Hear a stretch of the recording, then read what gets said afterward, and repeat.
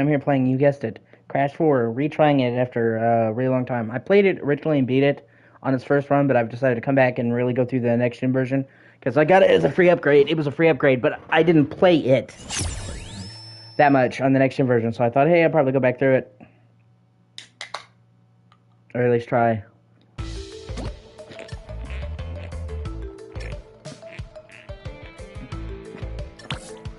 Come on, Echo.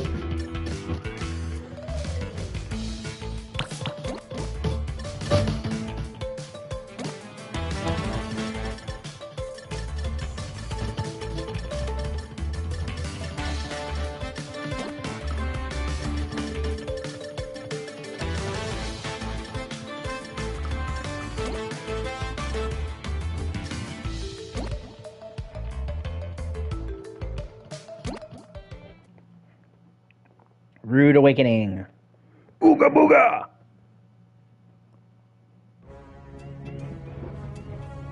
Crash Bandicoot. At last, I, the great Neocortex, have you right where I want you. And now, the final blow!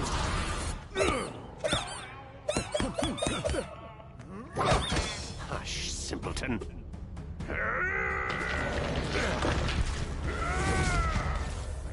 Face it, Entropy. It's going to fail.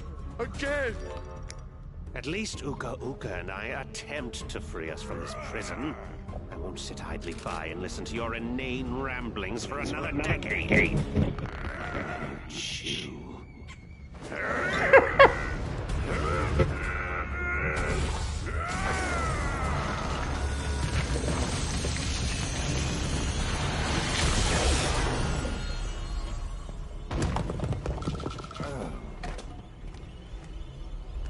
Is he dead? Leave him. He's served his purpose.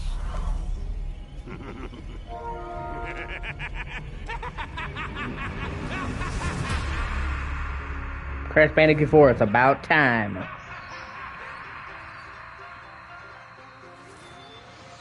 great power has awoken.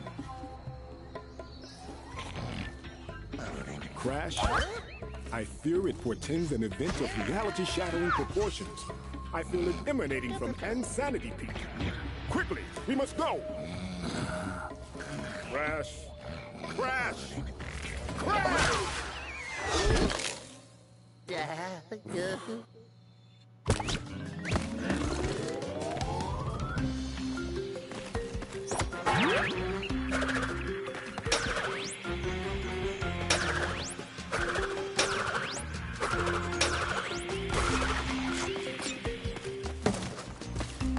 I thought there's a fucking Spyro buoy.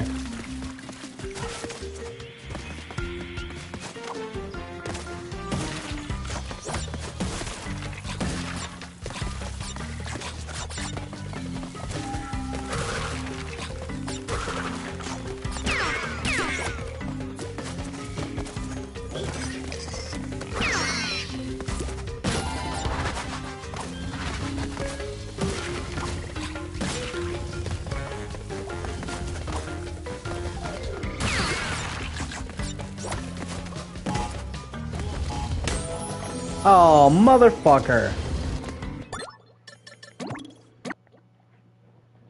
What a bitch.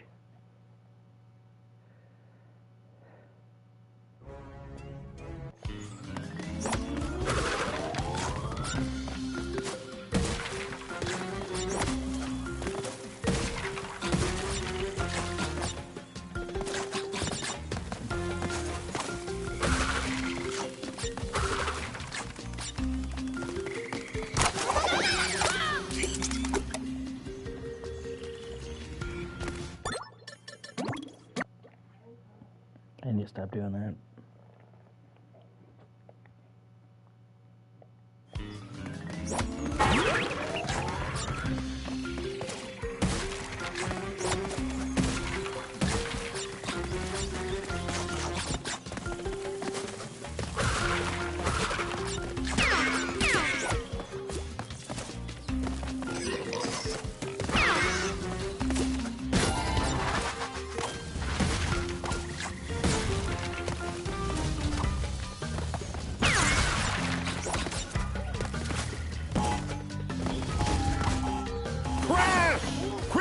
must go!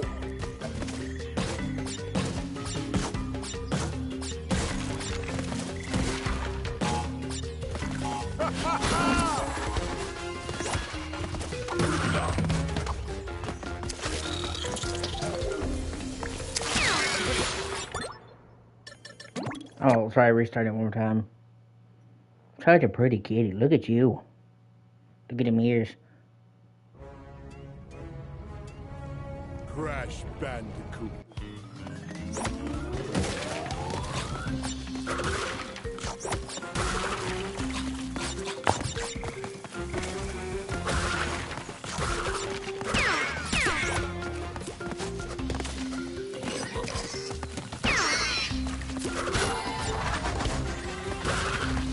I think it was all time percent too.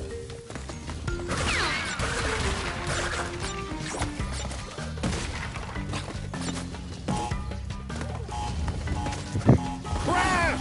Quickly, we must go!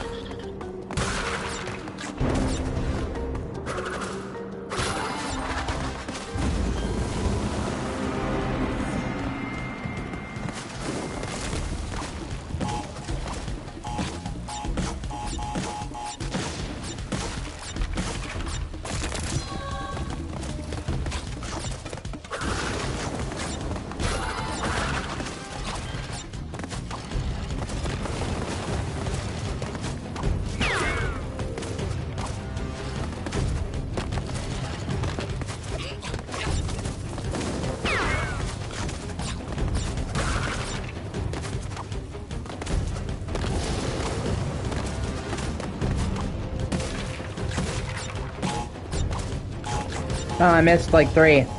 Oh well, fuck it. Trying to get 100% completion in this game will drive you fucking mad. This is an already super tough game, but it's so much worse if you go for 100% completion. And I just don't think it's worth it for the most part.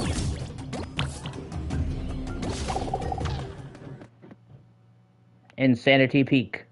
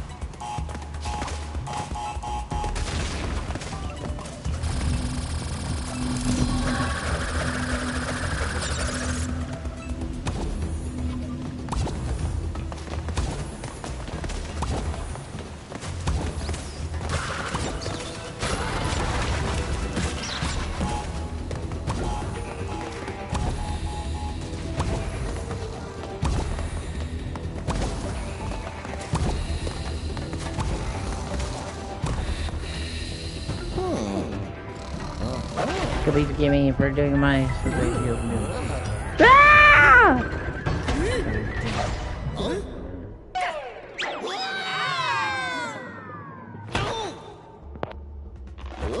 Please give me for doing my sensory deal doom. Please give me for doing my sensory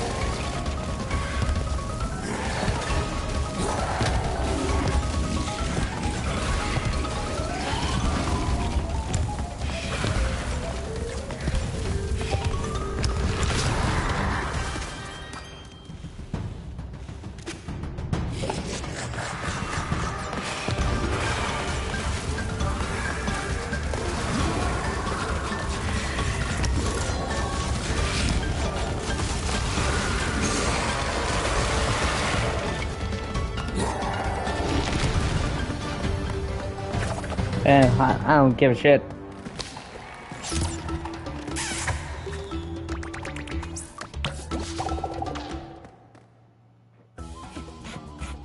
And that's the end of the first world. Please give me for doing my sensitive new shits. Please give me for doing my new. No. Please give me for doing my new. Please give me for doing my new. Excuse me. Get him off. Crash, who is that? Lonnie Lowly? If the quantum masks have returned, then... Hey, Aku, how's it going? Is that a quantum rift? It appears to be a door between dimensions. Yes, the kind we keep shut. We have to go through, find my siblings, and fix this before some putz with a big evil plan and a bigger ego does something monumentally stupid.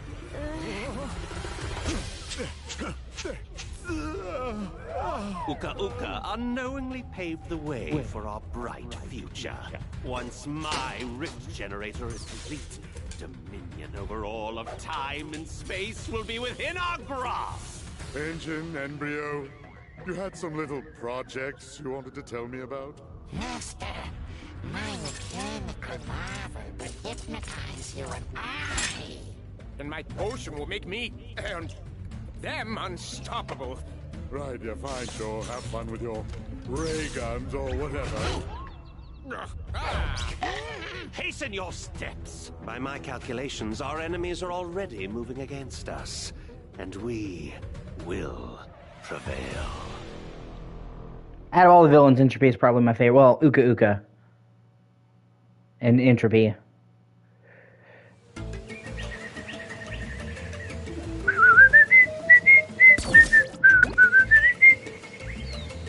Yeah, it kind of sucks that Crash's home island is the smallest area in the whole game.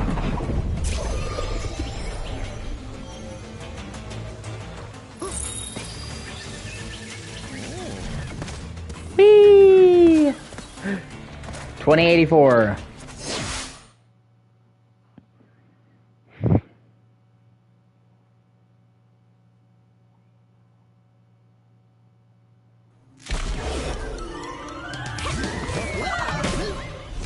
So, we need the other masks to close the rifts? Correct.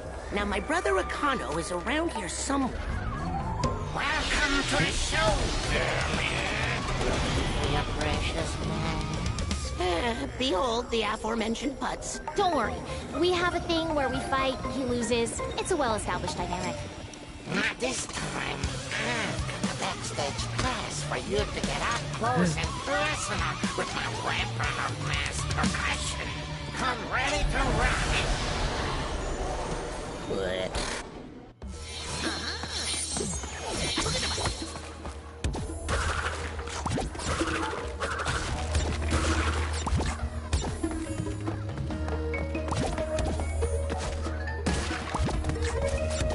Woohoo! Yeah, that's on me.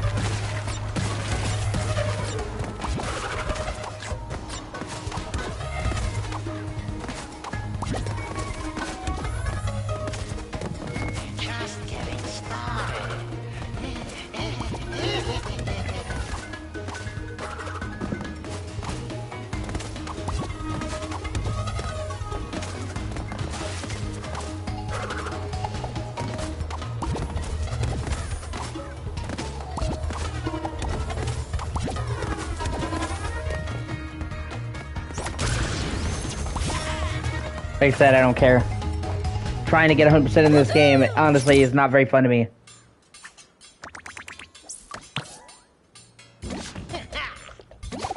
Haha!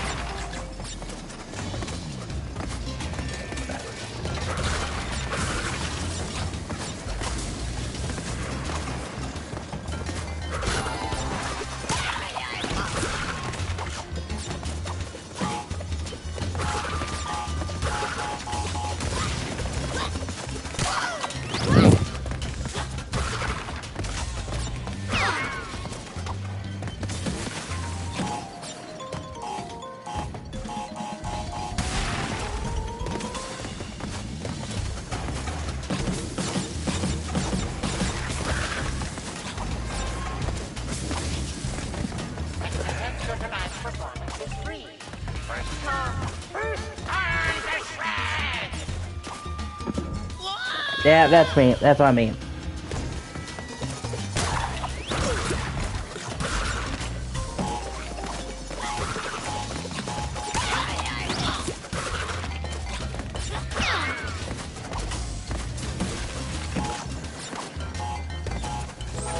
Oh, I jumped off the fucking stage. You know what? I'm gonna restart because I feel like I can do better. See, fuck, this game was get you. Fuck. Fuck.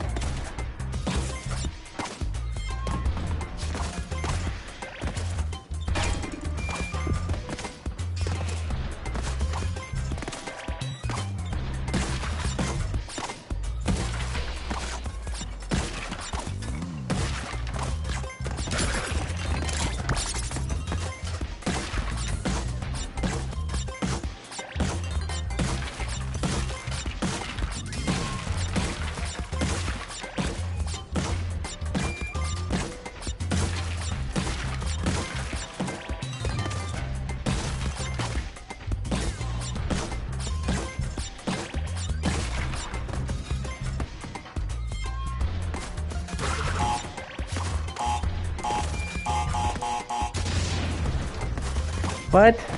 There's fucking one missing? You know what? I don't fucking care. Like you said.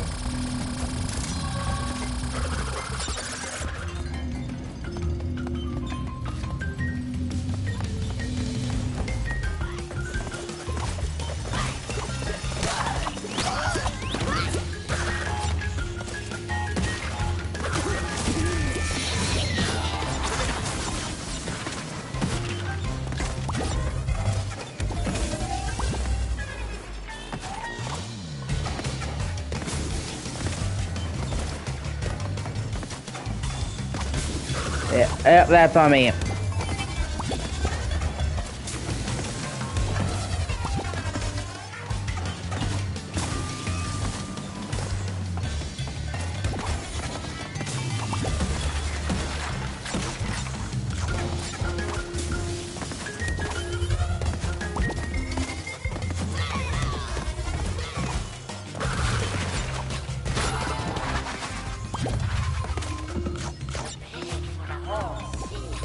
But you'll only need the edge, because this show will melt your face off.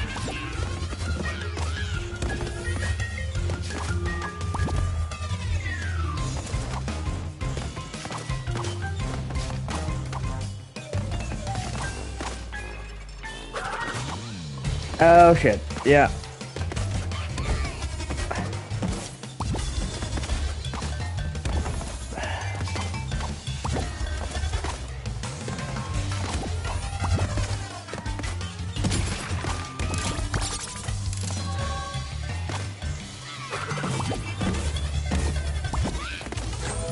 Fuck! Oh well, I don't care. Hooba!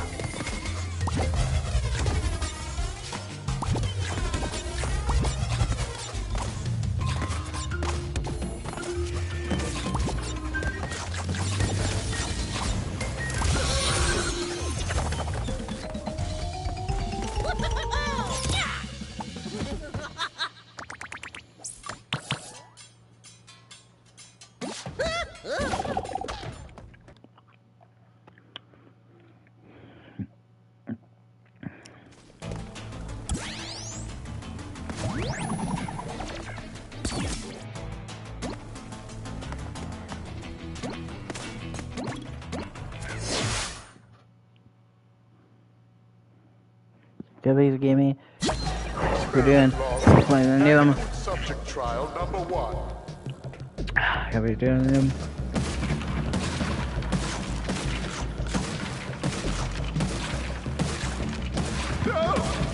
Yes, the crates are meant to be broken. They weren't placed as an impenetrable barrier. I'll redesign the other tests.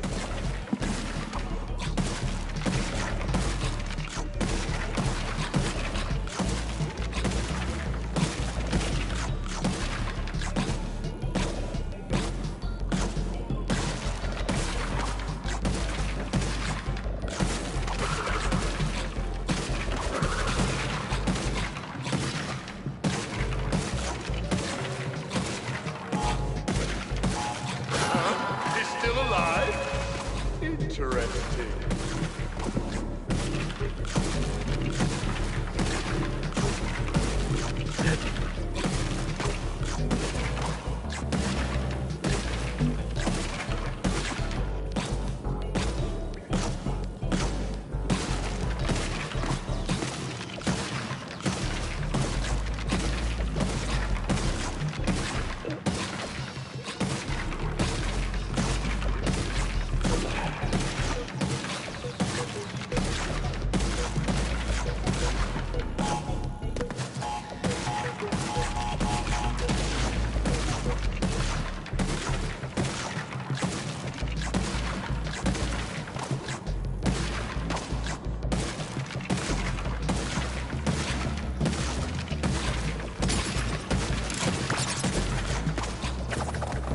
Test complete.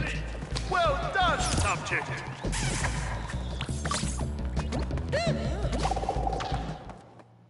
Actually, we like the flashback levels, even if they are just the crates. It's a fun gimmick. This game has a lot of gimmicks, and actually, surprisingly, most of them are really fucking great.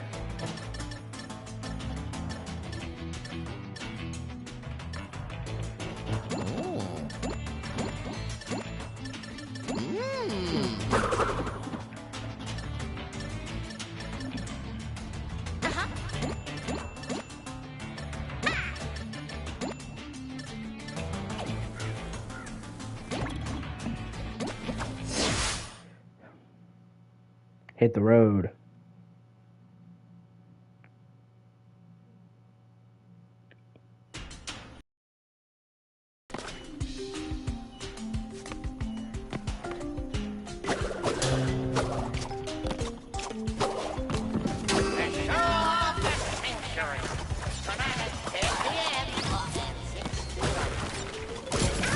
Ah, that's my bad.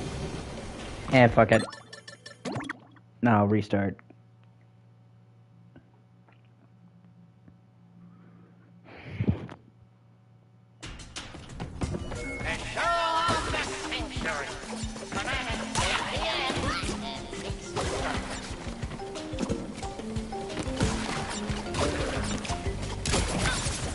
Yeah.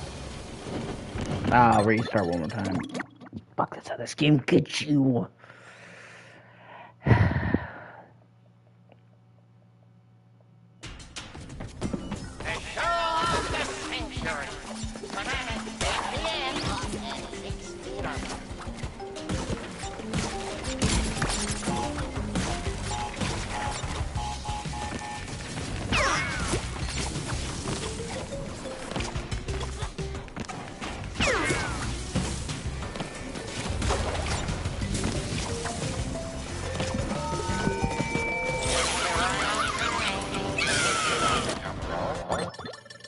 Restart. Oh, God, I promised myself I wouldn't do this, and yet here I am!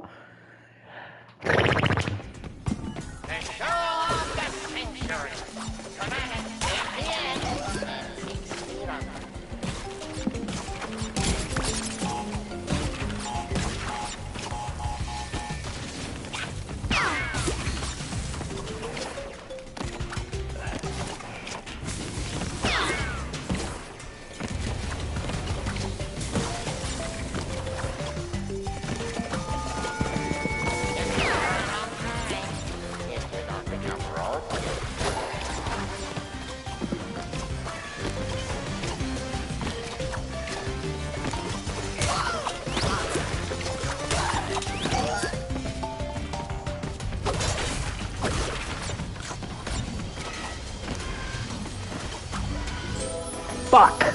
Oh well, whatever.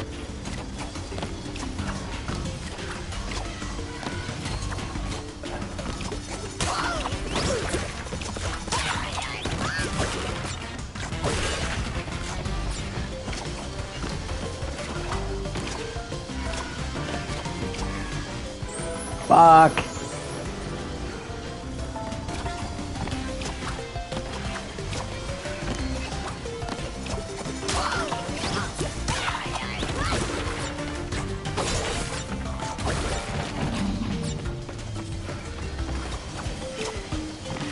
Okay, so nope, you can't hit the chain either. Okay. Gotcha, you can't hit the chain.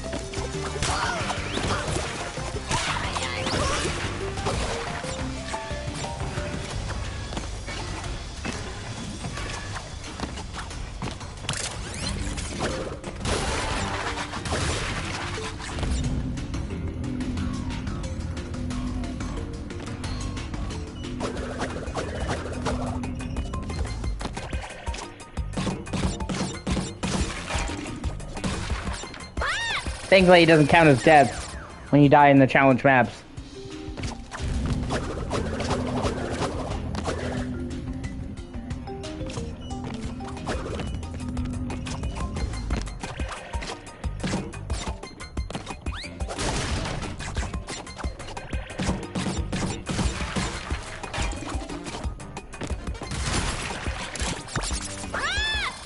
Oh boy.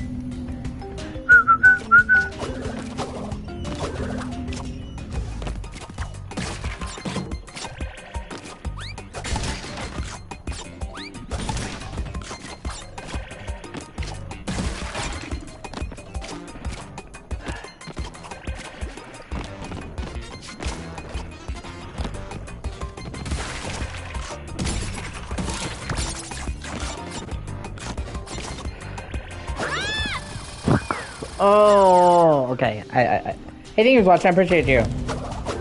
I'm just subjecting myself to waterboarding, i.e. Crash Bandicoot 4.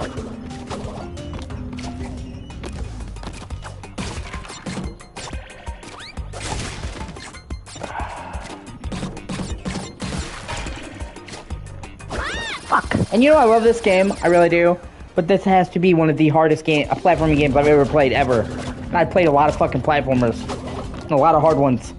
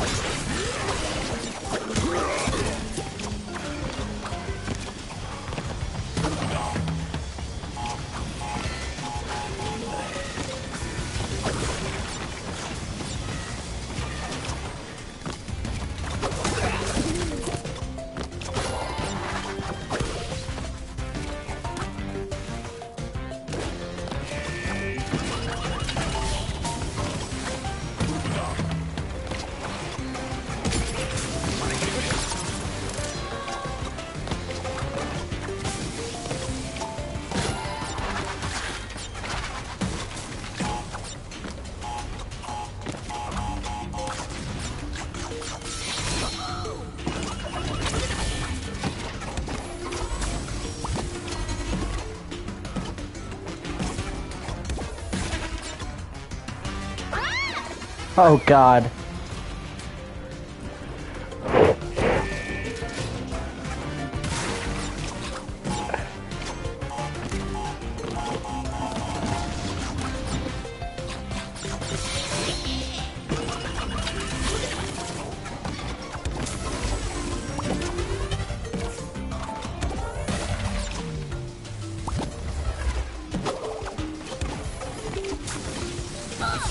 Oh boy.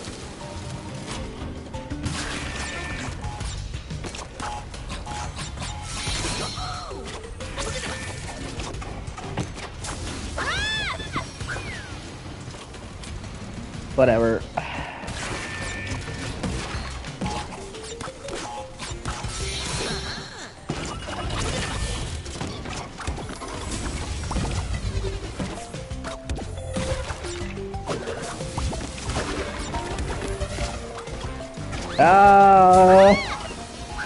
Oh, what am I doing?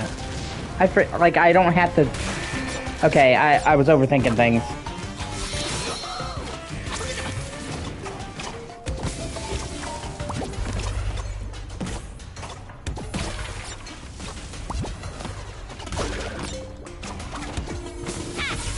Fuck. Alright, I'm gonna try this one more time. Try to get the whole thing. If not, I'm just gonna say fuck it. Like, I promised myself I wouldn't do this because I was trying to go for 100% completion, and in this game, that is fucking brutal.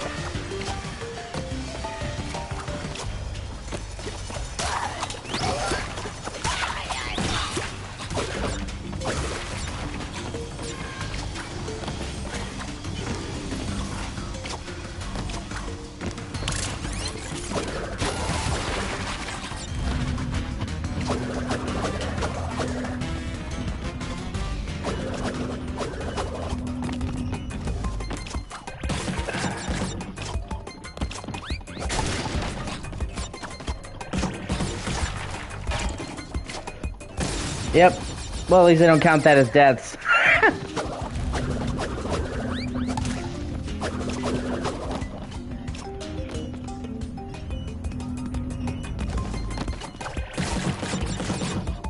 Ah, oh, come on, bro. Okay.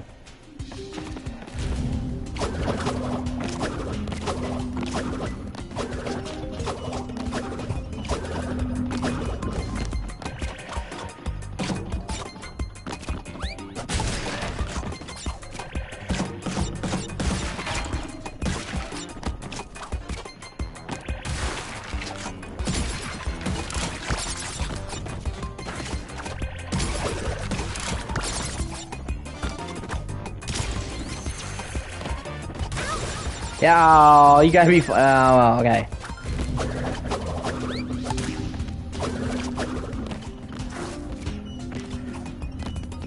But no, I think out of some of the out of a lot of the platformers I played, this game handles the gimmick levels probably better than almost any I've seen. Because usually, when they do like a different character type level in a platformer, it sucks and it's fucking irritating. But there's a lot of like gimmick levels in this game, and almost all of them are great.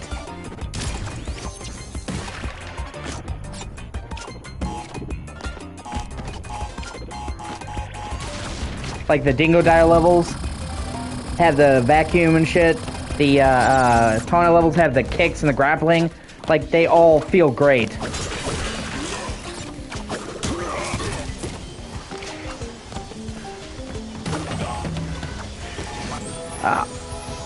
Oh, well, I don't fucking care. Like I said, if I try to get 100% in this game, it's gonna drive me fucking crazy.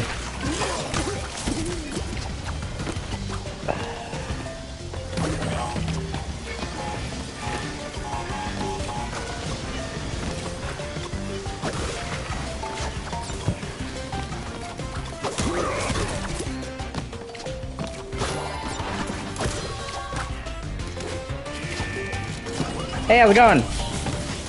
Long time no see, man.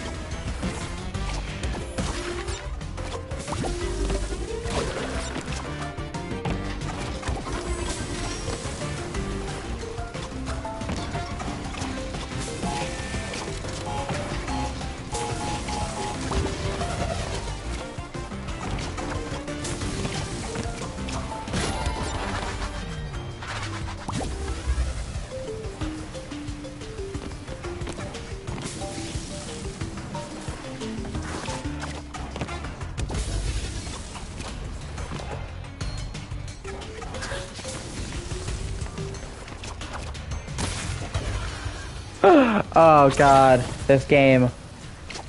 Yeah, fuck it, like I said, I'm not going for 100%. Oh, I have to, yeah, okay. This is one of those games that I honestly think that going for 100% will lessen your enjoyment tremendously.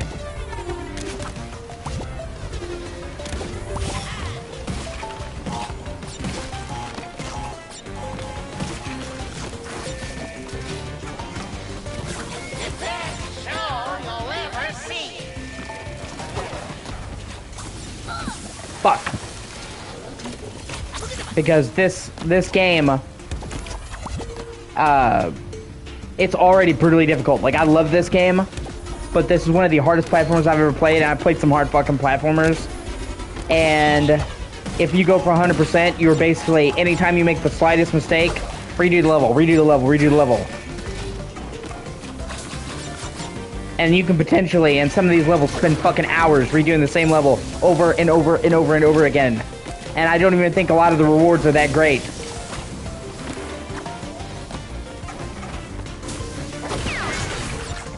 So I honestly think the vast majority of...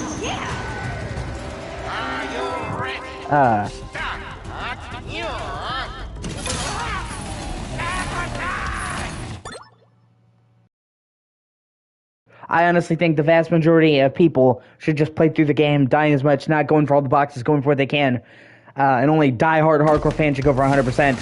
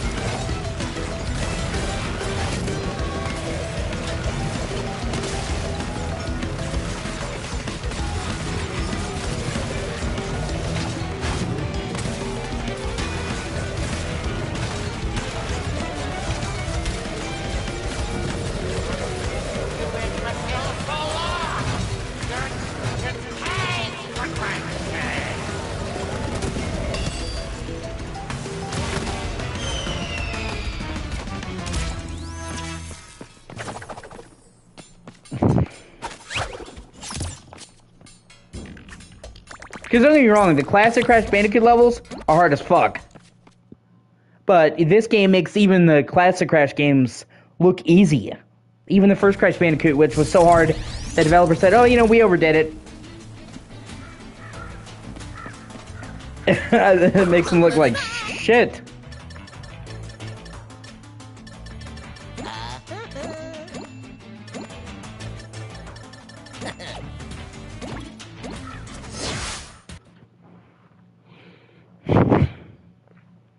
Good, look at my... Alright, all you bloodthirsty lunatics. Put your freaky little hands together for... Rocket Head!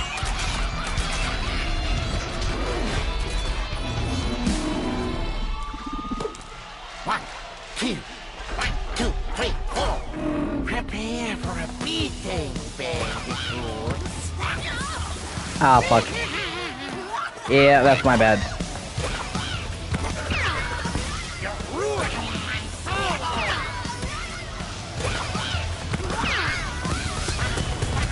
Yeah.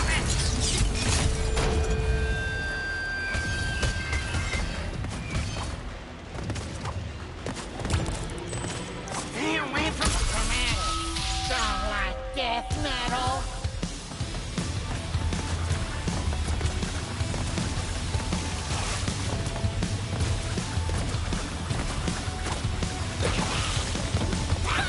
Ah, fuck. Ah, this game. Yeah, pretty much. Which is kind of funny, because since Activision owns Crash and Microsoft owns Activision now, that means that Crash is now Xbox's property. which is kind of wild.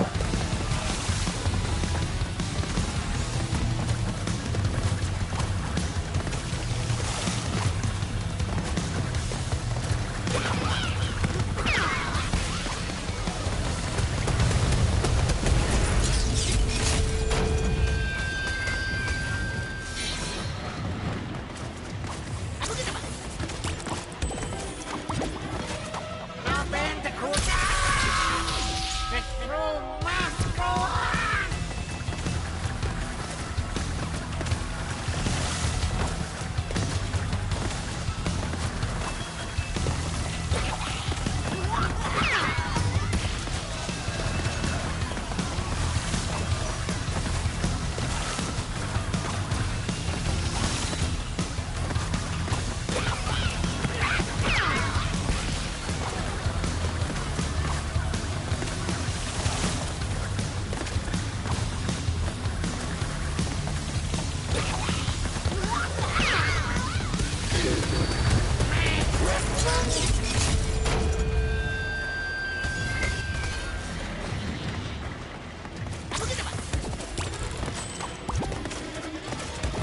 You really know how to make this? Nice. We'll do this the hard way.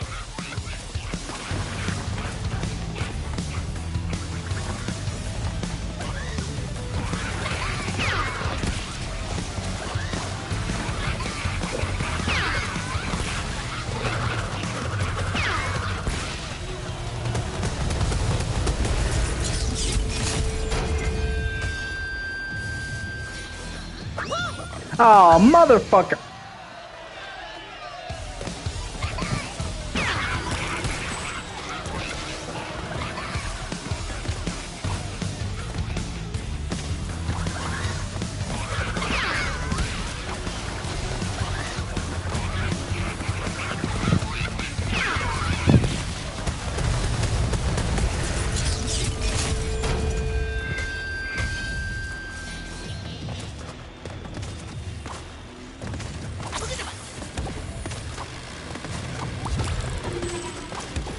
Will you stop?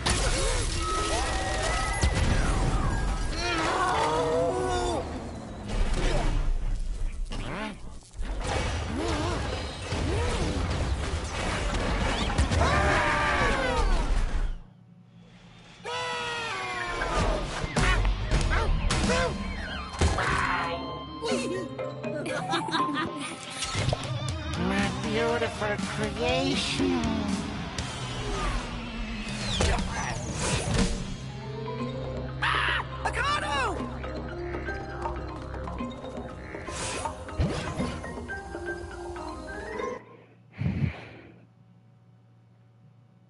I was also kind of worried because I was actually having some issues with my PS5 overheating. Twice yesterday, my PS5 got like super loud, like the air vents got louder than I've ever heard it, and then it just shut off. And I was worried about that, and but I cleaned it out some, and it's been working fine ever since then. So, knock on wood, you know, well, knock on my head, that it'll be okay. I a little bit. I wasn't able to fully get in there. I don't have the tools. I don't have the tools to open it up fully and fully clean them as much as I like. But I did manage to get in there and get some of the dust off. And you know, like I was just sitting there playing yesterday, and it shut off, and I'm like, what the fuck? And then after that, I was sitting there, and in the middle of the playthrough, it was like got super loud, like, and I could literally hear it.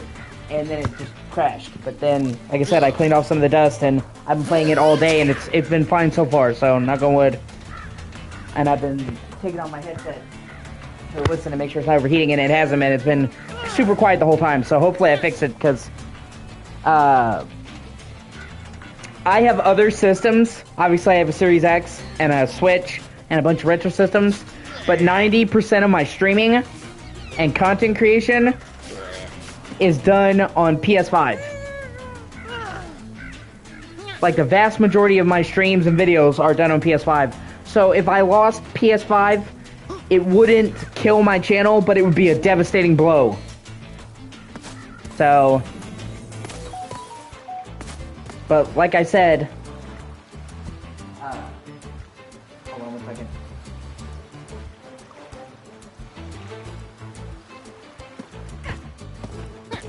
Ever since I cleaned the fans out, it's been fine.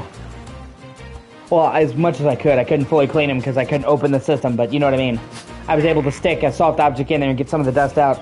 Ever since then, it's been whisper quiet. And I've been playing it for several hours, so...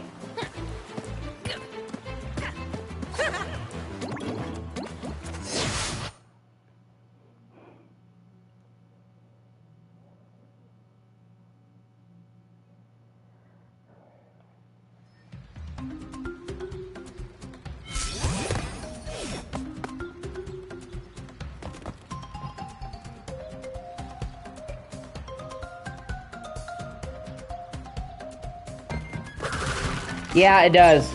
Like I said, my dad actually has the tools to open up a Series X for Xbox consoles, because they use just regular Phillips head shit, you know what I'm saying? So he has been able to, he can open up his Xbox and clean it, but we would have to order a special toolkit, and I haven't been able to get one. Otherwise, I would open my PS5 up and regularly clean it every couple months.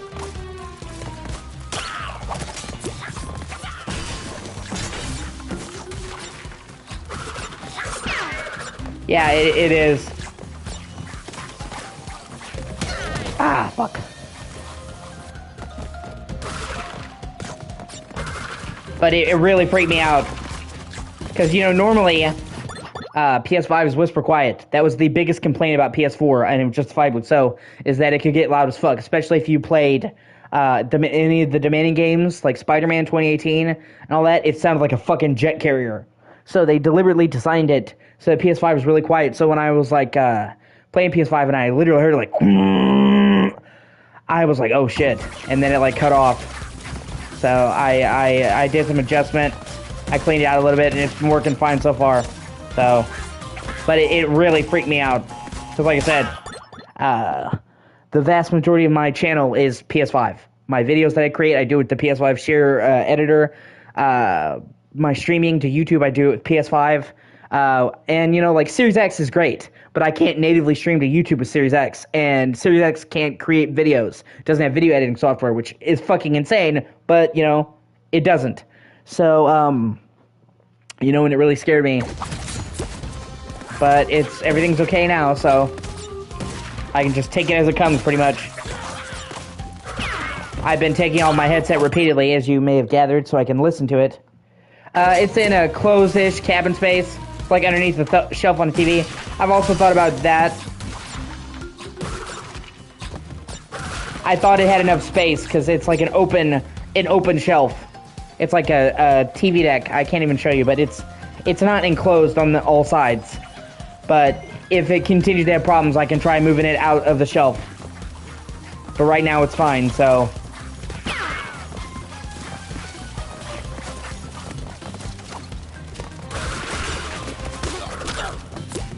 Yeah.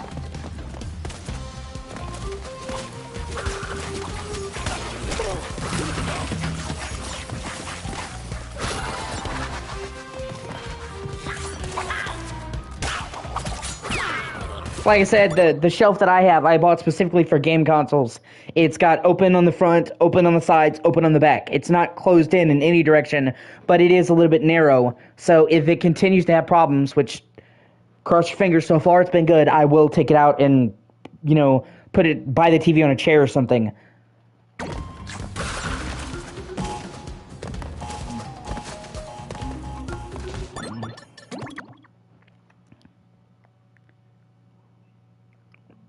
But thus far, it's been good. It hasn't been loud at all. I've checked it repeatedly. It's been whisper quiet. It hasn't been hot. And I played it for several hours now. So... maybe the dirt clogged the fan in a specific area and really messed it up, and then I removed it. Now it's fine, because after I cleaned it out just a little bit, it was good to go. So... and I'm barely getting by right now. I barely have any money. I barely have any money. I had to save for weeks just to get $60. And well, you saw that got taken away. Like I had to save for weeks just to get $60. So it would take me many months to get the money for another PS5. So that would really hurt me.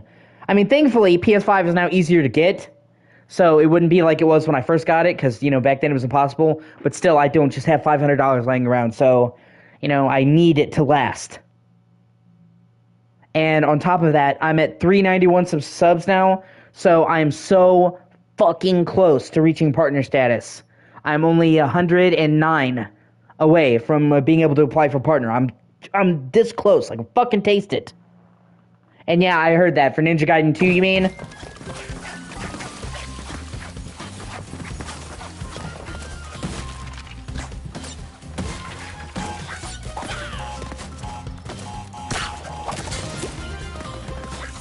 Yeah. Because they didn't really lessen the difficulty for Ninja Gaiden 1 Sigma. Not from my experience. If anything, Ninja Gaiden Sigma 1 might be harder, because they have those fucking challenge rooms.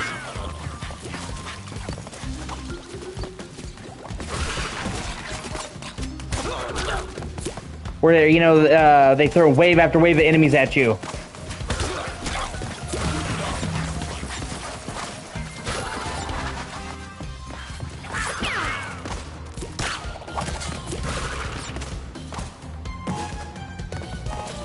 As well as new types of enemies like the fucking motorcycle dudes.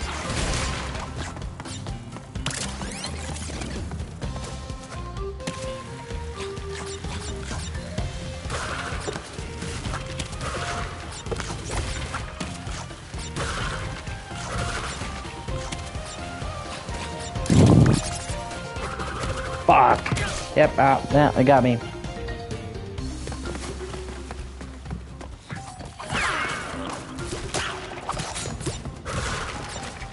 I've already said it, but it bears repeating that in Ninja Gaiden, I think the first Ninja Gaiden Sigma is great. And honestly, to me, it's the definitive version. I played Black. I mean, I played Black first. I just prefer Sigma because of the easier to use item system, because of the adjustments they made.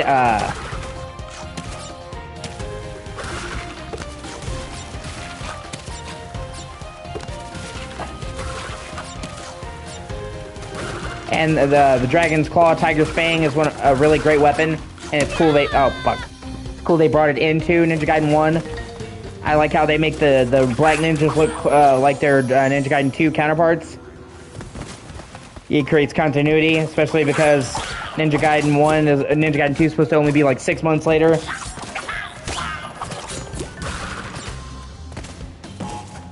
And like I said, the only part of Ninja Gaiden that I really don't like is Chapter 12 with the water shit. And they dramatically toned that down and made it less of a pain in the ass.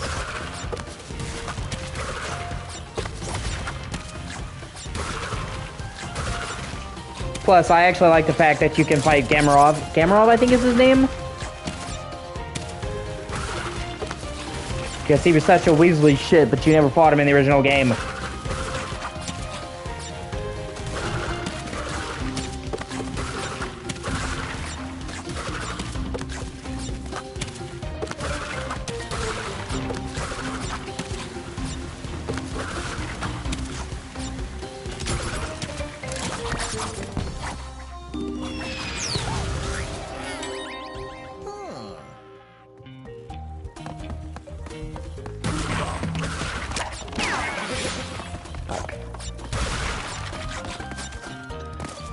So I also love the graphical overhauls that they did.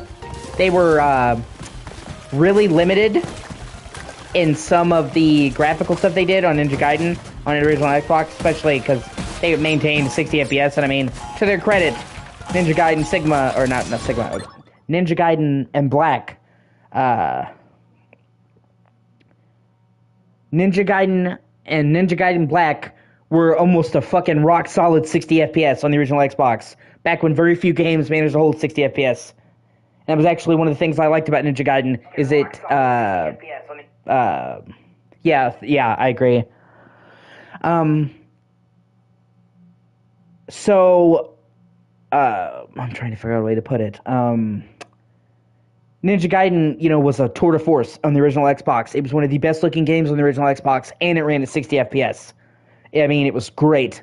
But they were really limited in some spots. So when they moved it to Sigma, and Sigma is, a remake, it's not a remaster, they were able to do stuff like fill the opening scene in the Ninja Valley with tons of foliage, and it made sense because that's what it was. And I like a lot of the stuff that they added. So to me, personally, I think Sigma is my favorite way to play Ninja Gaiden 1. And, it's not like due to nostalgia either, because I actually played Ninja Gaiden as a kid on the original Xbox. My first experience of Ninja Gaiden was when it launched. And then I played Sigma many years later. So, and like I said, I personally prefer it. Although I can understand why maybe not everyone does, but I honestly liked it a lot. But with Ninja Gaiden Sigma 2, I don't like it as much as the original version. And unlike Ninja Gaiden Sigma, which is a total remake of Ninja Gaiden 1, not really.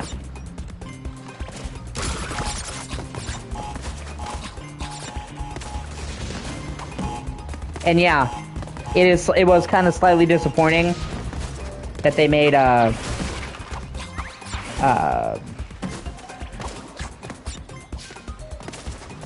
it was slightly disappointing that they made the Crash Collection 30 FPS, but at the same time the original games were 30 FPS, and they did push graphics very hard. So although I honestly would have hoped that by this point in time they would have made a next-gen version. I was kind of really upset that they never made a next-gen version of the Crash Trilogy and the Spyro Trilogy. It would have been so easy to just port them to PS5 and make it 60.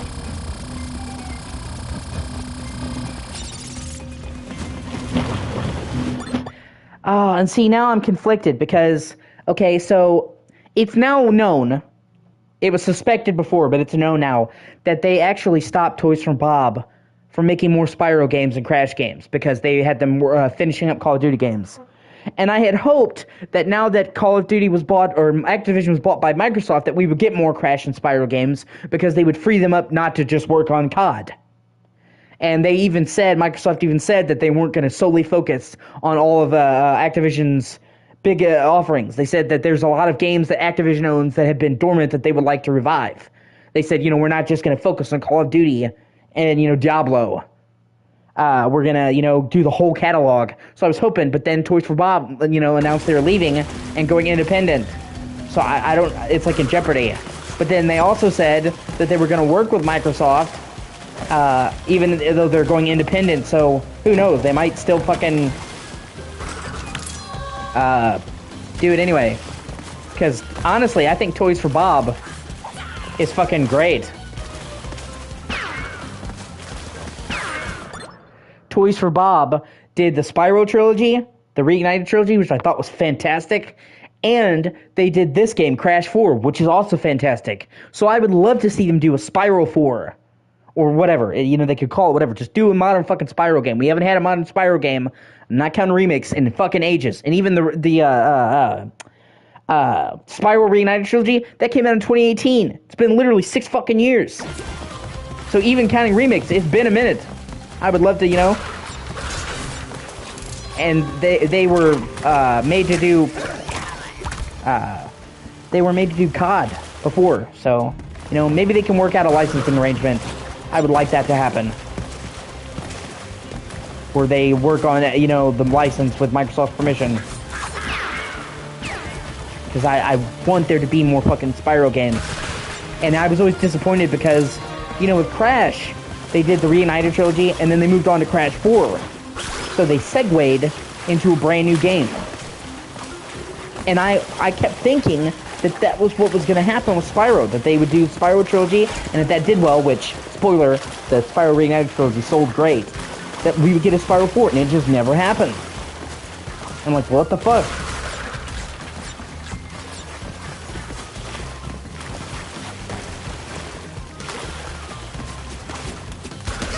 fuck.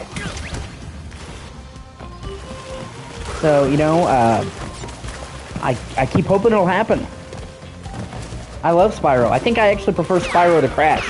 I mean, I love them both. I played the shit out of both of them in my childhood. Some of my earliest memories are playing through Warped on the original PS1. I fucking love Warped.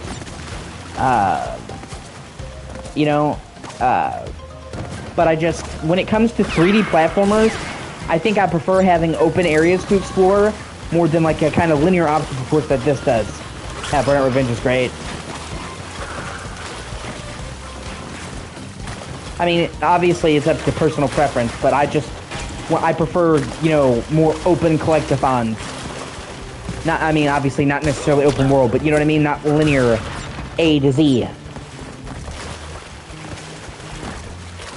Oh yeah, the Lost Prophets. Are you talking about the... Oh, fuck, that one guy. Shit.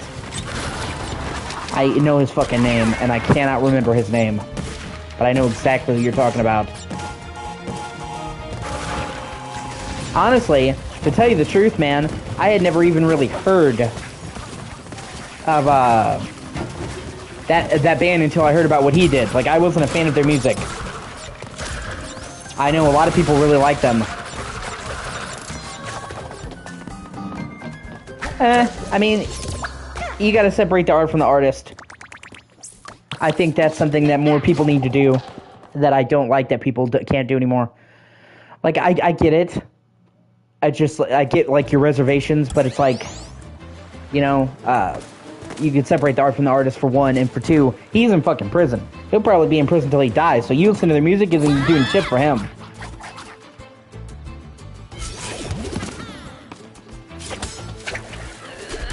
You know what I mean? So, it's not like you buying his music, listening to his music is going to help him anymore. Yeah, I guarantee you, if any of his music gets money, it's going to go to the victims. Or whatever his cut would be, because obviously with royalties split with the whole band. But, you know, like I said, like, R. Kelly's a piece of shit. But I still love R. Kelly. His music. I fucking love. He was super talented. Guys, I'm coming. Does that mean that I endorse R. Kelly as a person? Obviously not.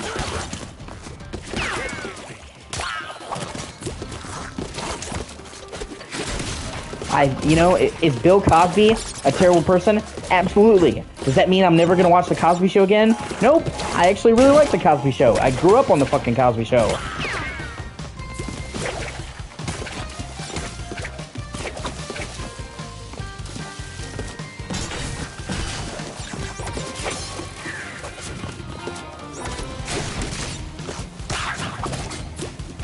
Like I said, you know, so you know, and I'm not trying to shame you or anything like that. If you personally can't get past it, I get it. I just wish more people could separate the art from the artist, or like people who like think that if you listen to somebody's music, you're like tacitly endorsing them. It doesn't always fucking work like that.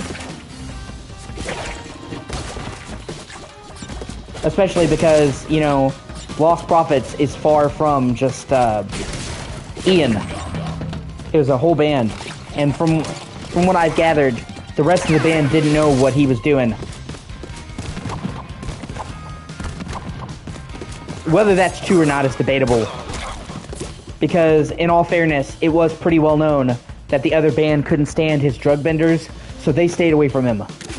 So they might have known, but then at the same time, they were documented as not liking him and staying away from him because of his drug benders. So if he wasn't even hanging out with them except when they were playing music, how would they know? But then they might have known. I don't know. It's also possible that they felt like they were fucking stuck with him because they honestly thought that nobody would listen to the band without him as the singer, and all of their livelihoods depended on him. There's a lot of fucked up shit there. Or like Dan Schneider. Dan Schneider's a fucking creep. It turns out Drake Bell is a fucking creep, but Drake and Josh was my childhood. I'm still gonna fucking, you know, watch Drake and Josh.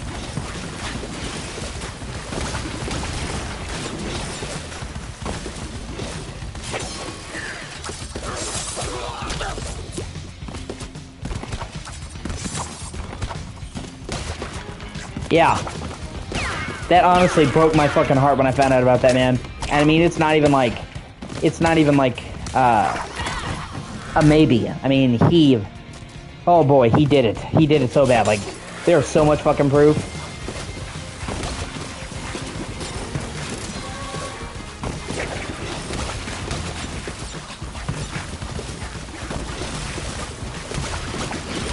It also kind of hurts, you know, to find out that they fucking, like, he was such dickhead to Josh. Like, even during the set of the show, they were not friends. He was always like, yeah, exactly.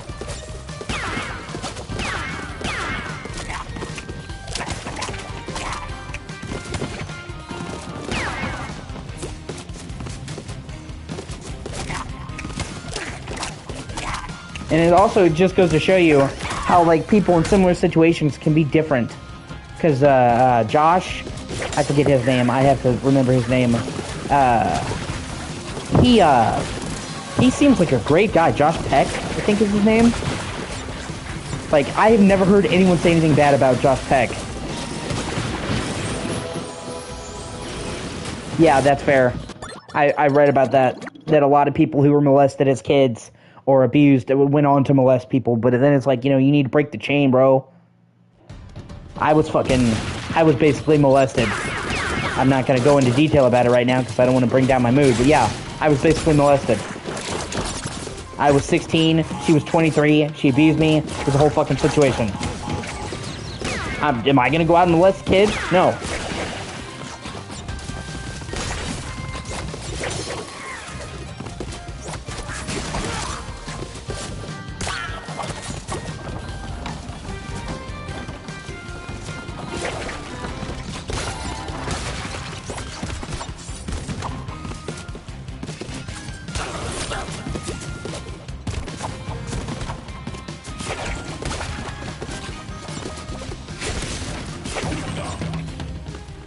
It's, you know, it's a shame too.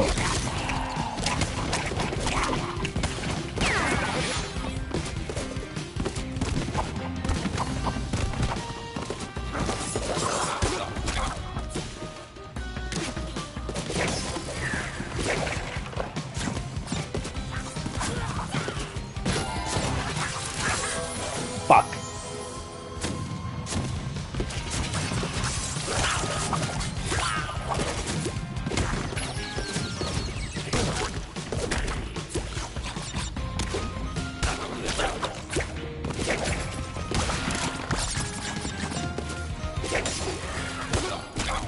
If anything, I've tried to take what happened to me and turn it into something positive.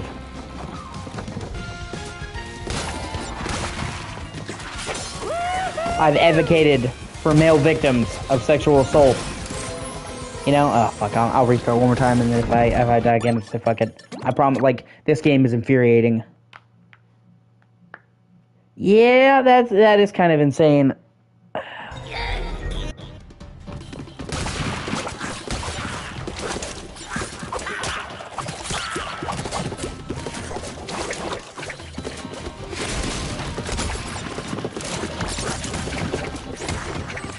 And you know, dude, like, this culture is so fucked up sometimes. It honestly makes me mad. Because, like, you think about what happened to Johnny Depp. Super great guy. Awesome person. You know, no history of abuse. And he was accused of being a bad person. And his whole life was taken away from him. And then look at fucking Ezra Miller. He is still getting work. And, like, there's so much proof that he basically groomed a 16-year-old girl, took her away from her parents, borked her. And probably borked her when she was like 12. He was flying out a 12-year-old girl that had set of Fantastic Beasts when he was like 23. The fuck? It was me, Barry!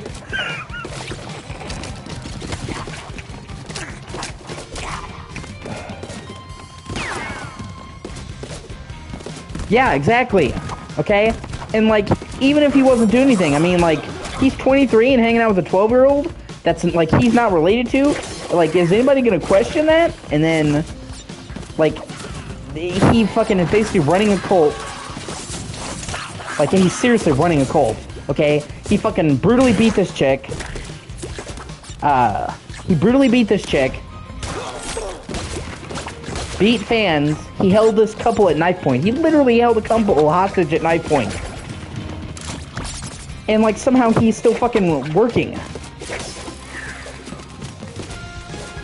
Like, despite there being so much evidence that he's done this. If I'm not mistaken, he even pled guilty to the knife thing and got probation. But he basically was convicted. And, like, and what's crazy is that these companies, this situation happened at the same company. It was Warner Brothers that fired Johnny Depp. And it was also fucking Warner Brothers that hired Ezra Miller and kept him around. So it's like not even like, well, you could say it's a different company. So it's like, how?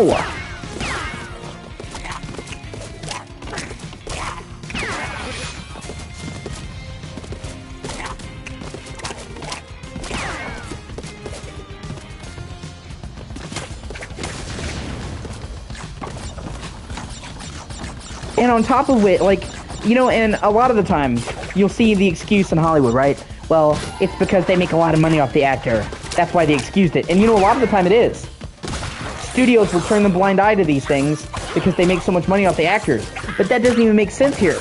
Because I guarantee you, if you did a contest between Ezra Miller and fucking Johnny Depp over who made the most money, it's not even close. Johnny Depp at his peak was one of the highest earning fucking actors in the world.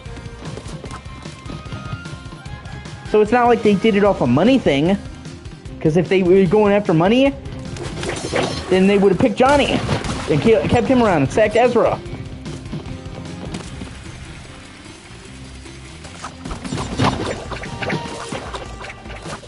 I mean, Johnny Depp is like one of the highest grossing fucking actors ever. I'll restart one time. He's one of the highest grossing actors ever.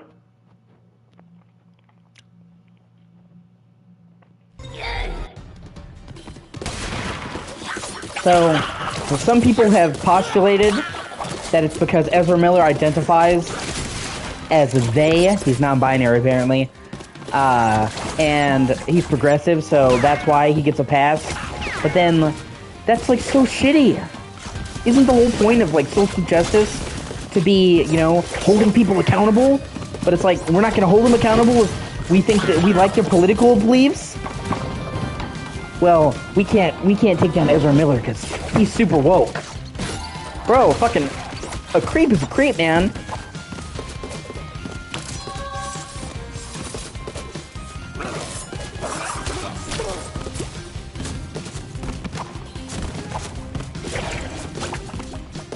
No, it doesn't. That's what I'm saying. It's fucking wild.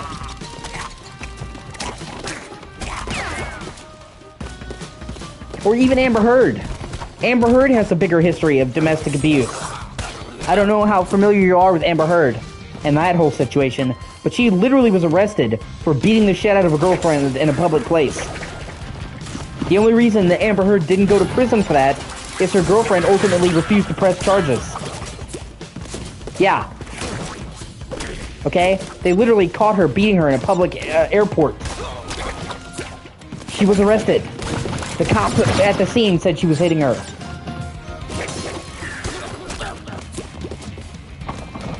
The only reason that Amber Heard did not go to jail for that or get convicted was because when it came time, her ex-girlfriend, or ex-girlfriend now, refused to press charges. And you can't do domestic violence if the person doesn't want them to, so she got fucking lucky. But it's on record, her beating the shit out of her fucking girlfriend. Yeah. So, fuck, I'll restart. And after this, no more restarts. I promised myself I was gonna do this. So, you know. Meanwhile, Johnny Depp went 20, 30 fucking years. Not a single allegation. In fact, there was this whole scandal back in 2000 or something, where people thought he beat his wife, and then she legitimately fell down the stairs. Like, I know that sounds kinky. She did. and he was exonerated because she took his side and said, no, he didn't beat me. And then the doctor's report came out, and the doctor honestly thought she fucking fell down the stairs. Like, she, honest to goodness, fucking tripped.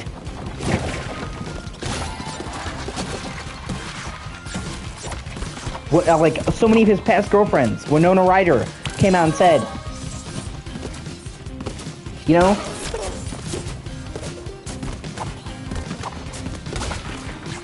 Yeah, there you go, exactly. He got totally fucked over. His career declined for like a decade.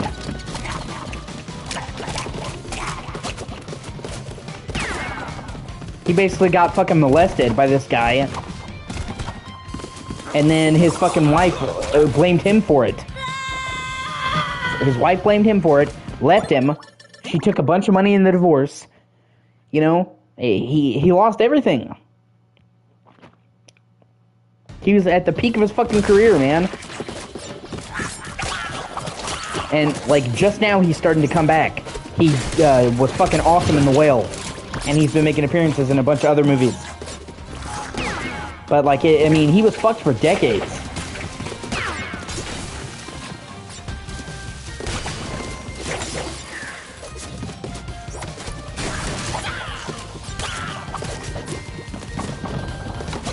And nobody took him seriously because he was a man. You know, the same thing with fucking Terry Crews. People got onto Terry Crews.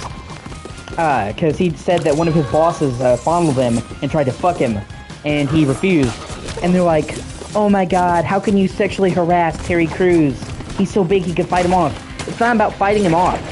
Okay? Obviously Terry Crews could have put him through a fucking window. It's the fact that he was his boss. And he wouldn't take no for a fucking answer. That's harassment. It doesn't matter if the person could beat them. Fuck. It's harassment. And if it had been a fucking girl that got groped by her boss, people would have got upset.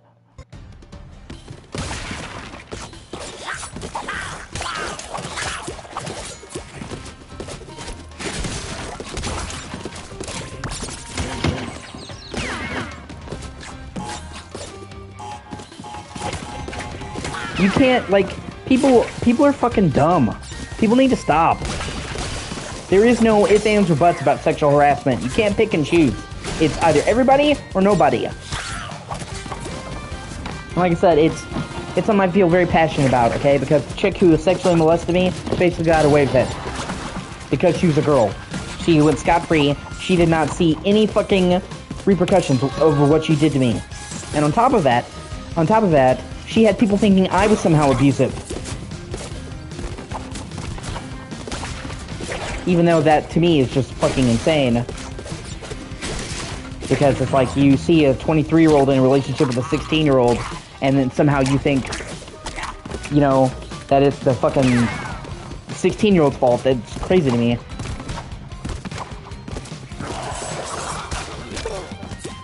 And she didn't even hide what she did to me. She blatantly talked about fucking me to other people. Okay? Now, if she was a woman, do you think she could have literally blatantly mentioned fucking me? Or, I'm sorry, if she was a man. That's what I was trying to say. No, she wouldn't. Like, the double standard's fucking crazy.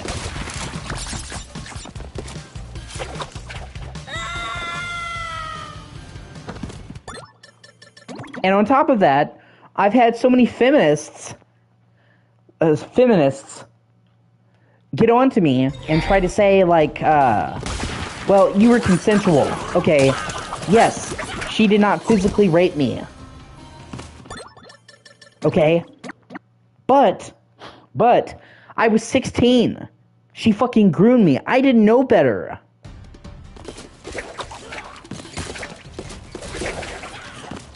Okay? And you know it as well as I do, that if a 16-year-old was fucking a 23-year-old man, and the guy was like, well, I didn't rape her, she agreed to it, they would still say, you're behind bars.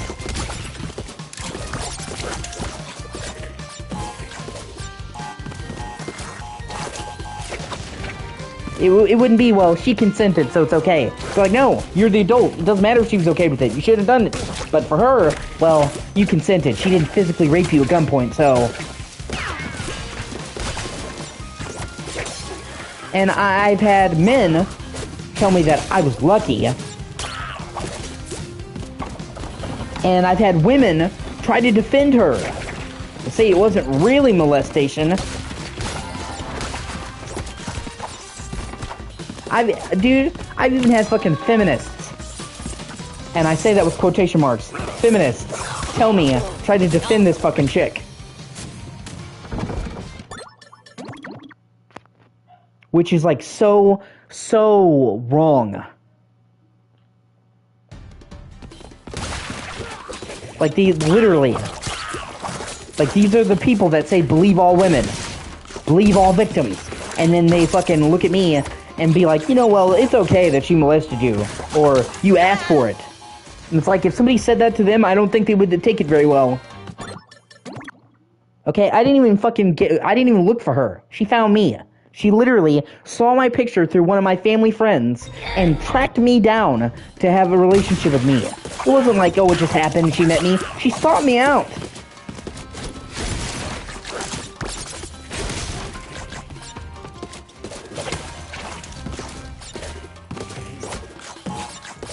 Yeah, exactly. That's what I'm saying. It would not fly.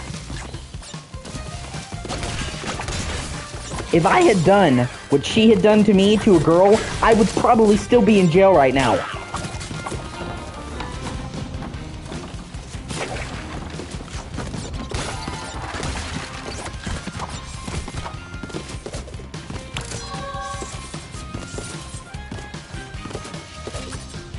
You know, and unfortunately, I can also say I was falsely accused. Of sexual harassment, which I've talked about that on my channel a while ago, but it's been many years since then, because I had this woman say that I groped her. She was this manager at GameStop, and she said I groped her, and eventually I was exonerated because I was on camera not groping her. I mean, it doesn't get more clear-cut than that. She said I was groping her, I'm on camera not groping her, but it took a year for me to get that footage.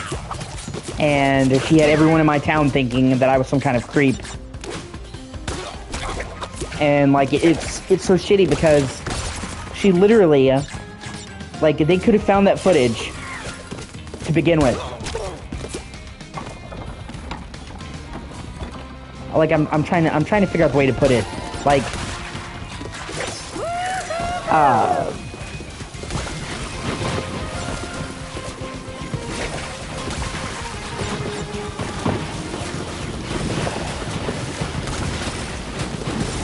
like, it took a year for me to get the camera footage, okay? When they literally could have looked right away. They had just bothered to look in the cameras. But no, they didn't need to see any evidence. They didn't need to ask me what happened, ask my side of the story. She said I did it, so to them, I did. No proof, no asking me my side of the story, just fuck you.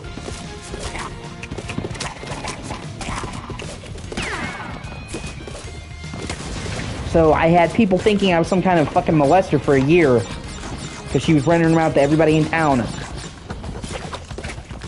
And then, even after I was exonerated, and they let me back in the store, they still never fucking apologized to me.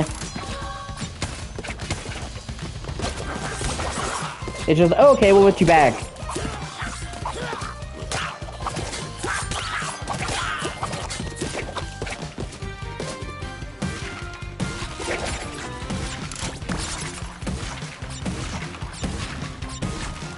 Yeah, pretty much. And the crazy thing about it is while they were literally banning me from the store, right, for sexual harassment, you know, until I was cleared, there actually was sexual molestation going on. This, like, 37-year-old guy was fucking women in the back. This 17-year-old girl. Eyes on target.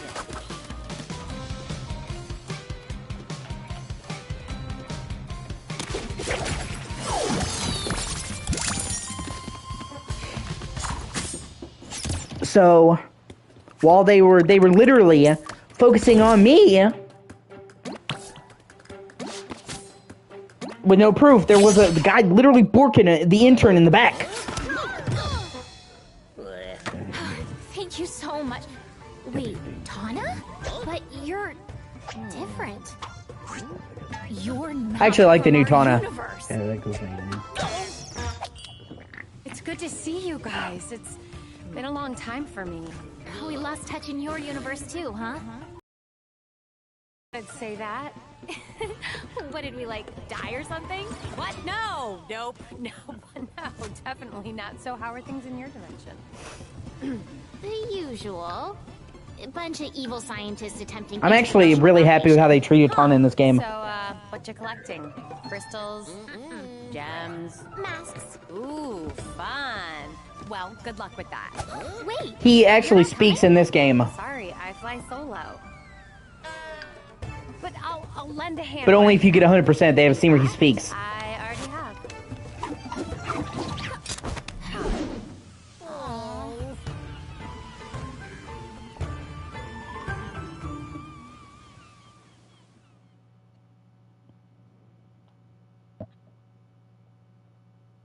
You basically have to get 100% completion, but they have like a post-credit scene where Crash talks.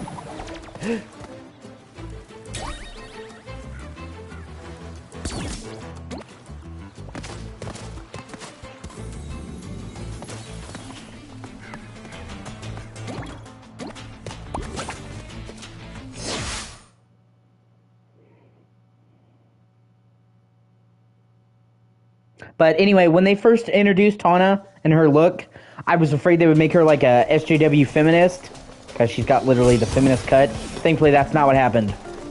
Okay, this place rules.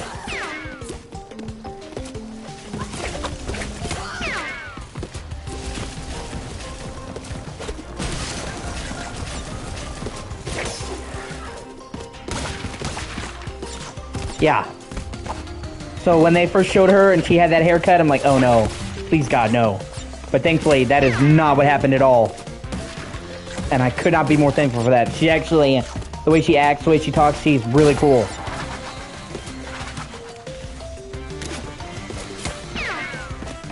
And I actually, some of her levels are some of my favorite levels in the series, in this game.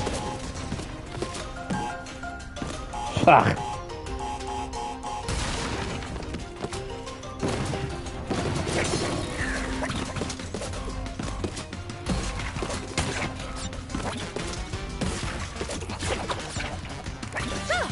That was pretty fucking wild, honestly. How, like, they've now become the villain of the video game industry.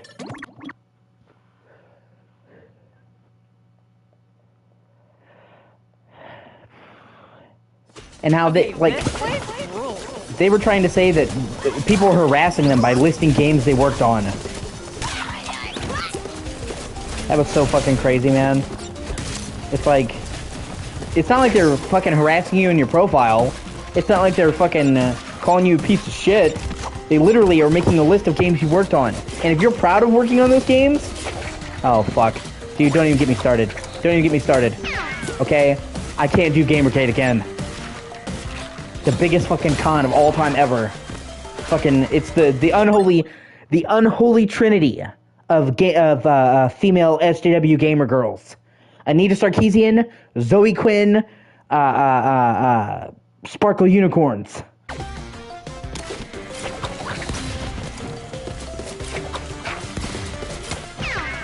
All three of them popped up at the same fucking time. All three of them sucked ass.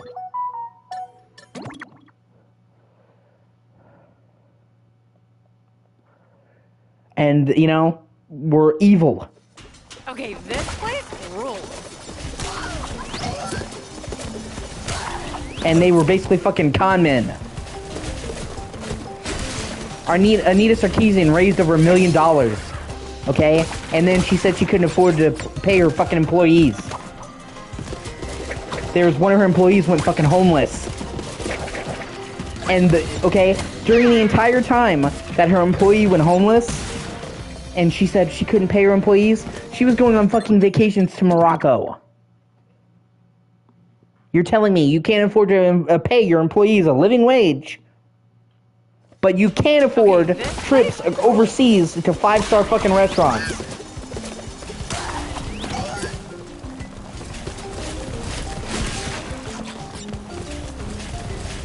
And Zoe Quinn basically falsely accused a guy of borking her, and he killed himself. She ruined his life. He lost access to the game that he made, which was his whole life's work. He lost all of his friends. People he loved turned on him.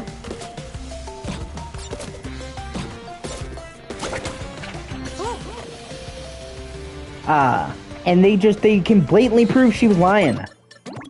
Like, if I start talking about this in depth, we'll be here all fucking day. But suffice it to say, they've pretty much conclusively proven that he did not fucking diddle her. That it was consensual. They have poked so many holes in her story with evidence.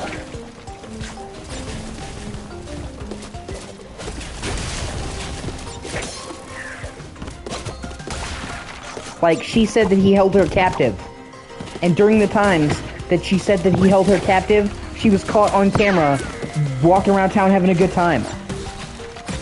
She said that she was scared to leave him. That he said she couldn't leave him or he'd kill her. Well, she's sitting there lovey-dovey on camera, kissing him and being super nice to him.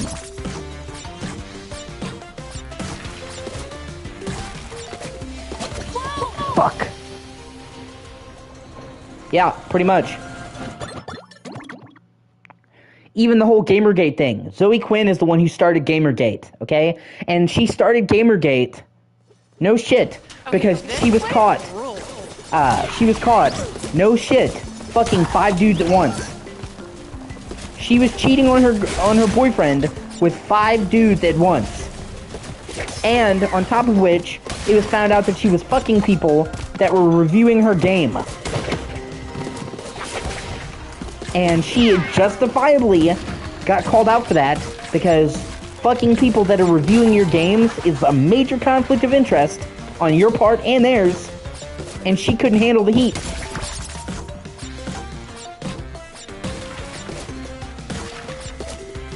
What? Oh, fuck.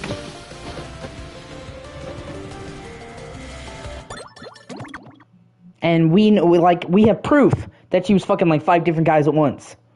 And people started making jokes about 5 guys, burger and fries. Okay, this place? And she couldn't take the heat, so then she started saying, harassment. And she got all this money, all these, things.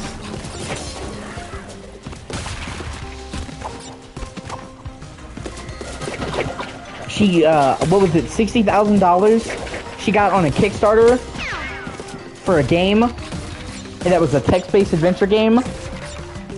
Which, you know what? If people want to give a chick money for a text-based game, fine. There's, nothing wrong with that.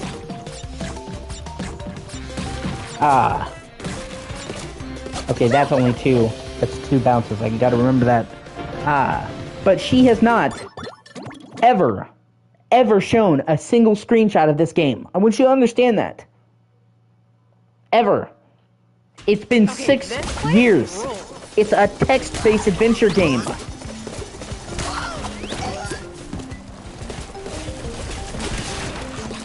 She basically conned her fucking fans out of 60 grand. And it literally got away with it free and clear.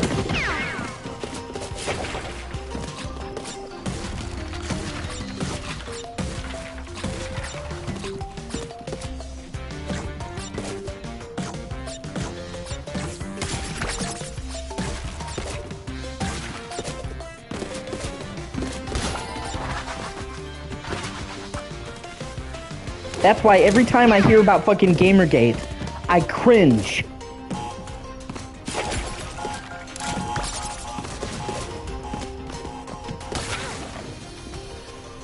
Because the media always portrays it as a bunch of guys harassing women, when in truth, it was a bunch of women being called out for their shitty decisions. Okay, this place rules. And every single one of the women involved in Gamergate have gone on to do super shady shit. Every one of them. Anita Sarkeesian took all that money that she was donated and couldn't pay her employees $1 million. Zoe Quinn took fucking 60 grand and went in the wind. And had a dude fucking kill himself from a false allegation. Sparkle Unicorn was the one who did that fucking bully hunter shit. I don't know if you remember that, but it was like they basically had to hide their faces in shame because they did the whole bully hunters thing, and it turned out that they fabricated all the statistics and all the proof and all the evidence, and then couldn't take being called out for making their shit up.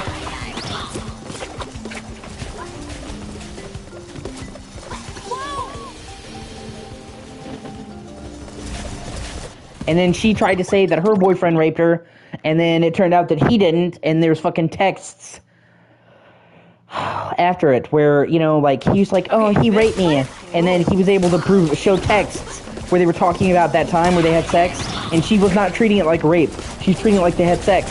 So, if he really raped you, why are you texting him about it and acting like you had a good time?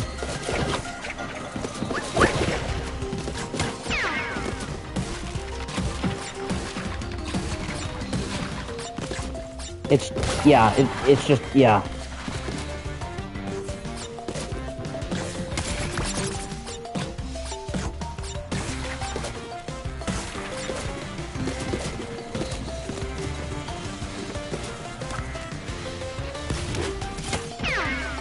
And all of it, okay, comes from a fundamental misunderstanding. Okay? Because these women were saying that women are harassed in gaming. Don't get me wrong. Don't get me wrong. Women do get harassed in gaming. But the whole thing, the problem of the matter, is that the same people that harass women in gaming harass fucking everyone.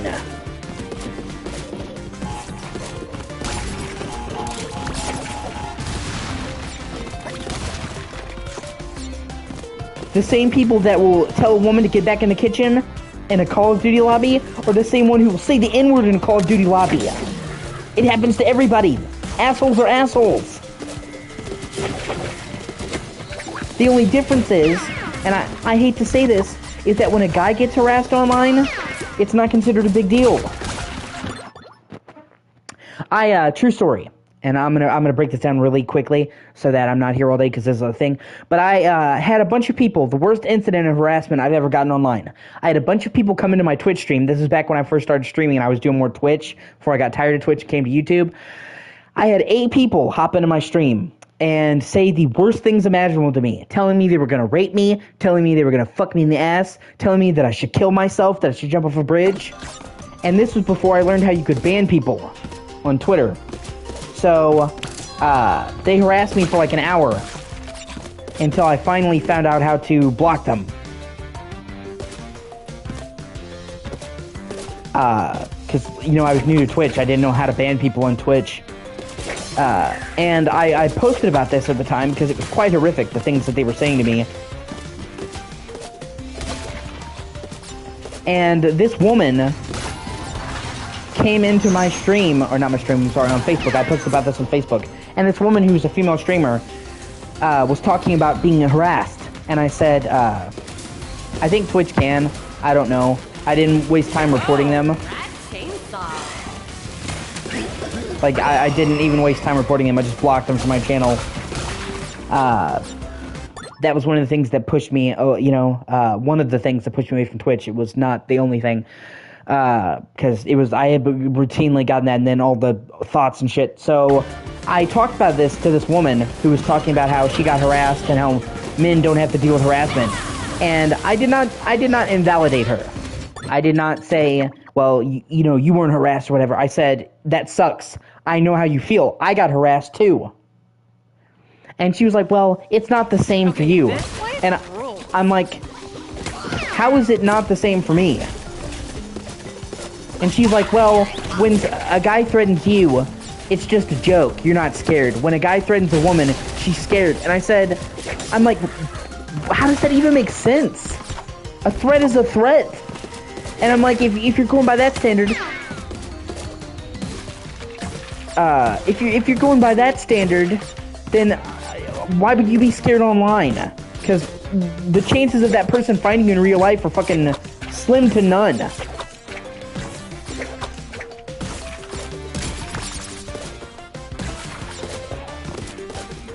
And she like went back and forth and argued with me and kept saying it was worse for her.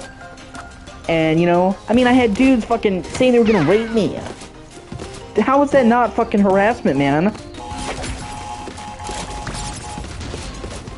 And that's when it occurred to me. Guys get harassment online all the time. It's just, if they complain about it, they get called pussies. The only time that you hear about people getting harassed online, it's women. And that's because when guys talk about it, it's no big deal.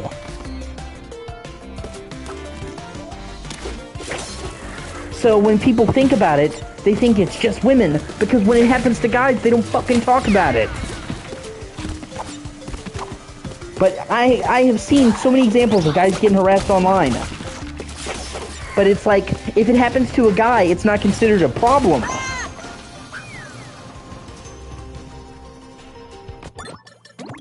Fuck. I remember there was even this woman, I forget what was her name. What was her name? Yeah, exactly. I can't even remember her name. But she was this fucking streamer, and she wound up getting exposed, okay? Because she said she was complaining about harassment, okay? And on the clip, the guy is telling her to get back in the kitchen. So originally, people harassed the guy. And I can't really blame them for that, because originally it looked like he harassed her, until it turned out that she was saying similar shit. Okay? People were able to dig up videos of this woman trash-talking this guy and saying all kinds of nasty shit to him first. Okay, so she was literally being fucking shit-talker and bully to him, and then he hit her right back with it. I'm not saying that makes it right, but there's a big difference between a guy harassing you and you talking shit and then somebody talking shit back. It's not the same as somebody just attacking you.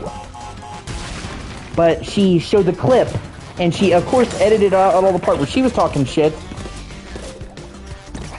And it just goes to show you how the problem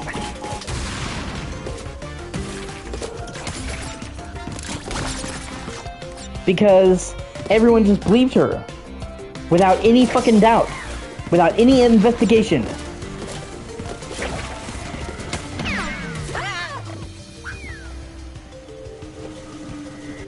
And I can say, for sure, I was one of the people who covered that story fairly.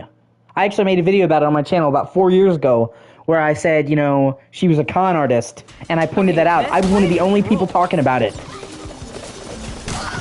I was one of the first people talking about it.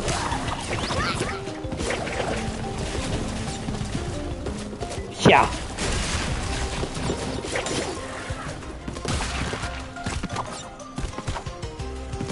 I can also honestly say that I did not jump on the Johnny Depp hate wagon. Everybody likes Johnny Depp now. And everyone's like, oh my god, he's so put upon. But then, so many people who are defending him now fucking threw him to the wolves. I can honestly say I was not one of those people. I said, Johnny Depp isn't known for that. He has no history of that. It's weird that he starts. I said, I'm going to wait until all the information comes out. And I was proven correct. And I didn't just jump to, oh, he did it.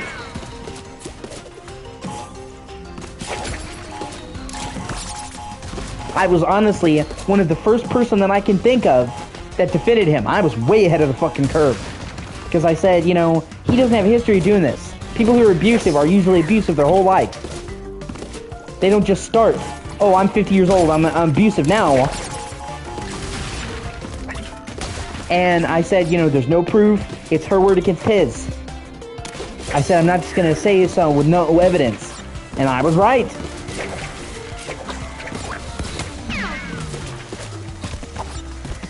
So I can honestly say I did not hop on the fuck him trend.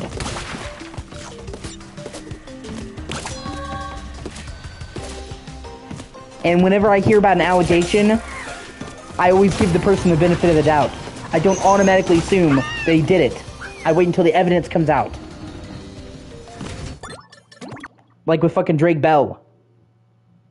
When Drake Bell was first accused, I said, well, we don't know anything yet, okay? Then after the trial verdict came out, after they showed the evidence, after I saw the text messages, after he admitted to doing it, then I'm like, okay, he did. I don't just, oh, well, they said it, so I'm gonna believe it. Literally, evidence is evidence for a fucking reason.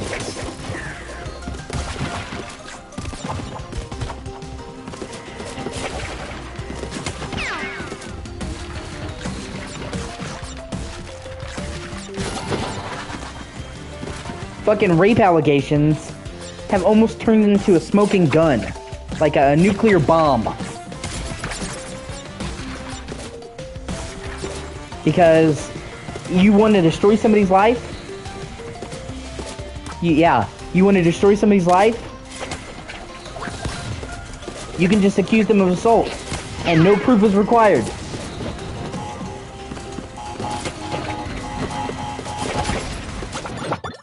Yeah, that is pretty fair.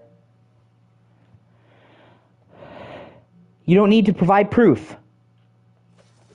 Okay, this way? You don't need to give evidence. You can just say, oh, he assaulted me, and that's it.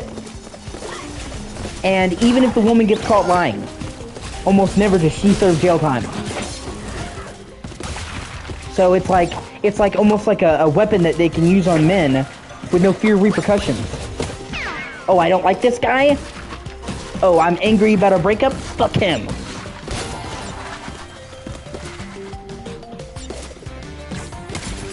And don't get me wrong, okay? I want to make this very clear. I believe that all allegations of rape should be taken seriously. Okay? All accusations should be investigated. Because we don't know. But I also believe innocent until proven guilty, and that people should be given the benefit of the doubt. Yeah, exactly. I don't blame you, man. You know, I don't think that women should automatically be believed, but I don't think they should be unbelieved either, or disbelieved. It should be taken seriously and investigated. The problem is that we are no longer doing rape allegations in actual courts. How many of the Me Too allegations, like you know Me Too, how many of those actually went to trial? Like 2? Like Harvey Weinstein and Bill Cosby, like those were the only ones?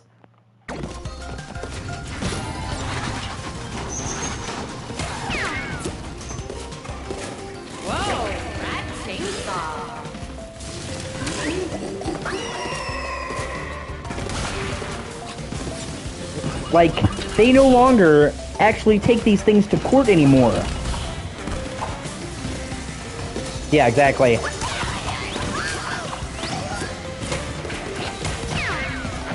minions! The bandicoots are inside! Start the doom raid!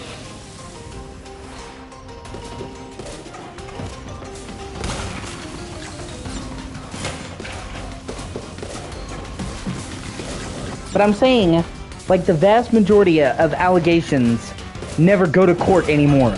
They're fought in the court of public opinion, okay? Which is wrong.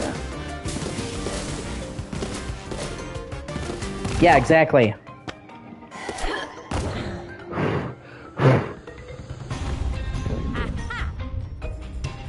And you know, here's the thing.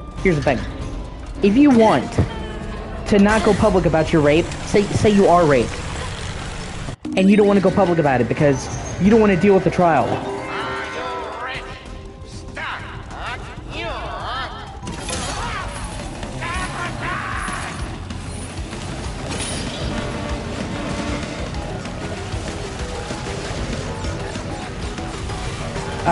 But let's say you don't want to go through a trial, because going through a trial can be, going through a trial can be very rough.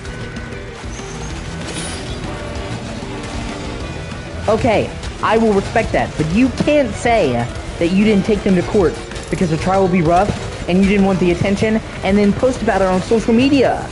If you're gonna post about it publicly on social media, take them to fucking court.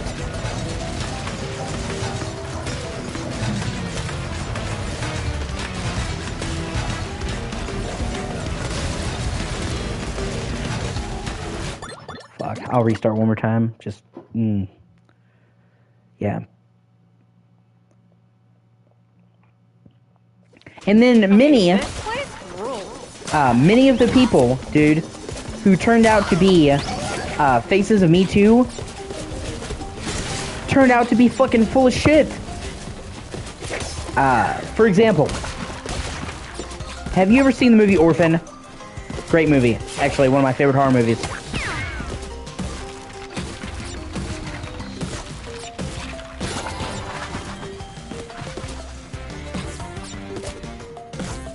Okay, you know the little boy in that movie?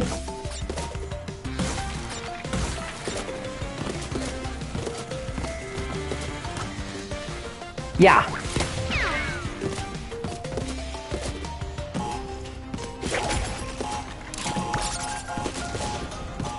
His name is Jimmy Butterfield, I think?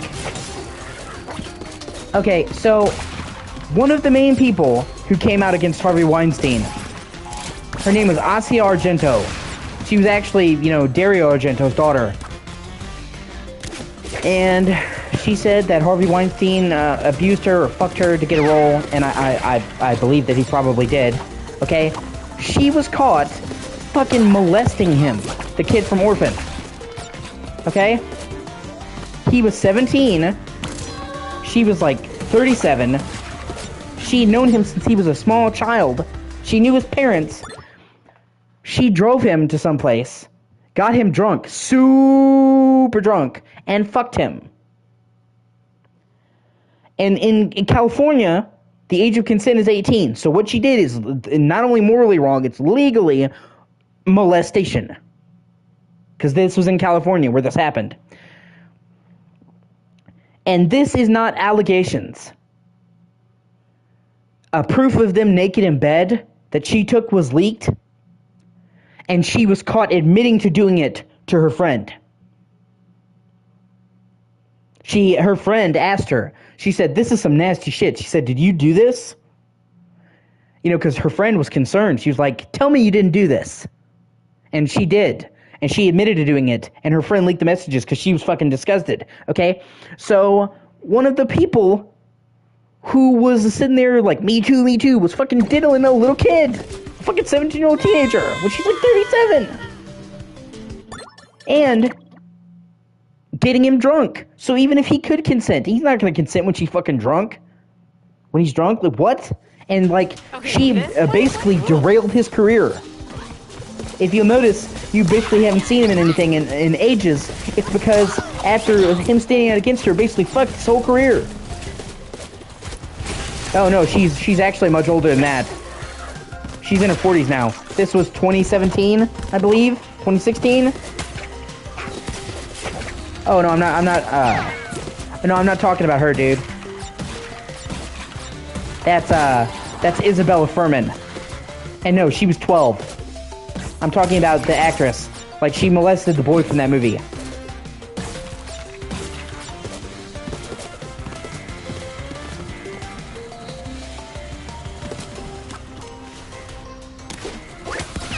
This is O.C.G. Argento. She's a different chick.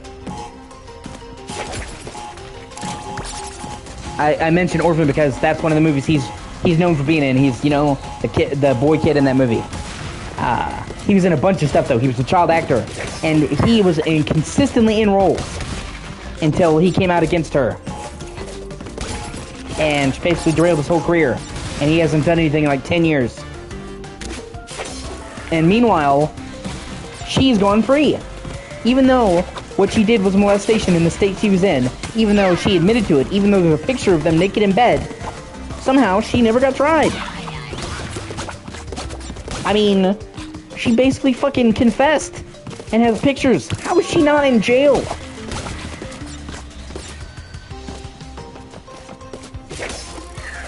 It's a whole fucking thing. I mean, she didn't even get a slap on the wrist, dude. She got nothing. She got nothing. No charges were ever filed. Whoa, rat chainsaw.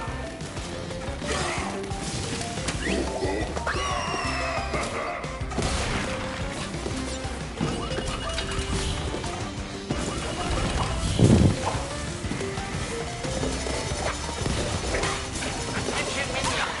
The bandicoots are in line. Start the doom raid.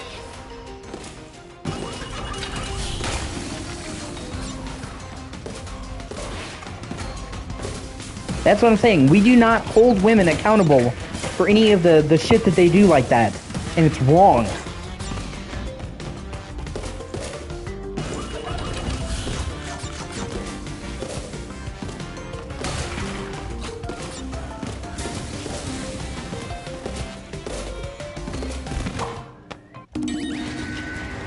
You know, it's fucked. Are you ready? Start your sabotage!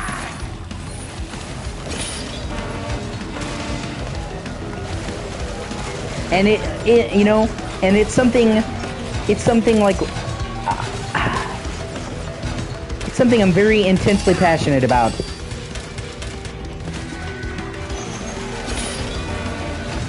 Because it happened to me.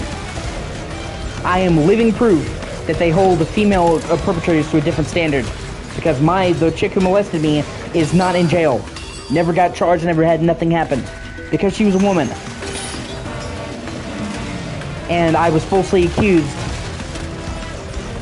of harassment, and nobody believed me.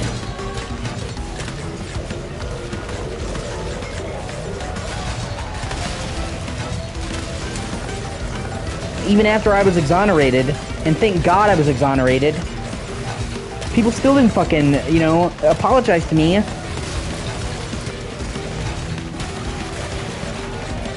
I would never harass anyone. Not, you know, ever. I mean, it's just not who I am.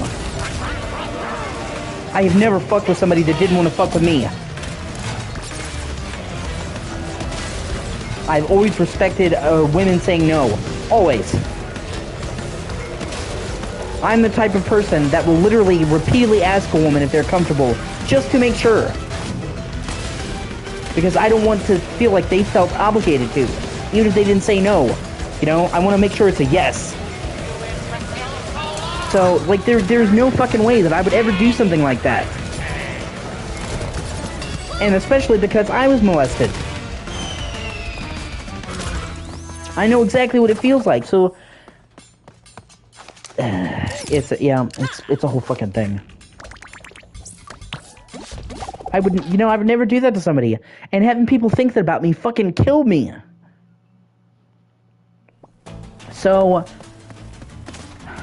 yeah, I know I missed 2 boxes.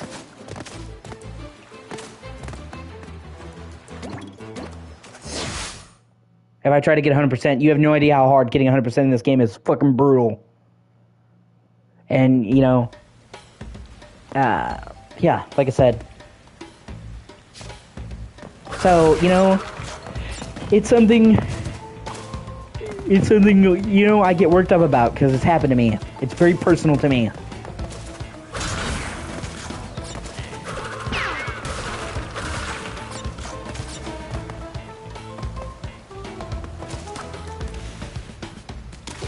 Like, this is the type of game that I honestly think is better if you just play it, not to complete it. Just have a good time.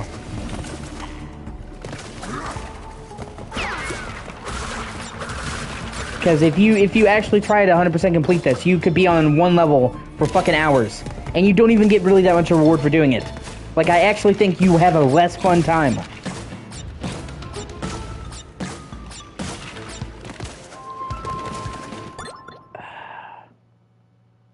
What's up? I sent you 2 texts. Would you get your mother a 2-liter? Yeah, I will. Just give me a minute. Alright. Love you. Bye. I gotta get my mom some here in a sec.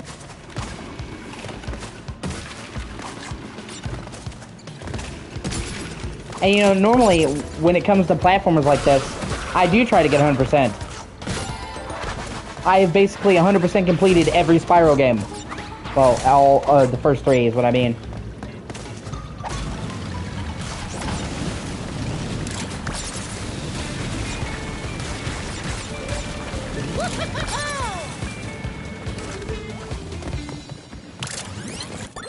Hold on one second, I gotta get my mom a drink. I'll be right back.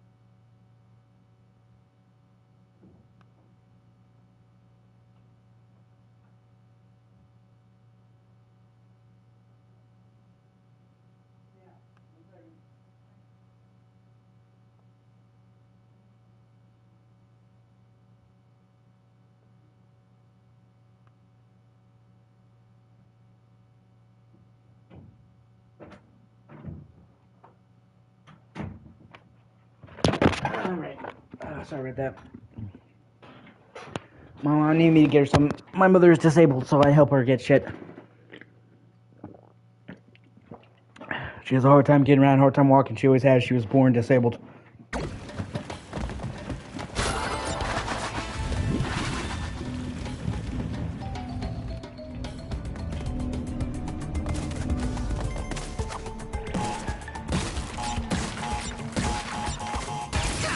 Ah, fuck.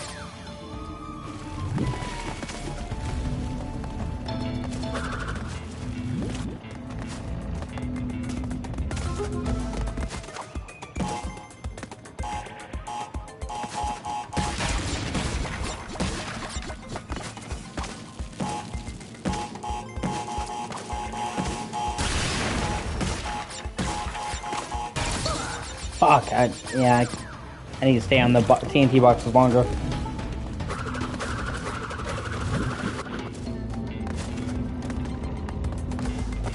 Yeah, I think it probably will. Fuck. I know, I think Diablo 4 already came to Game Pass.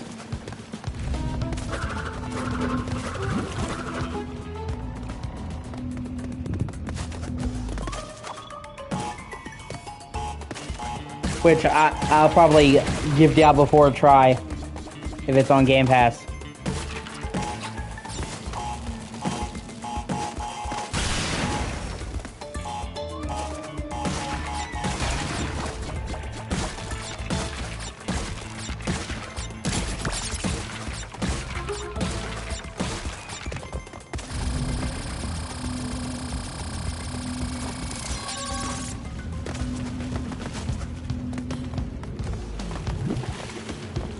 I love Game Pass.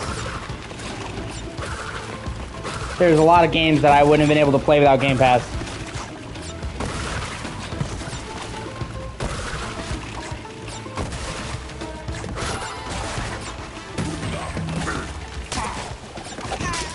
Oh, that's great, man. Fuck.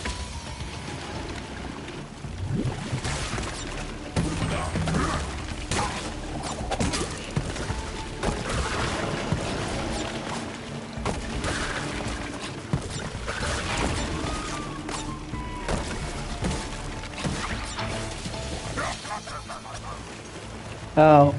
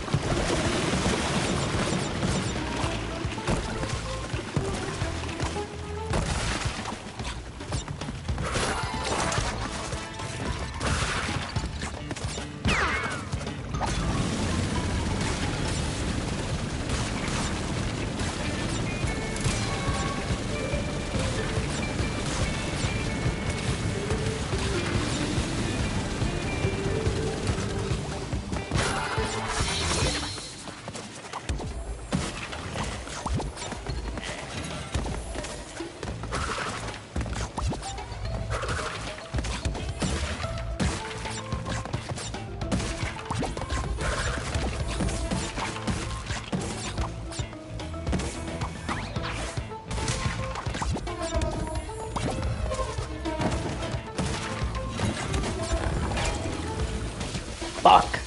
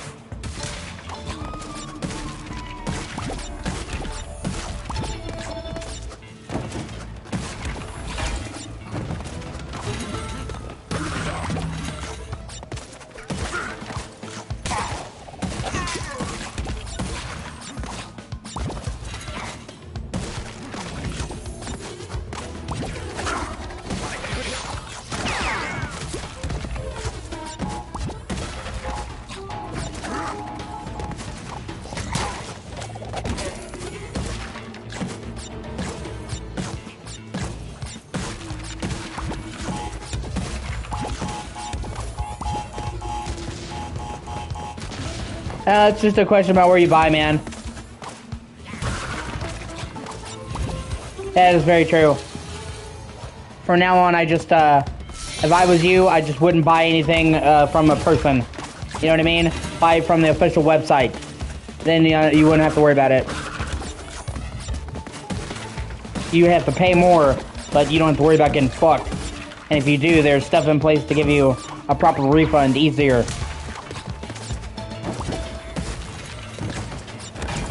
Yeah, I prefer physical games, but almost all the games that I own are now digital, like all the games I've recently bought, and the reason for that is really simple. I don't have a readily accessible ride, so I can't really get them physically, so it's either not get them or get them digitally, and I'd rather get them. Otherwise, I would prefer to hold something in my hand.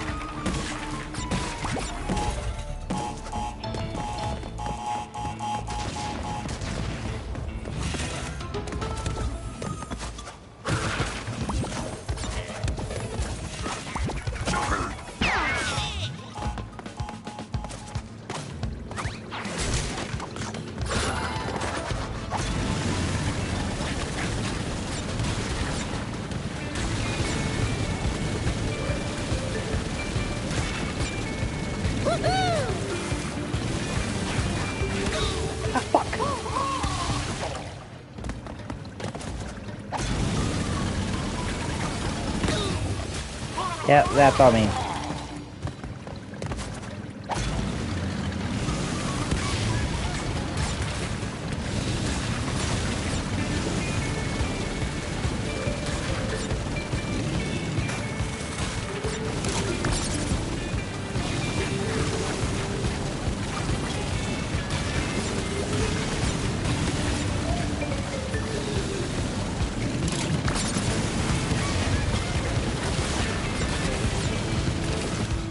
Man, it's a miracle I fucking made it through that alive.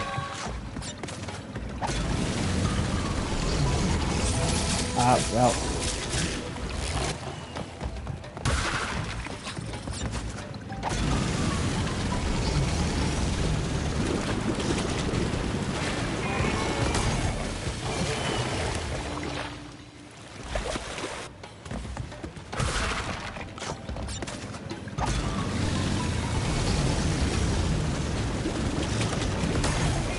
Ah, shit, that's on me.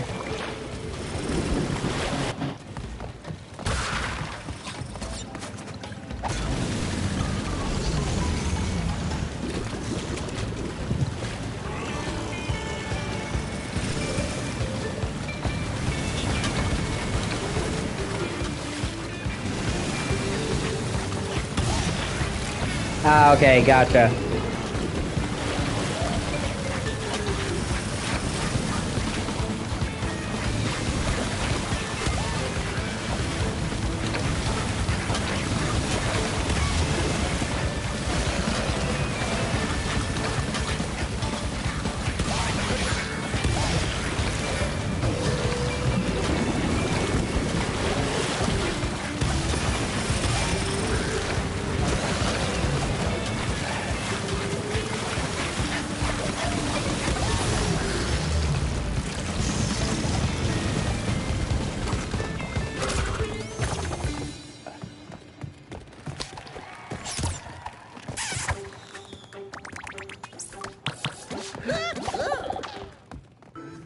Yeah, I actually like them though. Like, they are goofy, don't get me wrong. Kano, old dark matter himself. Careful, Crash. He's heavier than... Oh, good. You're awake. All right. 2 masks down, 2 to go. Feeling a little less panicked. I was at a 10 before. Now I'm at a solid, let's say, 9.78. 888.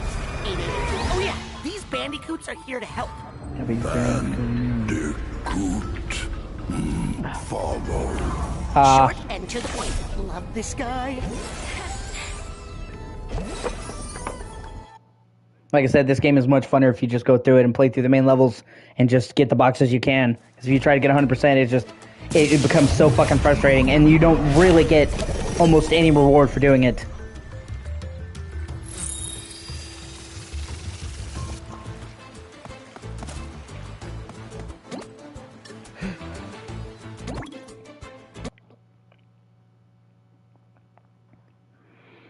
It's not like in Crash Bandicoot 3. You know, it's not like in Crash Bandicoot 3 where, you get a secret world for getting all the crystals and gems. Was a success. If he survives my trials of wit and strength, he'll be promoted to General of my army. You mean you'll brainwash him, Master? Tomato, potato. Oh, next time, perhaps.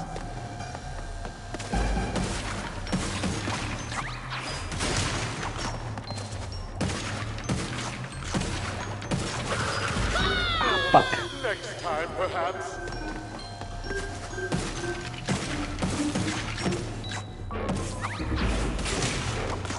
Like, I will pretty much 100% complete all the Spyro games. Found it all. Because I enjoy them. It's not tedious to me, it's fun. And because you get a reward for doing it, like a cool reward. But I'm not gonna 100% complete a game when I'm not having fun doing it. When it's just tedious.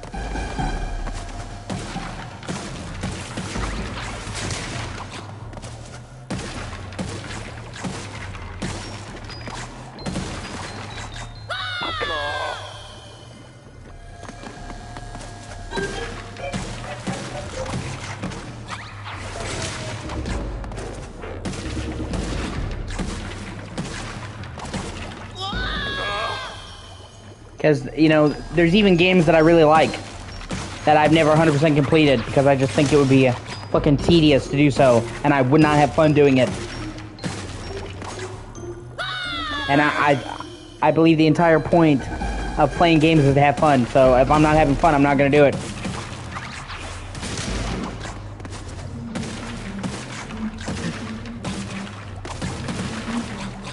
Yeah.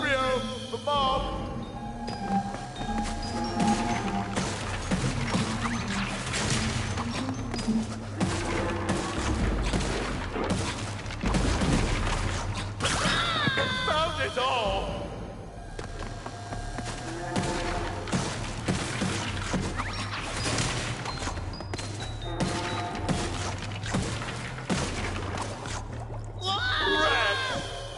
Yeah, these levels are super fucking difficult.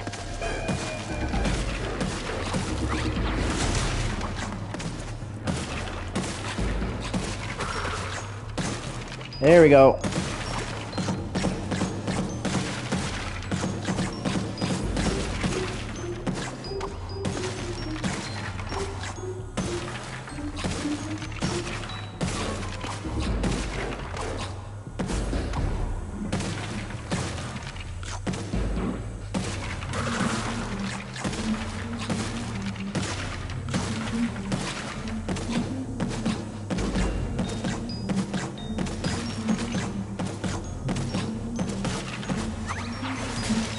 Fuck.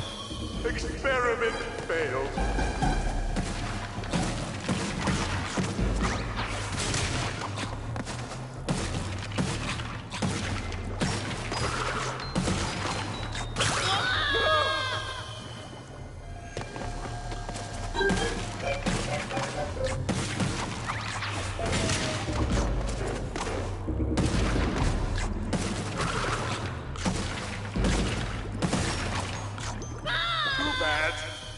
It's really, that's honestly, that's the hardest part for me, getting that timing.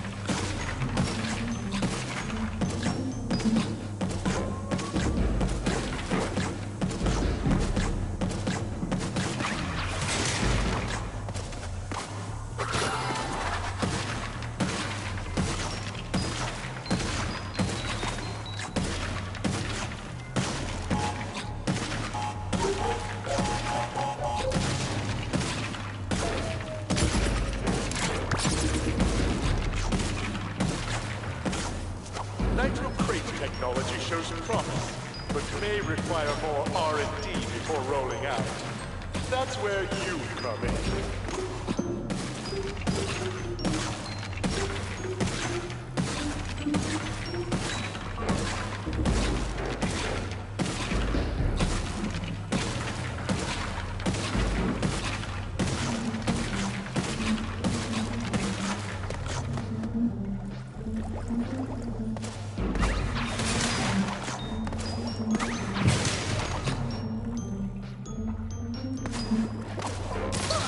Fuck!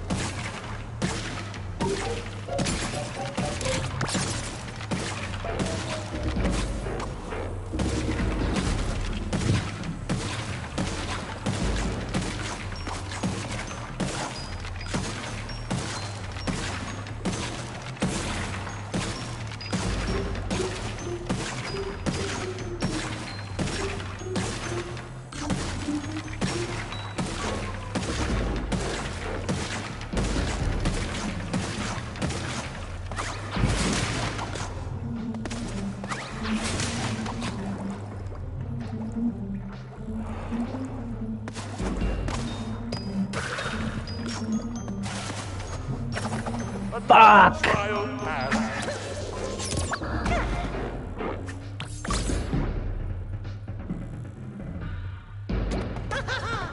Okay, I can't believe I didn't hit the fucking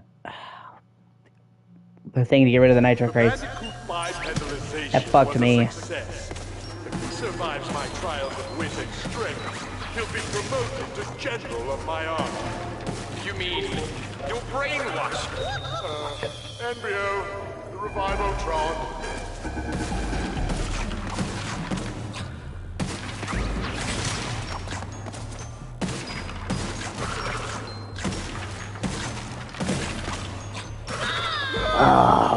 Once I get past that part, it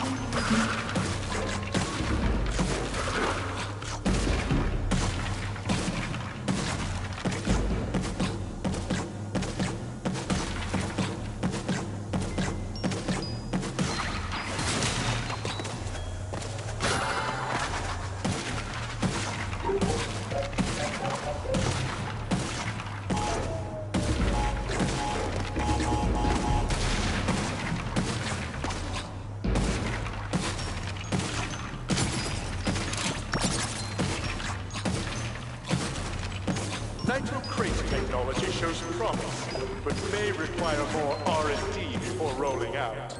That's where you come in.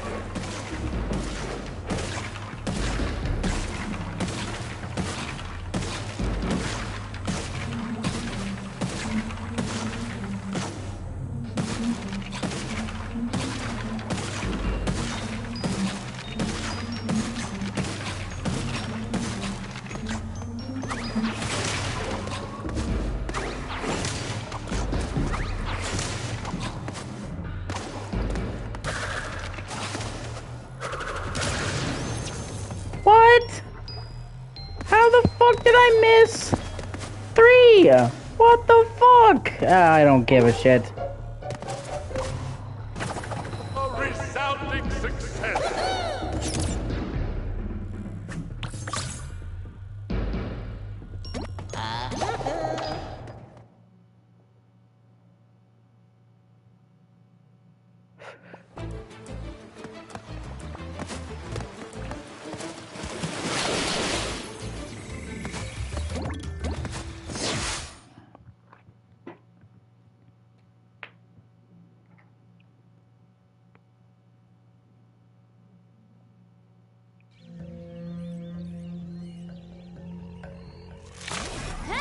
Got the gun.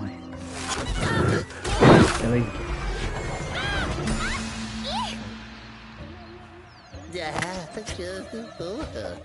So where's the next mask? Not here. If these chuckle nuts weren't punching Yeah, but he's holes in getting reality, more. we could open our own rifts. For now, we're stuck taking the long route. But I sense another rift around here somewhere. Friends, I have a fun little game for you to play. I've got a reward for the clever bandicoots who can reach my testing grounds. But you'll have to defeat my deadly, diabolical creations along the way. No, he doesn't.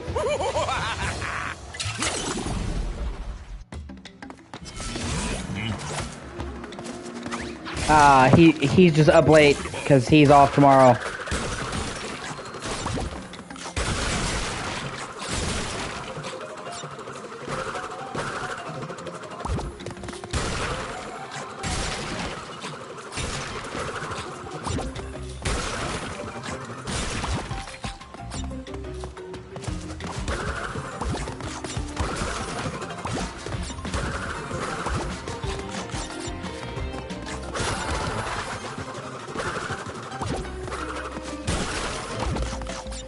Yeah, pretty much.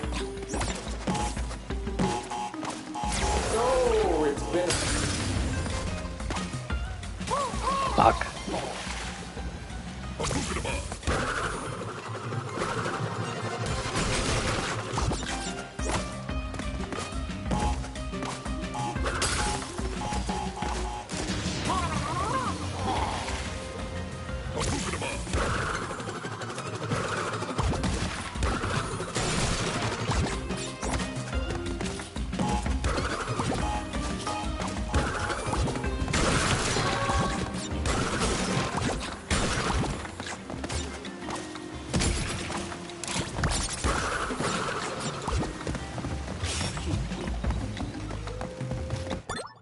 Ah, fuck, I'll restart, because I wanted to get the flashback tape at the very least. Even though I couldn't get 100%.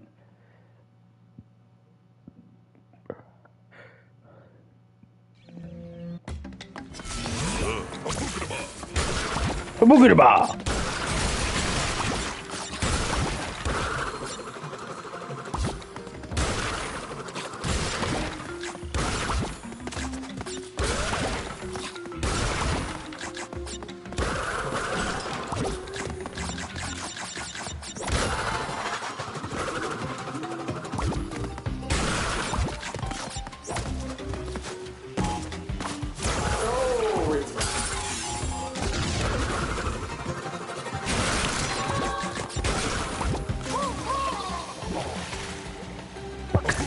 Well, one more time.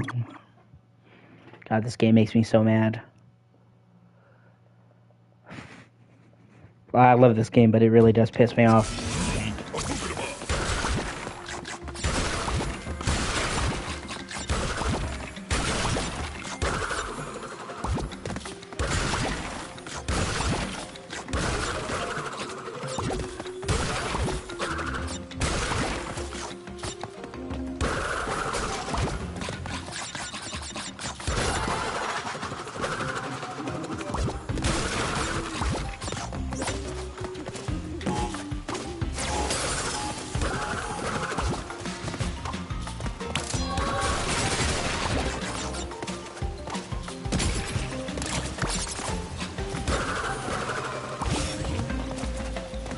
There we go.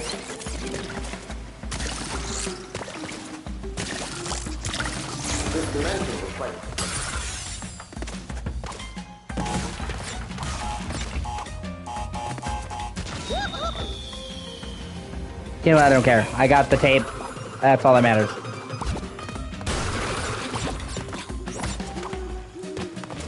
It was okay.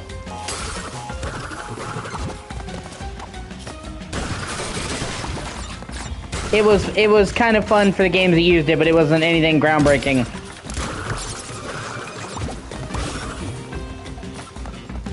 I actually do still have the Kinect for Xbox. You need a special adapter to use it on the Series X.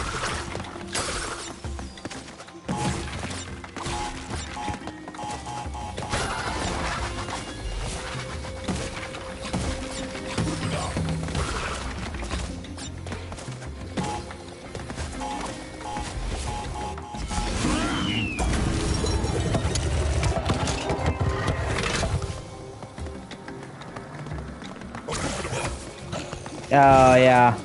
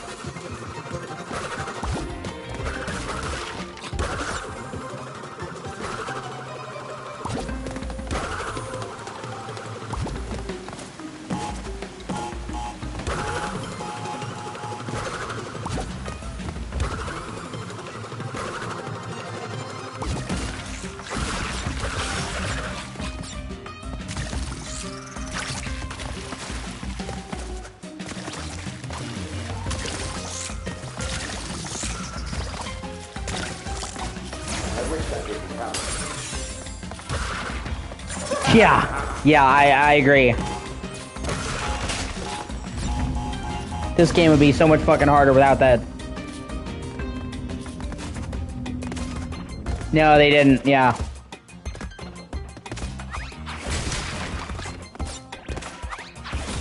Ah, fuck it.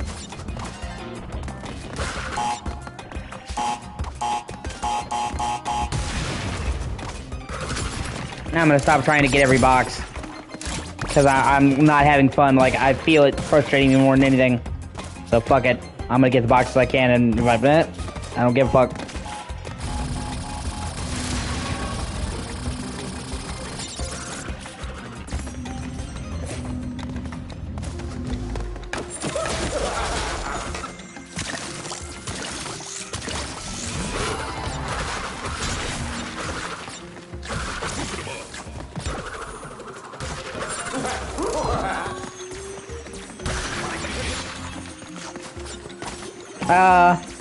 It's good. I mean,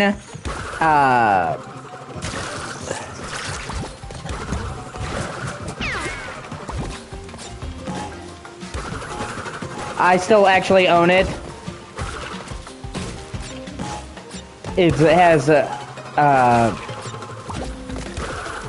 sentimental value to me because my grandma bought it for me, and my grandma is no longer with us.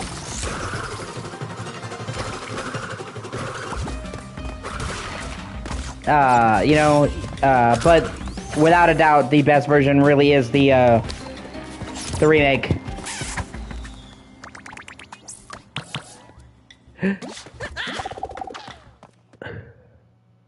People made a mountain out of a molehill. Even if you think that some of the boss models... Yeah, pretty much. Well, kind of. Basically what it was I went clothes shopping with her. She needed somebody to go with her. I was the only person who was willing to go with her. So we went to Goodwill. And outside of Goodwill is where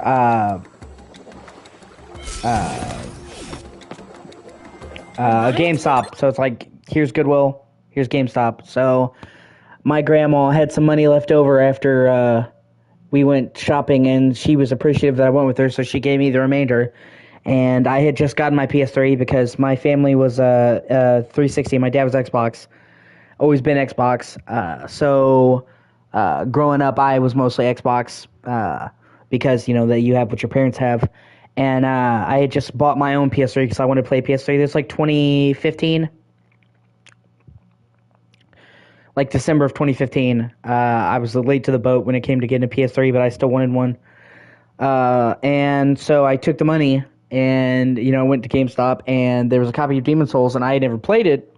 So I'm like, well, fuck, I have the money, it's here. I just got a PS3, let's do it.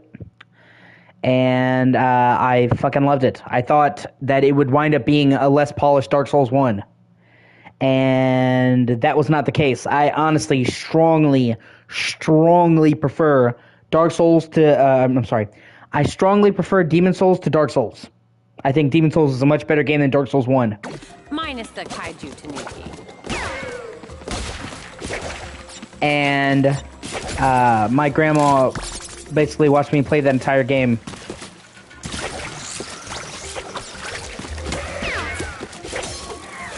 My grandma used to love watching me game. I would sit in her chair and I would play the game, and she would look forward to watching it.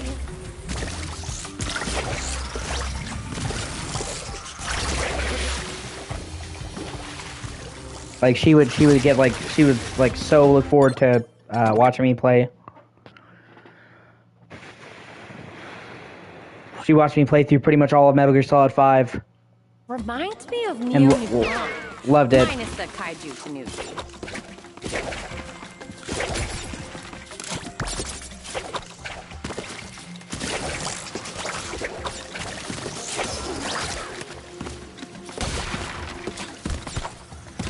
And sadly, she isn't with us anymore. Aw, Hawaii. It's a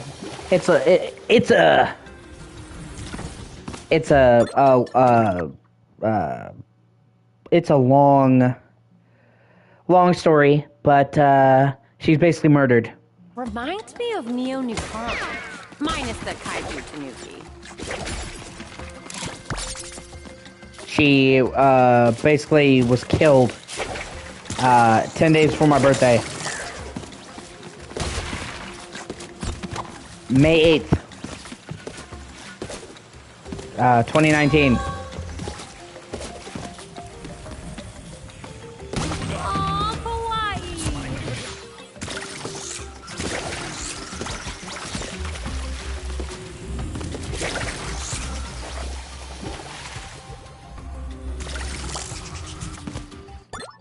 Oh, that sucks. I'm sorry to hear that. So...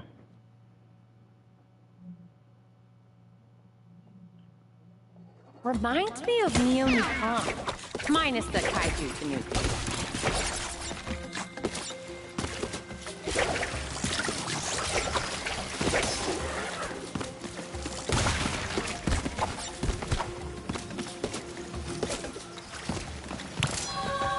It's honestly hard to believe that this year will be 5 years since she died. Aw, Hawaii! I think about her almost every day.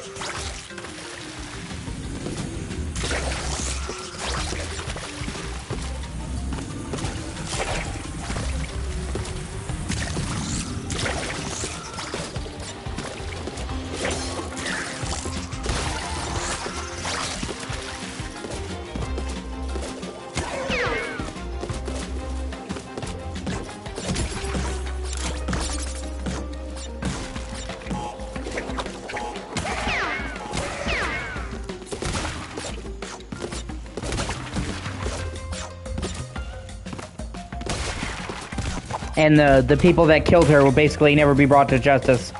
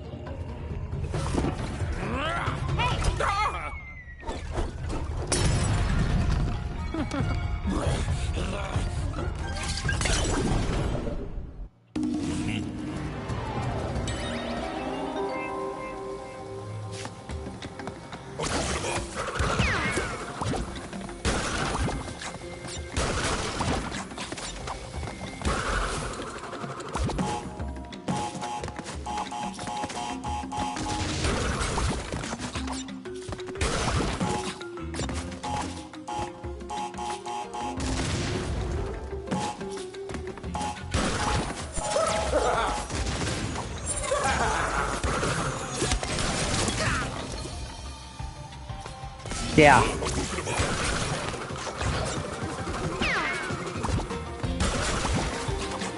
I was exceptionally close to my grandma.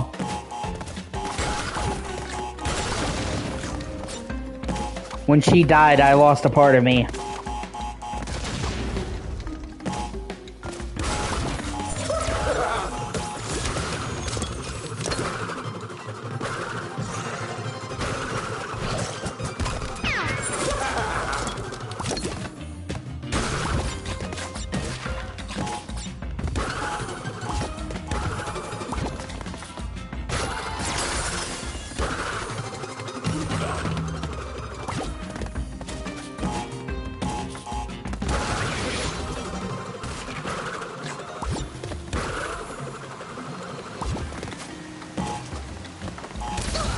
Fuck.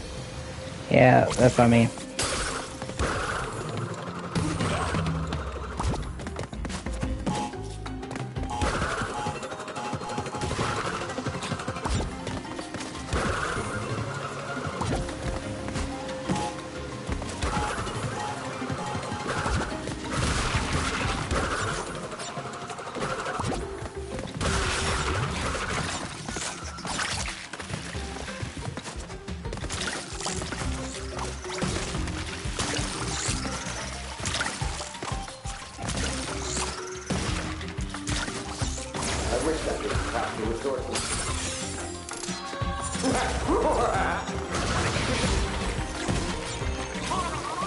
Fuck.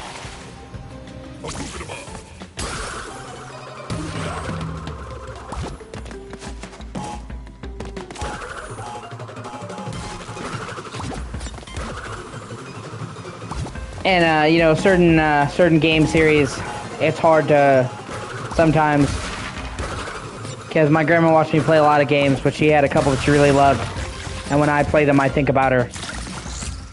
Demon Souls, obviously. My grandma was a huge history buff, so she really loved the Assassin's Creed games. So whenever I play Assassin's Creed, I think about her. My grandma really loved Metal Gear Solid 5. So whenever I play Metal Gear, I think about her.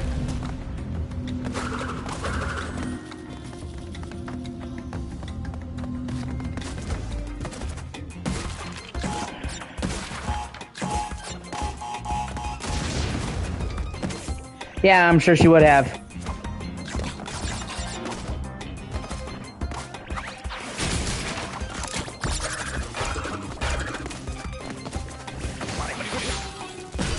It sucks too, because she was fucking, before she died, she was looking forward to watching Death Stranding.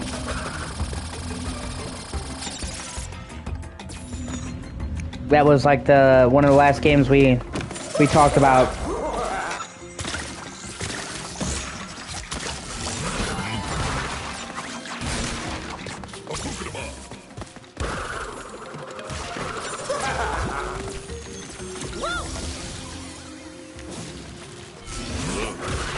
And when I played Death Stranding, that made it hit really fucking hard. Because honestly, Death Stranding really is just about fucking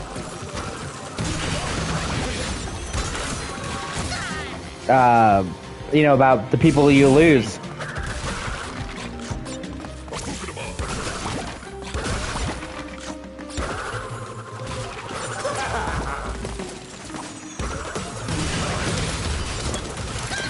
Yeah, pretty much.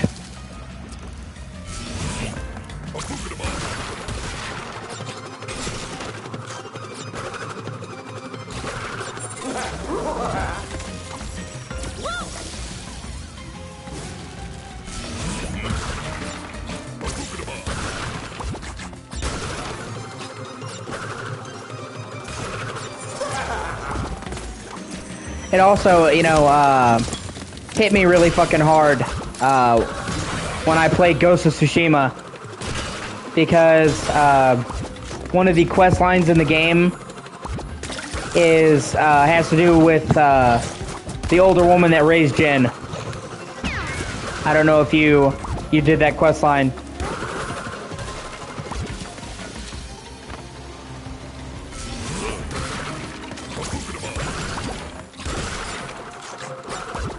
But besides the fact that I think that quest line is amazing, definitely one of the best quests in the entire game. It was just, you know, an older woman losing it, and it really hit me hard, because it was nearing the 1 year anniversary of my grandma's death when I played that quest. It really upset me. I cried like a bitch.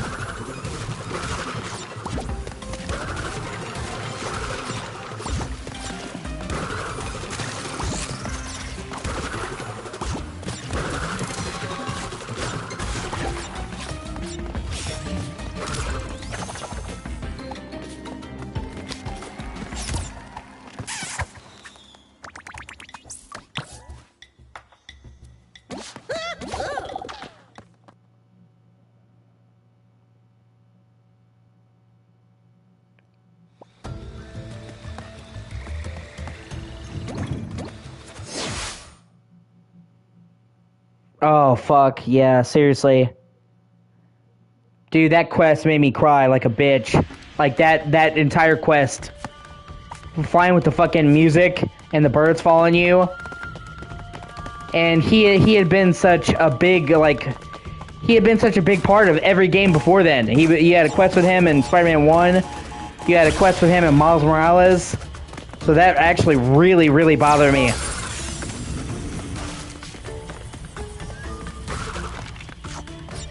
I don't really understand the hate that Spider-Man 2 gets either, to be honest with you. I've seen a lot of people say it's shit, or that it was just they played it safe. I disagree. I thought Spider-Man 2 was better than the first game in every conceivable way. Like, not even close. And I don't think that they played it safe.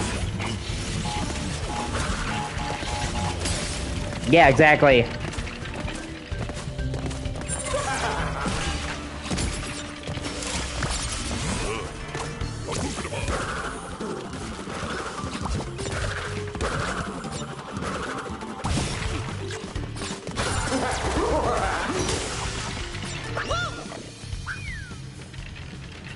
Like, honestly, if they had played it safe, if they had played Spider-Man 2 safe, they wouldn't have added tool characters. They wouldn't have added the fucking web gliding the websuit. They wouldn't have added the symbiote powers. Like, when you say playing it safe, I think, like, exactly the same. And they made huge, sweeping alterations to just about every part of the sequel. They changed how gadgets work. They added the suit, like, they added the power system. They, added the symbiote stuff, the dual character, like, they did not just, it wasn't just more of the same.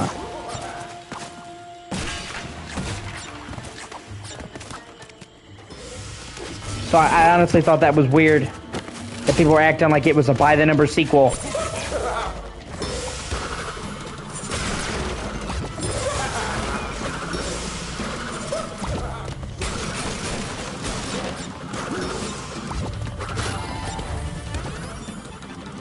Or like people bitching about the length.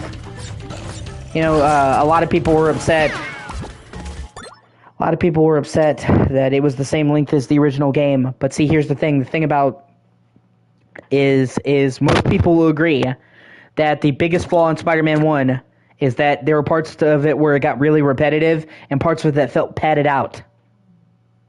There, you know, over time, especially if you're trying to 100% complete it like I did. I have the Platinum for Spider-Man 2018. Well, I have the Platinum for all of them. 2018, Miles Morales, Spider-Man 2. But, some fatigue had set in. It definitely needed more variety. And so, with Spider-Man 2, they took that complaint to heart. And the game is about the same length as Spider-Man 1, but they filled it with twice as much shit. So it's nowhere near as repetitive, it has a lot more variety, and it doesn't feel like it has very much padding at all.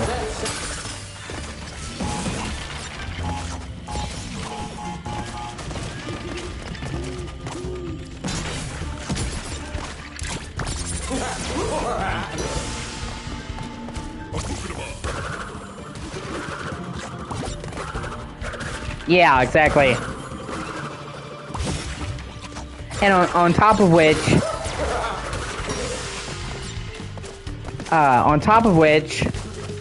I think it's really funny and kind of weird that people will attack Spider-Man 2, and then people will suck Miles Morales' dick. Like, everybody and their mother was like, oh, Miles Morales, such a great game. Oh, Miles Morales, better than Spider-Man 2018. No, it fucking wasn't. Okay? And nobody even mentioned, none of the reviews, none of the critics ever mentioned the fact that Miles Morales was fucking grossly overpriced. Okay? The one saving grace of Miles Morales was it was $70 if you bought Spider-Man Remastered, which was a great remaster. Okay? That was worth the money. Okay? Miles Morales for $50 by itself was not fucking worth it. Okay? You were literally paying nearly the same price as Spider-Man 2018, $50 compared to that game $60 for less than half of the content. It's less, okay? The fucking DLC, the DLC for Spider-Man, The City That Never Sleeps, has more missions and is longer than Miles Morales. That was the fucking DLC. The DLC, Miles Morales has 16 main missions. The DLC for Spider-Man has 24.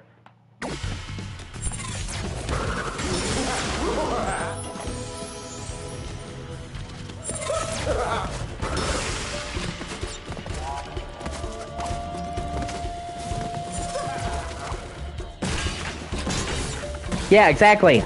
Okay? So, people were bitching about Spider-Man 2 being too short, but not bitching about Miles Morales being too short? Okay. Or they're bitching about Spider-Man 2 being a paint-by-number sequel. Miles Morales was a paint-by-number sequel. It was more of the same. Oh, but it's winter.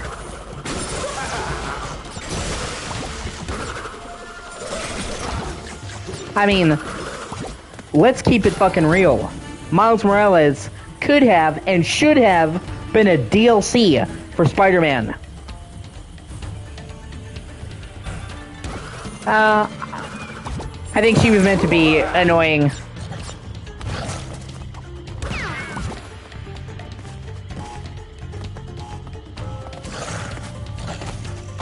But, so,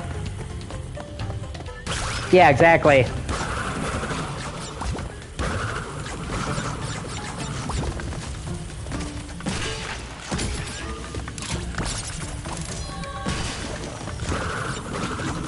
And then, anytime anybody tried to voice hate for Miles Morales, like they got swift backlash. Like I remember that I bitched about the suits, the suits of Miles Morales. The suit powers were nowhere near as good, in my opinion. The suit powers were nowhere near as good.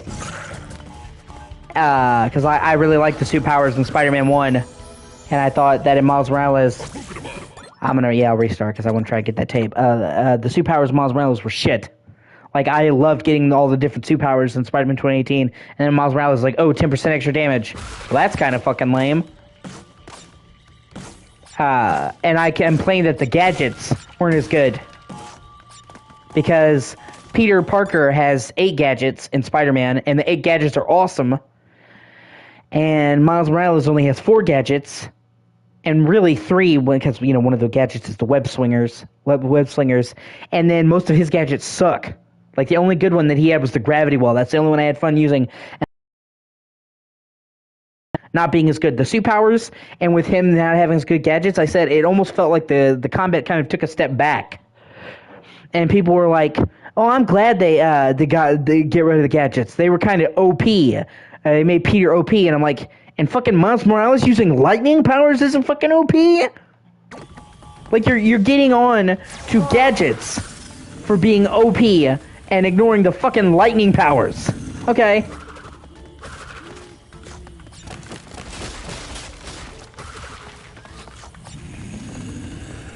And Spider-Man 2018, or not, I'm sorry, Spider-Man 2 also has less gadgets, but in Spider-Man 2 they balance it with the suit powers. So you only have 4 gadgets, and then the web shooter, so it's technically 5, but then you have the arms and the symbiote powers. So they may have reduced the gadgets, but they offered something else to compensate. Yes, exactly, that's what I'm saying. And in fact, that's the whole point of giving Peter the symbiote shit.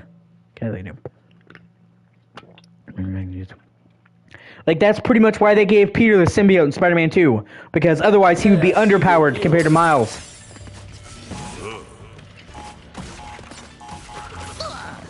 You know what I'm saying? Like, he would literally be underpowered without the symbiote powers. And that's why they, gave Peter, that's why they basically gave Peter the symbiote suit permanently. With the, anti-venom. Yeah, he did. I agree.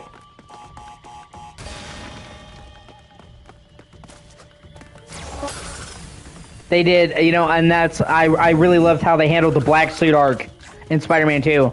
They really did a good job of showing Peter getting fucked up, and the way he gets fucked up is great.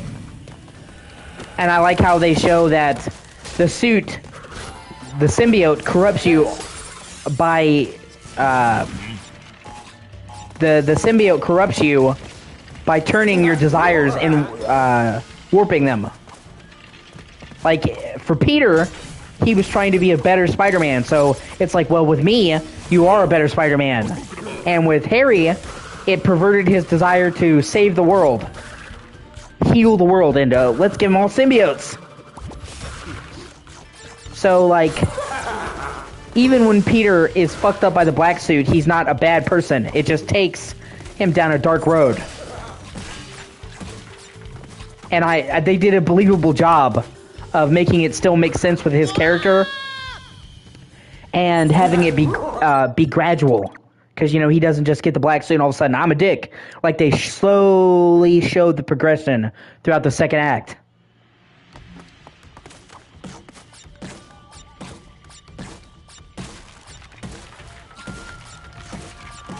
And I also like how they kind of counterbalance Miles with Peter, because they're both resisting temptation. They're both struggling with darkness. Like, Peter is struggling with the symbiote, and Miles is struggling to forgive Lee.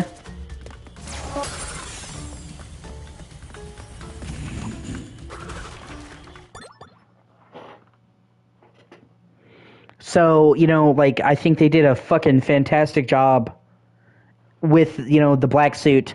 And I was really looking forward to that because every other time they've tried to do Venom or the black suit, they fucked it up. And Spider-Man 3, I'm not going to say Spider-Man 3 is a bad movie, even though it is by far the weakest Spider-Man movie. But it definitely did not do the Venom arc justice. The black suit in Spider-Man 3 felt like a fucking afterthought. And then... the black suit in Spider-Man 3 felt like a sorry. But anyway, so... when they did the Black Suit in Spider-Man 3, it was an afterthought. It's barely in the movie. And their interpretation of Venom was shit. I like Topher Grace, okay? But he was not a good Venom. And then when they did the Venom movie, I had hopes. But then they fucked that up, too. Because Tom Hardy was perfect for Venom. He was perfect for Eddie Brock. But the characterization was all wrong. They basically made... the symbiote into a goofball, and they made Eddie Brock into like a klutz who was like down on his luck and not an asshole. Like Eddie Brock was an anti-hero.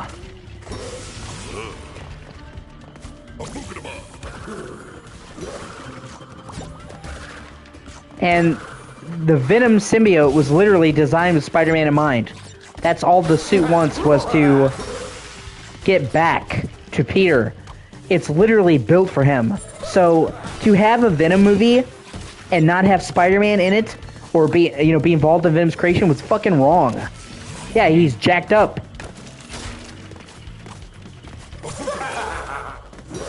So a lot of people like the Venom movies. I don't, okay? Because they are nothing like they are nothing like the comics. They are nothing. Yes, it was. I agree. The 90s Spider-Man show was great. They also did it good there. With Venom and with the black suit. Shocker!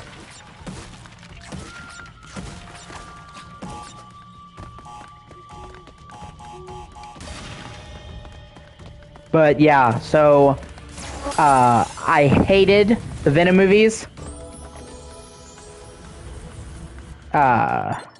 I hated the Venom movies, and I didn't like how they handled the black suit in Spider-Man 3. So I was excited when they were doing it in Spider-Man 2, and they did not let me down. I think thus far, outside of the comic books, that Spider-Man 2 was the best depiction of the black suit and Venom to date.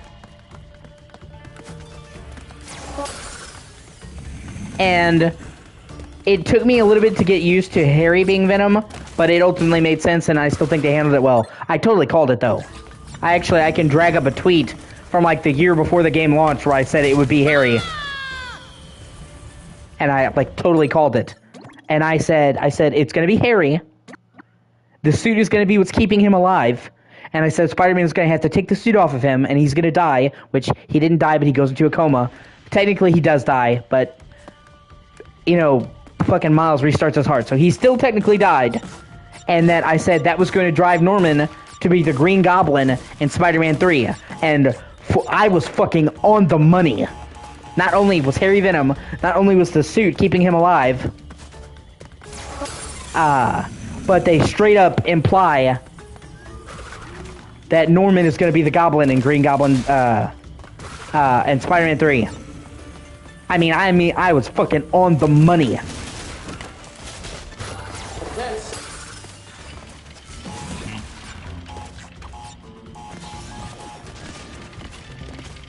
And I had that shit in writing.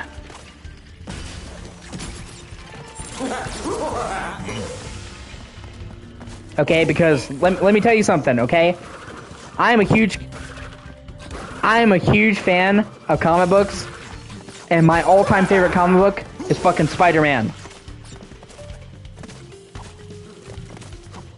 Pretty much my entire life, I have been a fan of Spider-Man. As long as I could fucking remember, I have been a fan of Spider-Man, okay? So I know my shit when it comes to Spider-Man.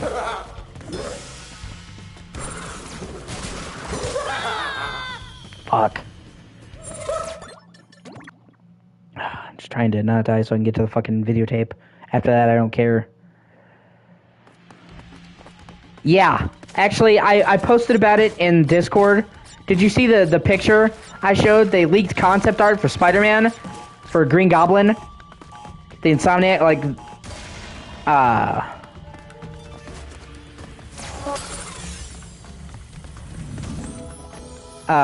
if you didn't see it, I'll have to send it to you later. But people found concept art from Insomniac for Spider-Man 3 for the Green Goblin. He looks fucking incredible. I'll have to send it to you because it was a couple days ago and you weren't on, so I'd have to dig through it. But basically, they are combining the two different approaches of Green Goblin. In the regular comics, he's got the armor. And in the Ultimate comics, he actually became a giant Green Goblin. And I actually thought it was cool. The Ultimate comic books was its own continuity. I really liked Ultimate Spider-Man. In the concept art, they combined it. He's wearing a suit of battle armor, but it's like a cloak with a hoodie, but he's an actual goblin with fucking green eyes and devilish features. It's like they combined the two different versions of Green Goblin together. It looks fucking sick. I mean, he looks evil. And it's like, he's got like flowing armor, like a cape. It looks fucking awesome.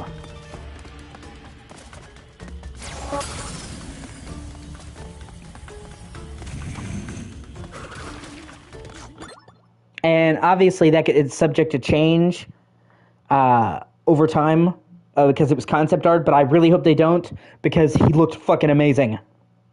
Like, I mean, like, might be one of my favorite designs for the Green Goblin. Looks really fucking great. Here, hold on. I'll tag you in the Discord right now with the picture so you can see it because, I mean, he looks fucking, like, so great. And it's a version of the character that I've never seen before. It's like truly unique.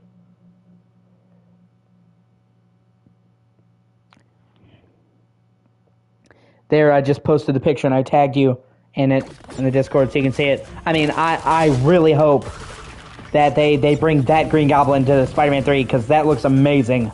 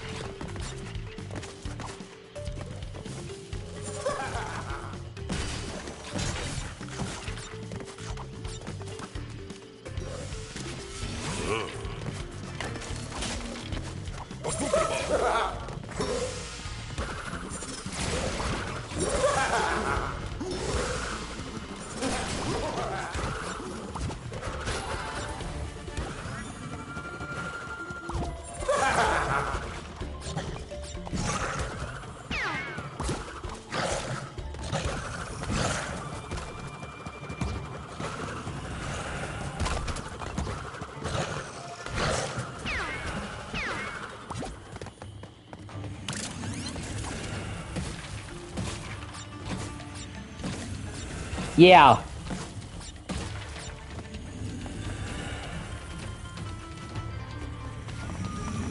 Seriously. I honestly hope that whenever Spider-Man 3 comes out, they do not change that at all. Do not tweak that at all. Leave that as it is. That is fucking perfect.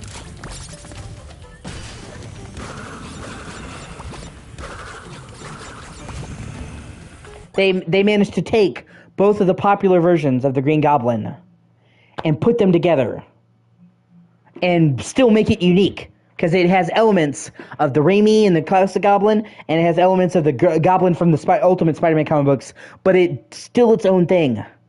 Yeah, exactly. They did their own takes on the villains and it was great. So, like, I mean, that is perfect. That if they, you know. And I actually, I forget what his name is,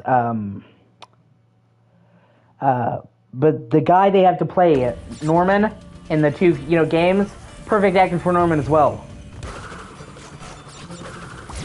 Sometimes I think you're my only friend. And then I realized... So, like, honestly, I saw that leak, and I'm like, oh my god, that looks so fucking great. Like, do not change anything.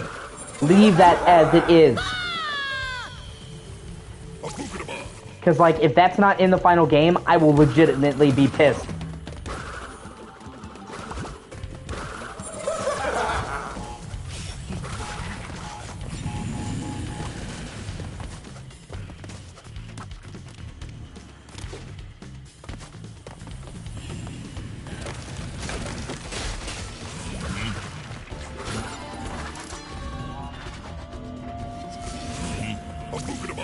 Like, if they do that design and they do it right, which I'm sure they will because I have total faith in Insomniac, that will be my favorite version of Green Goblin.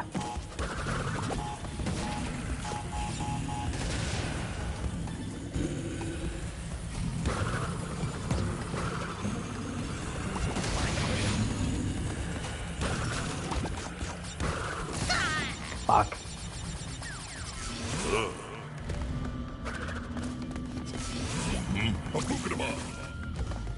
And honestly, I can't wait.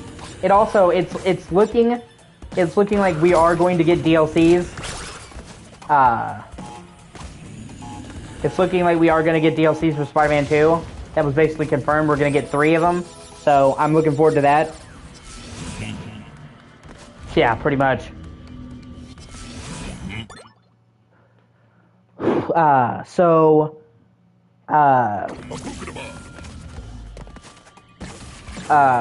That's exciting. Because I love Spider-Man 2, and I will definitely be getting those DLCs as soon as I possibly can. Especially if they're only like $10 or $15 a piece, like Spider-Man 1 was. Yeah, exactly.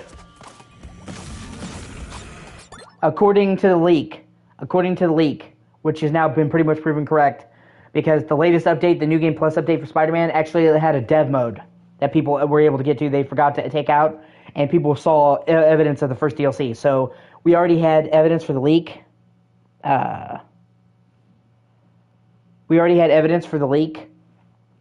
But that was basically confirmed when the dev mode showed it and backed it up. So it's been basically confirmed. We're getting a Beetle DLC, which is great because Beetle is like one of the underappreciated Spider-Man villains you don't see very often. We're getting a Carnage DLC, which fuck yes, and we're getting a Across the Spider-Verse crossover DLC, which also fuck yes. Okay, so the DLC for Spider-Man 2 already seems kind of fucking ridiculous. I can't wait.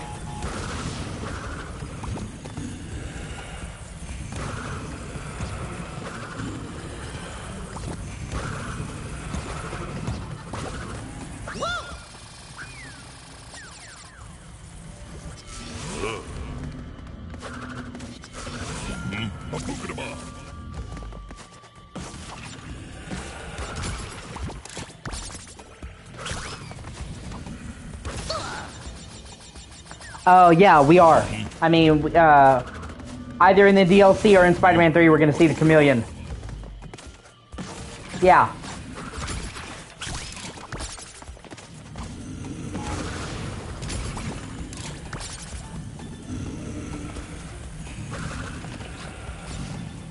Which I actually think is cool, because the Chameleon was actually the very first supervillain that Spider-Man ever fought.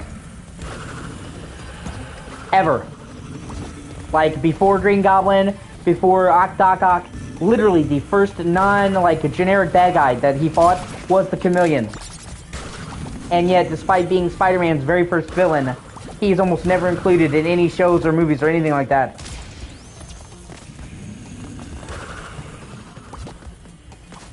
So I'm excited to see him finally get time to shine. Because, I mean, literally, he's the first. But he's never included in fucking anything. So, when I first saw that it was the Chameleon, I'm like, no fucking way.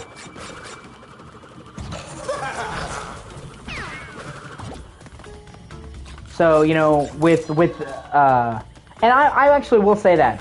I will say that one of the things I love about the Insomniac Spider-Man is they do not just focus on the main villains. They focus on lesser-known villains, like Mr. Negative.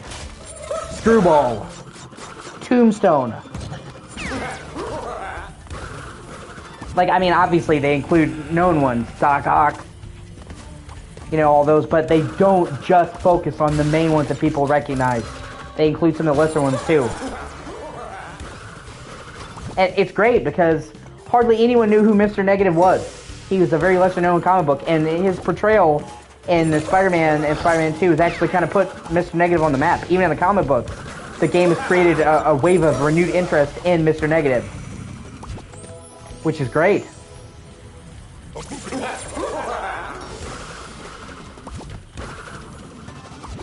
It's kind of like, it's kind of the same thing that happens with Batman. Don't get me wrong, I love the Joker. I love all the main Batman villains. But Batman has a huge rogue gallery, and many of them never get the chance to shine. I would love to see Clayface in a live-action Batman movie. He would be perfect in the Batman 2. Yeah, exactly. Exactly. And most adaptations don't even include him.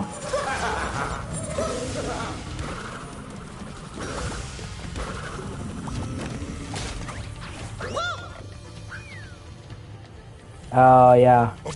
That's, yeah.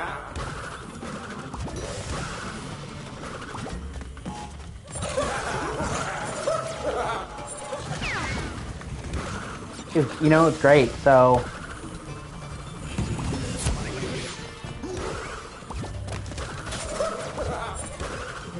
So I love the fact that they include lesser-known Spider-Man villains. That they're not just doing the main ones everyone likes. Because there's like so many Spider-Man villains that are great, they kind of get shoved under the pile. That don't get a lot of love or attention. And they've been given a chance to shine. Which I think is fucking great.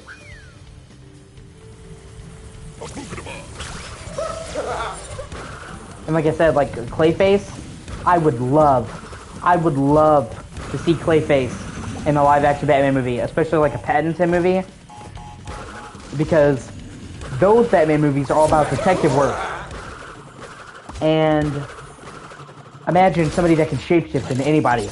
Like the stuff they could do with that in the Pattinson movies would be fucking amazing. He's already a detective, so imagine him trying to figure out who Clayface is imitating. I mean, it fucking writes itself.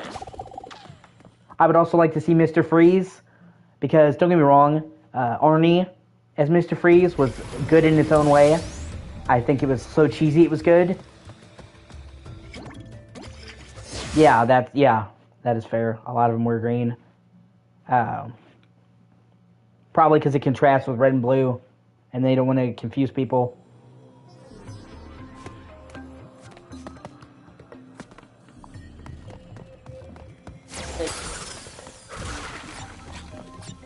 So, you know, I would love to see Clayface get a movie. I would love to see them do Mr. Freeze.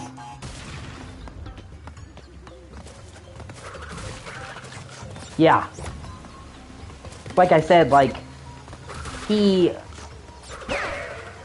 was so bad it was good. Okay? But I want to see Mr. Freeze. I want to see Mr. Freeze done the way he is in the comic books, in live action, you know? And I think that would be perfect to do in a Pattinson Batman movie. Especially because they put a lot of emphasis on the detective work in his movies, and Mr. Freeze is a super fucking smart villain. He honestly might be one of the smartest villains that Batman has ever gone up against. So I think Clayface or Mr. Freeze would be a perfect fit for the Pattinson movies.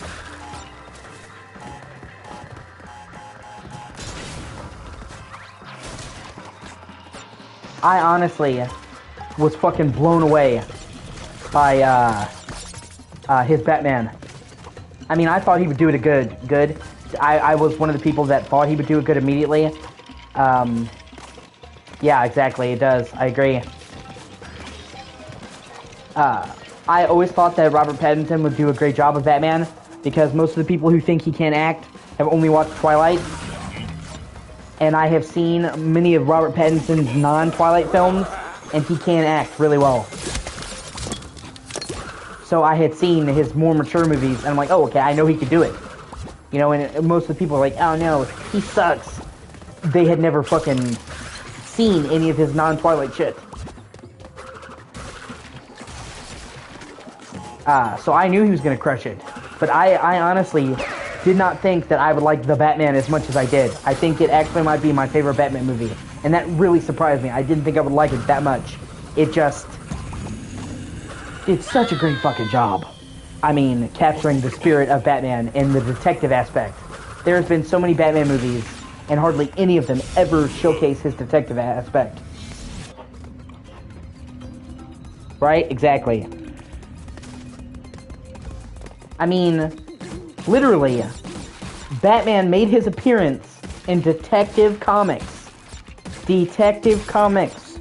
Okay? He's called the world's greatest detective.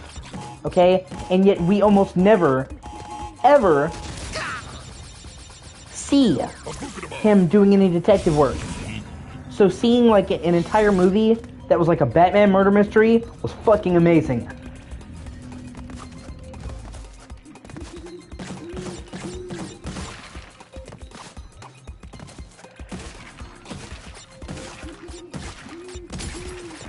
I honestly think out of all of the Batman movies, I would say that The Batman is probably the closest to the actual comic books.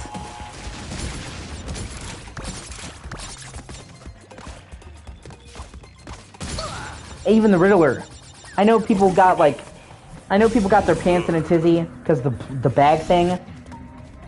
But the actual portrayal of the Riddler in The Batman is very much closer to the comic books than people realize, okay?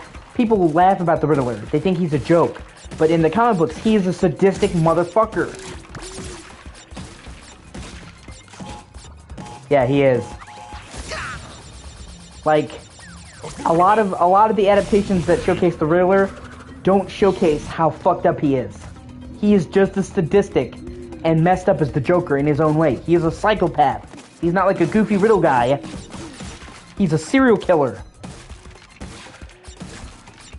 So, you know, and at the end of the day, the Riddler only has the plastic bag on his head in the very beginning when he's deliberately trying to hide his identity. For the vast majority of the movie, he doesn't have the bag on his head. So, like, people bitching about that, like, he's only in that bag, like, for 1 or 2 scenes. Most of the movie, he's, you know... And it's also kind of supposed to be his origin. Before the Riddler was the Riddler, he was Edward Nygma, and he had the glasses and look. Like, so, like, the Riddler in that movie was a lot more spot on to the comic books than most people get.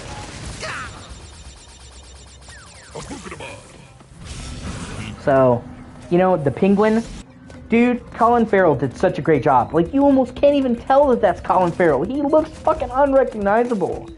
And his accent, fucking perfect. I always hated, you know, don't get me wrong, I love the Michael Keaton Batman movies, but I always fucking hated how they portrayed the Penguin. Because the Penguin, the whole point of why he's called the Penguin, is because he had penguin-like mannerisms, and people used to make fun of him for it. So he killed the first guy that called him the Penguin. He killed him. And then he only embraced the title because he realized he was never going to get people to stop saying it. So he's like, well, fuck. You know, if you can't beat him, join him. So he owned the name, okay? But the whole point was, people used to make fun of him for it. It was a part of his character that he owned it. Okay? So actually making him like a weird bird hybrid person just completely misses the fucking point of the Penguin. And I say that, I still like Danny DeVito in that movie. But I still wish that they had made him all weird and fucking bird-like. Okay, so the actual fucking Penguin in The Batman was really close.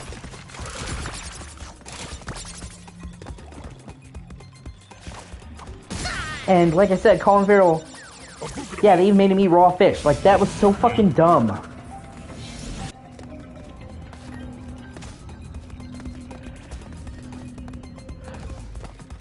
And like I said, I still like Danny DeVito as the Penguin. He gave a great performance. I just didn't like the direction they took it. If you judge it on its own merits, it was a good role. I just feel like they literally could have made him a different character. And it would have worked. You know, so his portrayal in the Batman is great.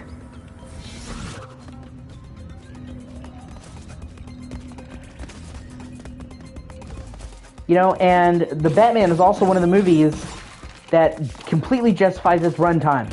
I know a lot of people were like, oh my god, it's 3 hours long. Okay? That movie needed to be that long. That movie has a lot of shit to cover. That movie's introducing a new Batman. That movie is introducing the Penguin. No, it's year 2.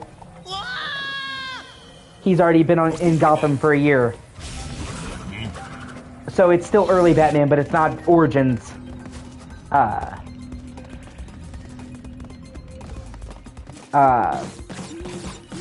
But regardless, that movie needed to be that long. It was introducing a new Batman.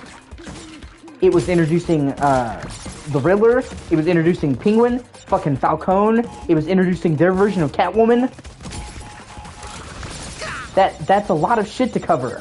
And if they had made the movie too short, they would have had to have cut out a lot of key character scenes. So with all of the stuff that goes on in the Batman, I thought it more than earned that runtime. And honestly, even at 3 hours long, I was like, man, I was sad when it was over. That movie was fucking amazing.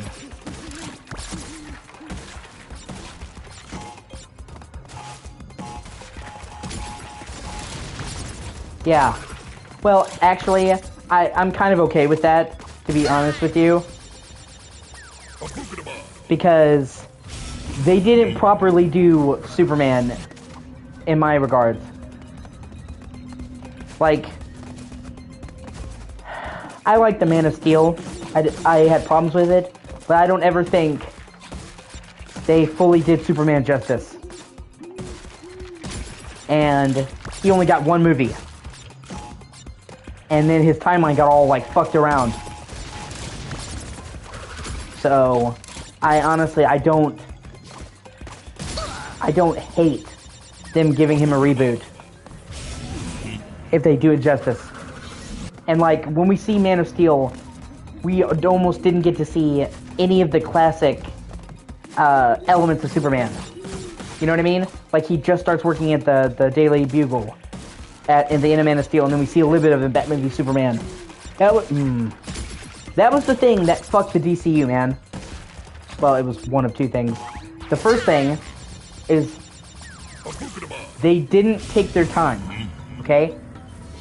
I totally understand DC looking at Marvel, seeing the runaway success that the MCU was, especially because this was when they were at their peak, and wanted to emulate that, okay? But the thing about Smallville's great as well. The thing about the DCU, the extended movie universe, whatever, however you fucking call it, DCEU I think it's called, is they tried to skip steps. Okay? The way that they did it with the MCU was the only way that it would work.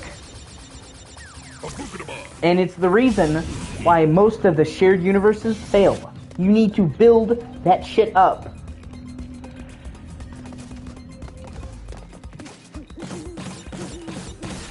Yeah, you need to build that shit up, okay? They did not just jump into the Avengers. They had 5 movies leading up to the Avengers, okay? They introduced the whole cast first. Okay? That way when they finished and did the Avengers, they could focus all the runtime on the story and not introducing everybody. Okay? The problem with the DC Universe, what fucked it right from the get-go, is they tried to start with an Avenger movie. Because Batman v Superman is almost like an Avenger movie. Okay, it was almost like a Justice League movie because you have Batman, Superman, Wonder Woman. They go over the Cyborg. They go over fucking the Flash. So instead of doing it, here's Superman, here's Batman, here's the Flash, here's Green Lantern. They tried to skip like 5 steps, and it fucked them. And then the second problem is they had way too much studio interference. The studio did not know what the fuck they were doing.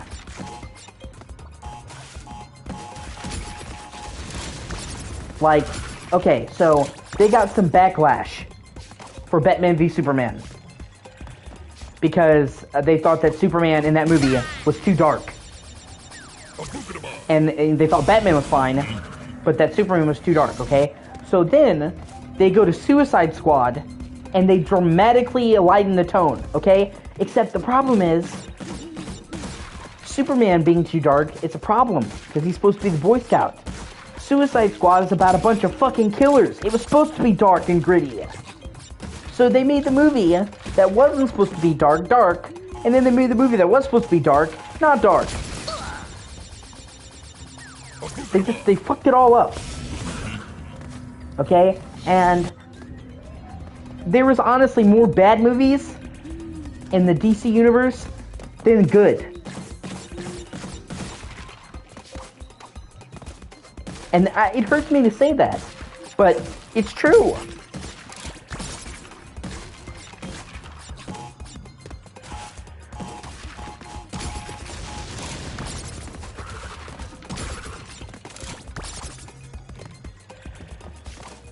Well, you know, in all fairness,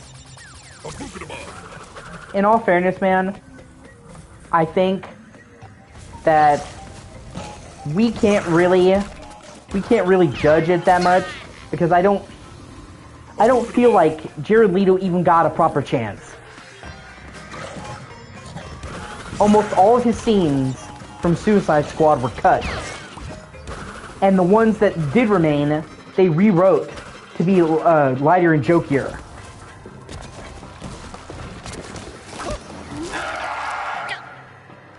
So we won't ever get to see what he was supposed to be. We only got to see the mangled Jared Leto after they fucking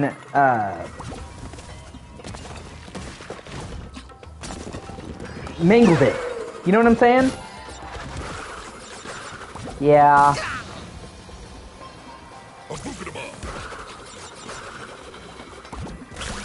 So you can say you don't like the portrayal of Jared Leto in that, and I won't lie and say, well, you know, that it was good or whatever.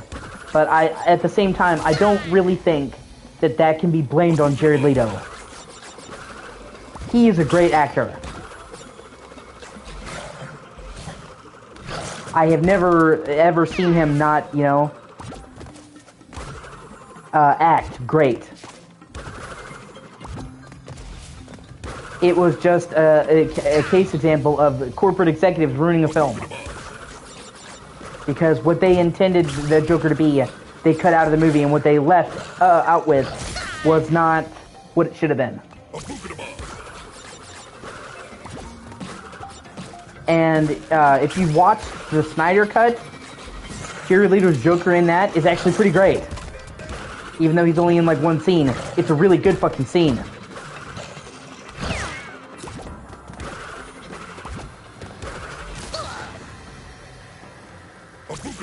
So when they actually give him a chance, he's good.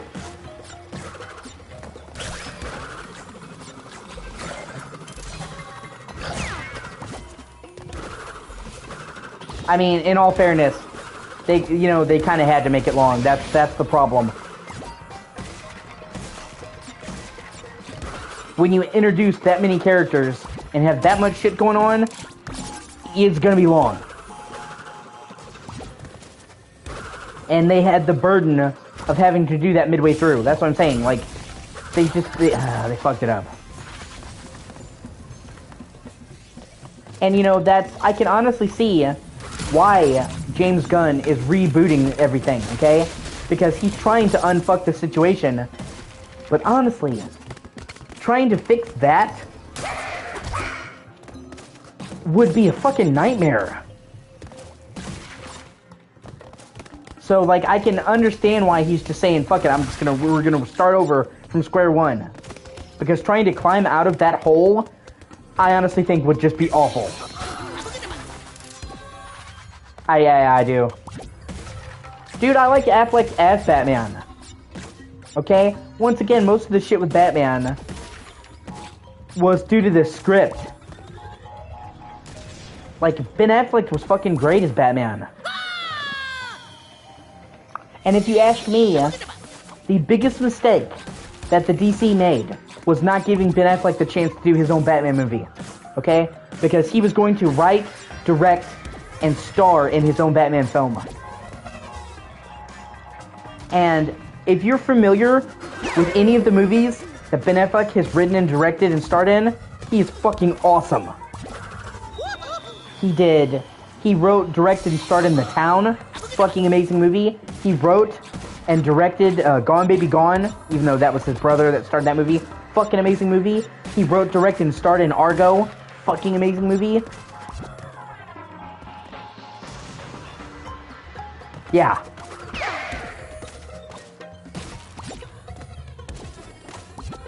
So, them not letting Ben Affleck do his own Batman movie honestly breaks my heart. It could have been fucking amazing. And it would have fucking Deathstroke in it, man. God, that upsets me. People have been waiting for Deathstroke to be in a fucking Batman movie for ages.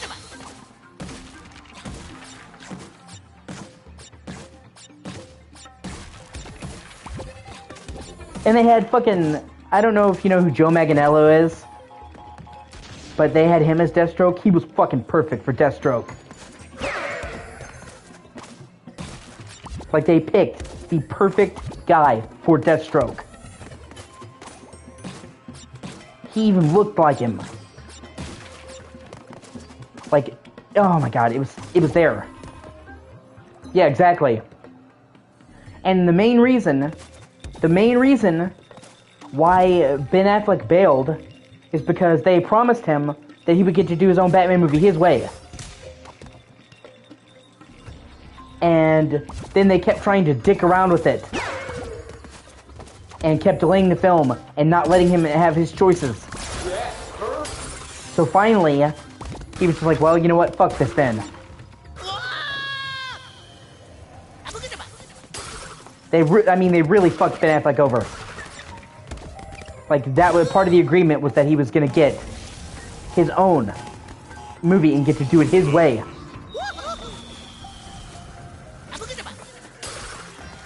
And he didn't.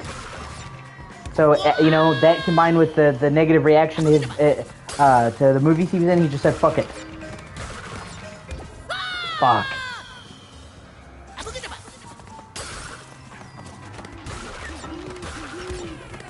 And you know what? I don't care if this is a hot take. Okay? But Daredevil, Ben Affleck's Daredevil was a good fucking movie, and I will die on that hill. To this day, I will never understand the fucking hatred for that movie. I love that movie.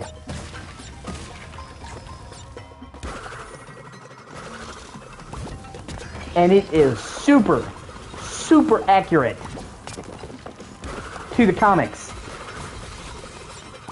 Besides Deadpool, besides Bullseye being Irish. Okay, that was about what all they changed. Okay, he was still pretty on the money for his portrayal. Wake me up, tell my blood to run. Yeah, I love Evanescence. Okay, he was good in that movie. Jennifer Garner was great as Elektra.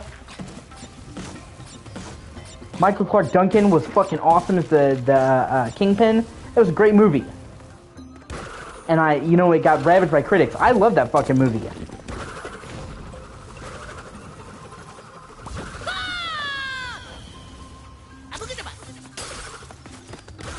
I love the show of Daredevil too as well.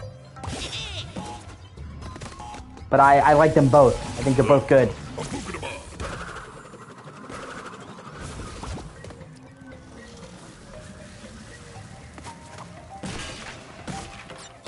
There's... Yeah, I agree. X-Men, Spider-Man, Spider-Man 2. Oh, Ghost Rider. Okay, you know what? I will agree, Ghost Rider. Ghost Rider's pretty good.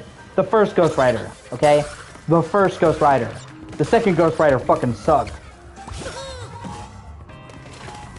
Yeah, I know what you're talking about, man. Like I said, the first Ghost Rider with Nick Cage, good.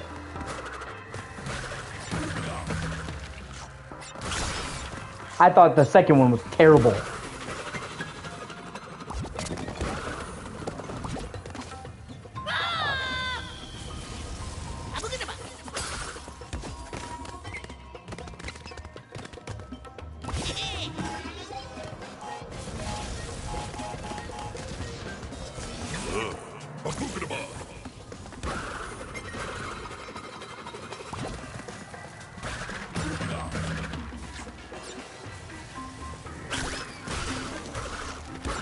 And having fucking Sam Elliott be the fucking Old West,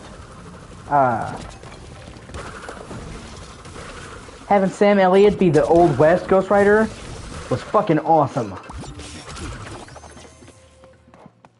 Like, seeing him, oh god, that was such a great moment, man. Seeing fucking both Ghost Riders running together was kick-ass.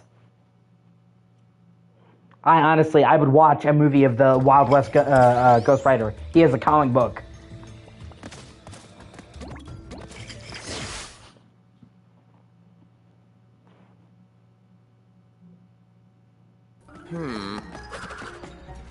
Yeah. But I'm saying he was Ghost Rider for like 200 years. Oh, good! You've arrived! And now for There's so many like movies and shit they could do with that Ghost Rider.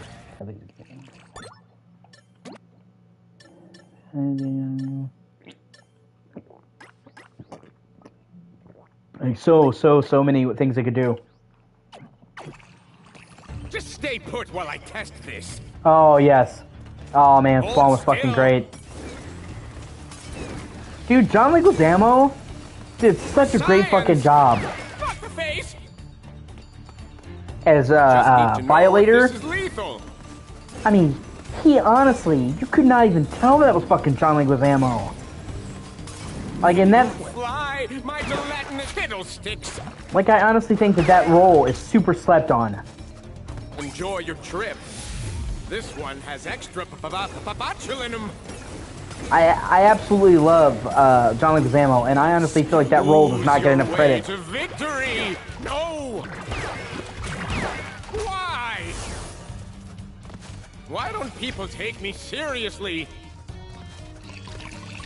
Honestly, I love the movie. My only major problem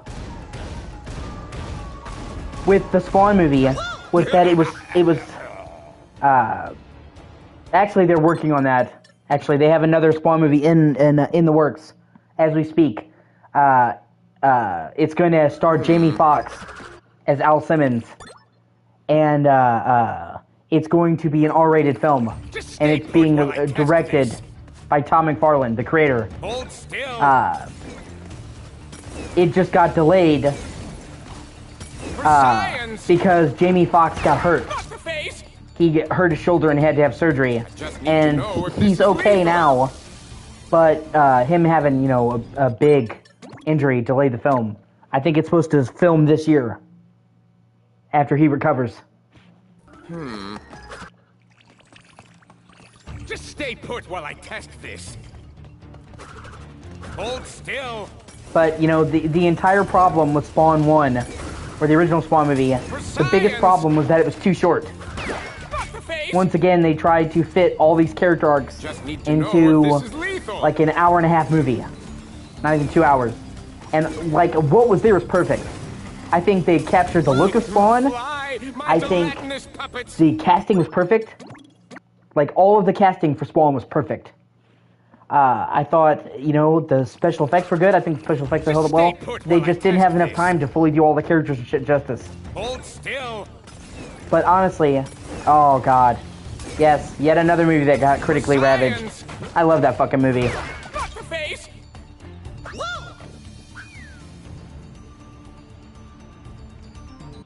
I watched the shit out of that movie as a kid, man. The League of Extraordinary Gentlemen. Remember, boys, 13 O's and a yes.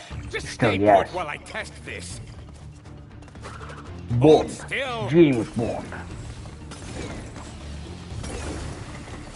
For science. God, it sucks. It sucks that he died. I just need to know if this is lethal. Yeah, I'm pretty much as anti-woke as they come, man. I fucking hate censorship. Fly, my gelatinous puppets. Fiddlesticks. Like, in all of its forms, I hate censorship. Enjoy your trip. This one has extra botulinum. Fuck.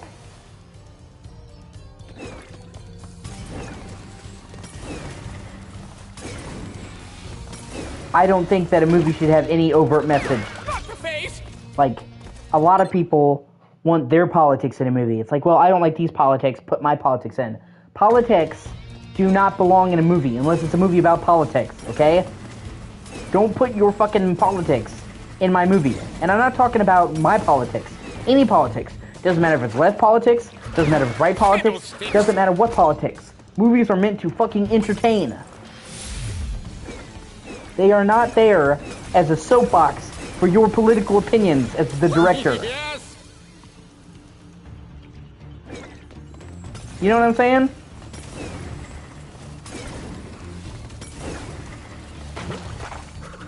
Not the face. I don't just want my politics in movies. I want no politics in movies. Stop I watch a spinning. movie to be entertained. Fiddlesticks.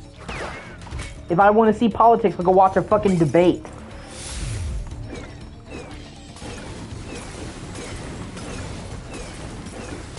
And far too many movies, Ooze your way to victory. Oh. far too many movies are not even, they don't even care about the movie. They're just trying to shoehorn their message in. It's like, it's not a movie, it's their soapbox.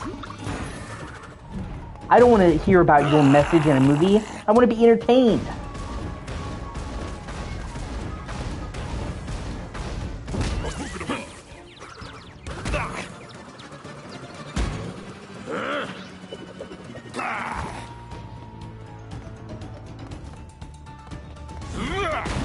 You know what I mean? Like, I come to be entertained.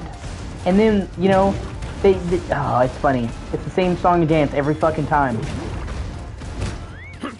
They'll say,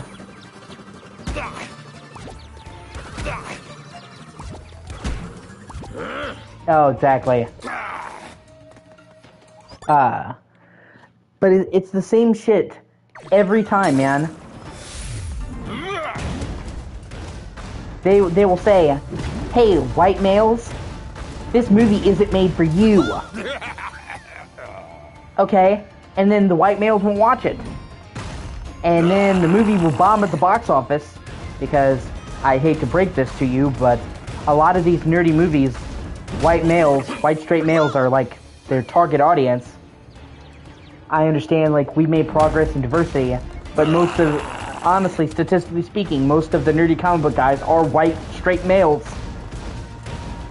So, the movie will bomb at the box office because the target audience won't like the movie, and then they'll say, why didn't white males watch this movie? I mean, we told them that it wasn't for them, but why would they still not watch it anyway?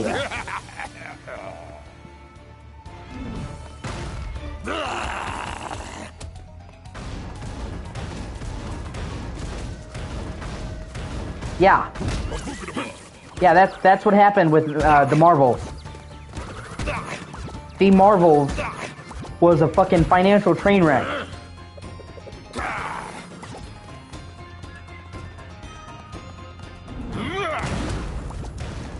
I think it was the lowest grossing MCU movie ever. It was one of the only MCU movies to not make back its profit. I think it might be the only one. They had some movies that did worse than others, of course, especially during the pandemic. But almost all of them, even if they didn't gross super high, still made back their money. They still were profitable. You know what I'm saying?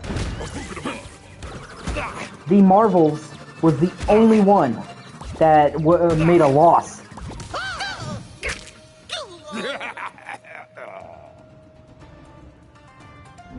And they were real fucking salty about it. And the director literally said, "White males, this movie's not for you." And then when the movie didn't do well, she literally said, "Why did white males not watch this movie?"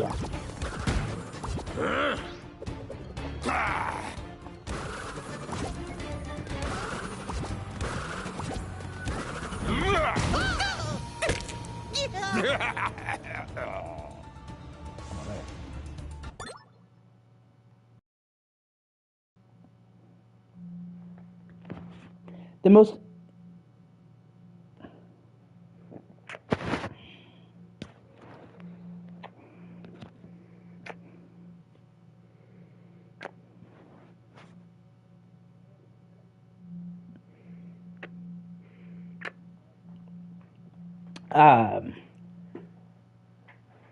the most important thing when you're making a movie or a comic book or whatever that has an audience, okay? So, like, you're not making a new series, you're making something with an existing series. You have to know your audience. Especially because in order for these movies to be profitable, a lot of people need to watch them.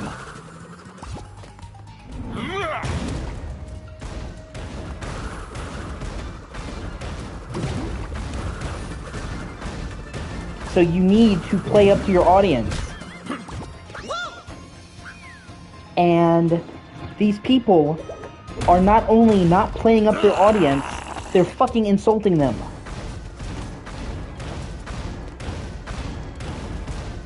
Like I said, you know, comic books and comic fans are more diverse now than they ever have been. But I would still say the overwhelming majority of comic books fans are nerdy white guys like me. Okay? So when you shit on straight white males, you are literally shitting on your target demographic, the majority of people that see your film. It's the same thing with games, okay? Games now have more female players than ever. But there's this rumor going around that games are 50% female now. Gamers are 50% female now. They are not, okay? That whole lie has been passed around. Well, there are just as many female gamers as men now. No, there isn't. That literally was one article that was fucking roundly debunked that people will not let go. The article said that 50% of gamers were female. However, what the article failed to mention until people did digging is that they counted smartphone games as gamers. So a lot of these women they were counting as like gamers were fucking playing Candy Crush. And there's nothing wrong with playing Candy Crush, but when you say gamers, people assume you mean like hardcore gamers. Okay? When you take out the mobile phone numbers, they found it was something like 80-20, male-female. Okay? So, there are definitely more female gamers now than ever before. And there is definitely millions of female gamers. There is an audience there, okay? But overwhelmingly, games are still male-dominated. It's like 80-20. Whereas before it was like 95-5, okay? So there is more women playing games than ever before. But the overwhelming majority of gamers are still men. That's like a statistical fact.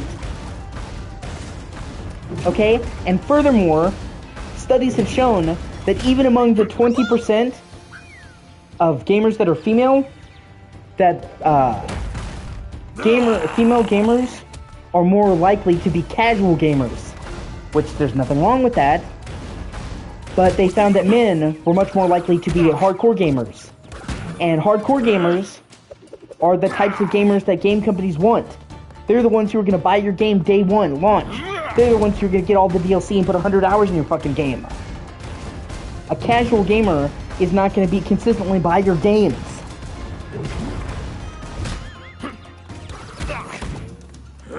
So, gaming is still overwhelmingly male-dominated.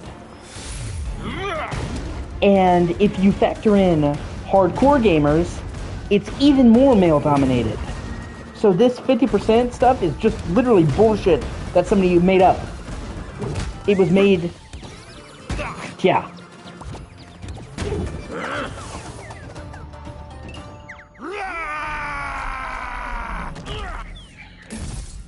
Like I said, you get it, dude. And there's nothing wrong with that. I'm not saying that female gamers are bad or whatever. I'm simply saying... For my final test, taste my reptilian wrath. Michael, wake up. No. Yeah, exactly.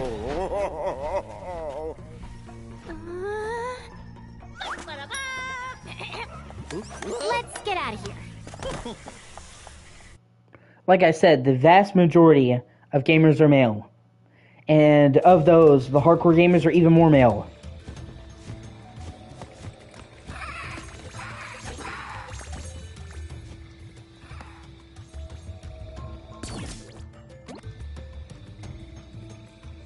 That's just statistical, okay?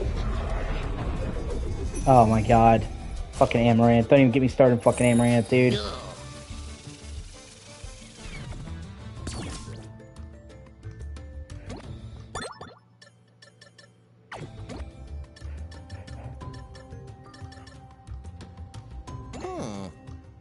Ha.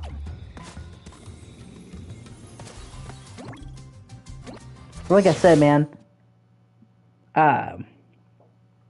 So, a lot of people will get mad at games for catering to men. But the honest reason why is male gamers are the majority of their fucking audience. And it's just good business. If you're trying to sell a product, you're going to cater to your major demographic.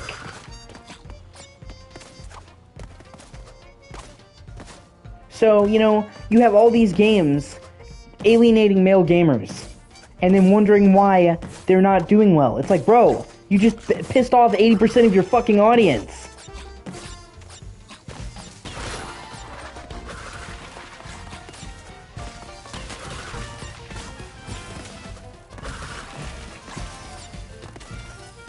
It's like, I don't know if you remember, I don't know how big you are in the Assassin's Creed games, but Assassin's Creed Odyssey was the first Assassin's Creed game that let you pick to play a woman. You could fully play the game as either Alexios or Cassandra.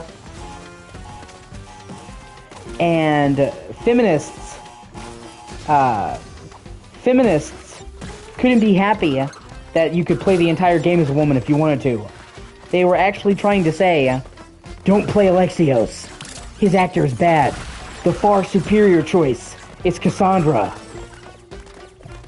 And in fact, there was actually an article that became infamous from Kotaku. Of course, fucking Kotaku. But Kotaku made an article that said, if you picked Alexios, you're playing wrong. Okay?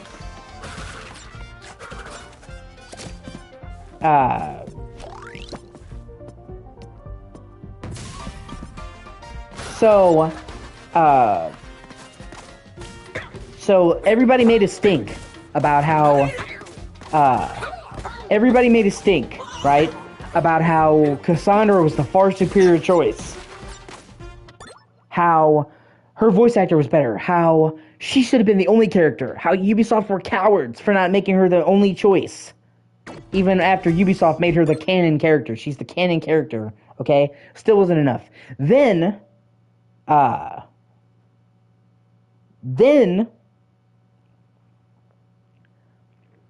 statistics came out. Malaka. Yeah, statistics came out, man, that showed that 81% of players picked Alexios. It's like 5-1.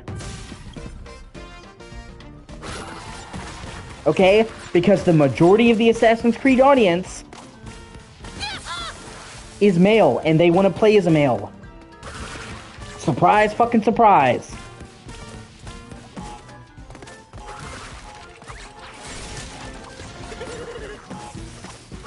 Or, for example, you know Call of Duty?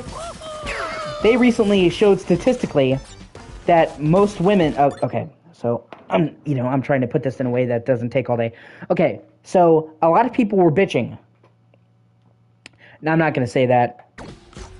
Okay, because I actually really like Assassin's Creed 3. I love Connor.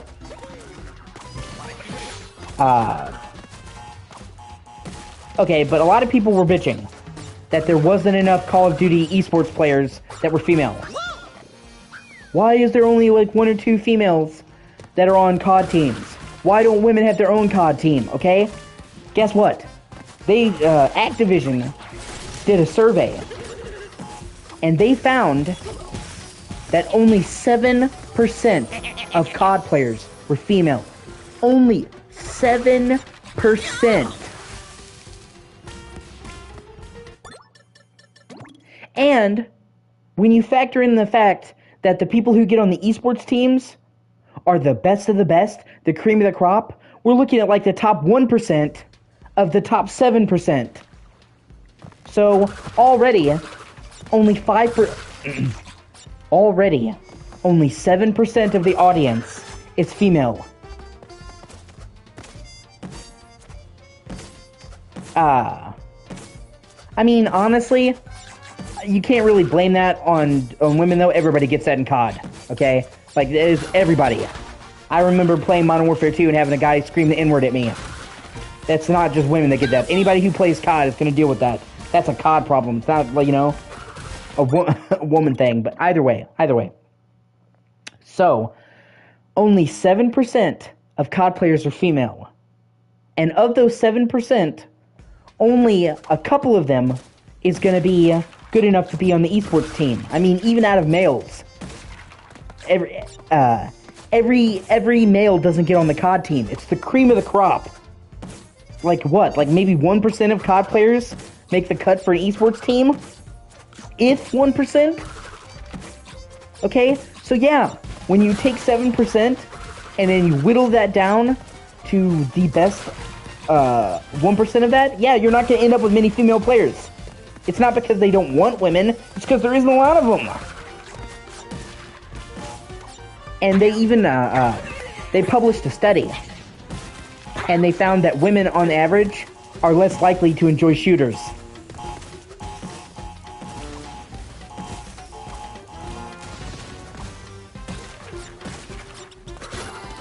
Women prefer games that aren't like that, so it's not like Activision is sitting there. Oh god, yeah. I mean, I always knew he was a scumbag. I've never heard anyone say anything good about Vince. I didn't know he was that bad, though. I thought he was just an immoral businessman who's a piece of shit, Like, he didn't pay his workers, he was uptight. But I just thought he was a tight ass. I didn't think he was a fucking predator.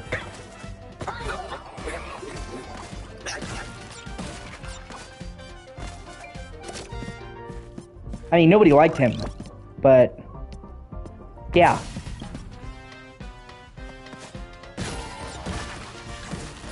Like, I don't think I've ever heard anyone say anything good about Vince McMahon as a person. I'm talking about his shit on WWE. Even before, like, even I'm saying, I've never heard anyone be like, oh yeah, I like Vince. It's like he was tolerated. So it's wild, man. Like I said, I thought he was an asshole. I had no idea he was a monster. Because, I mean, you could be an asshole and not be a truly bad person. You know what I'm saying? Like, there's definitely a scale there between asshole and R. Kelly. You can be a dickhead and still not be evil. So I just thought he was an asshole. A lot of people are assholes, especially in business world. And sometimes you need to be an asshole. It's cutthroat. But, I didn't know he was I didn't know he was fucked. He's fucked. It's sad, too. Either way. Like I said, you know, so... You gotta know your audience. That's the whole thing I'm saying, like... Okay, because, like, when you come into games, you're looking at a male audience, majority. When you come in, especially, you know, the hardcore gamers are gonna pay your bills. When you come into comic books, you're looking at male. But if you, like, let's say you go to romance, the overwhelming majority of people that watch romance movies are women. Okay? So if you appeal to women there, you'd succeed. You think there's a lot of men that are watching fucking Jane Austen movies? I mean, I like romances. I actually do like romances, but, you know, I like a wide variety of things, and I know that I am the exception. Most guys don't like romances. They tolerate them for their girlfriend, and they're not the people that are gonna go in theaters to see fucking Twilight. Yeah, I mean, I have no problem with that, man. I'm not shaming you. I like romance movies. I'm simply saying that we're the exception. For the most part, it's a female-dominated audience. That's just how it breaks down. So, if they went to a female audience and they marketed the romance, they would do well. They're going to male-centric things and alienating men and then wondering why it didn't go out. I'm not a big fan of Twilight, man. I'm not gonna shit on you for liking it. I like, you know, I'll take Bram Stoker's Dracula over Twilight any day. That's, you know, that's the kind of vampire I like. Interview with the Vampire is my shit. Queen of the Damned. I'm not gonna shit on you for liking it, but it's not my cup of tea. Either way, but like I said, are you talking about vampire? Hold on, Either way, so there are plenty of genres of movie that are female-centric. There's plenty of genres of games that are female-centric, okay? Like Animal Crossing, I know you like Animal Crossing, and I've known plenty of men that likes Animal Crossing, but the vast majority of people that like Animal Crossing are women. Sorry, fucking... Statistically. I have watched Vampire Suck, it is funny. Dude, I've actually watched all 5 Twilight movies. Okay? Even though they weren't my cup of tea, they were my sister and my mom's cup of tea, and they basically held me at fucking gunpoint to watch them. Okay? So even though they're not my cup of tea, I have seen all 5 of them.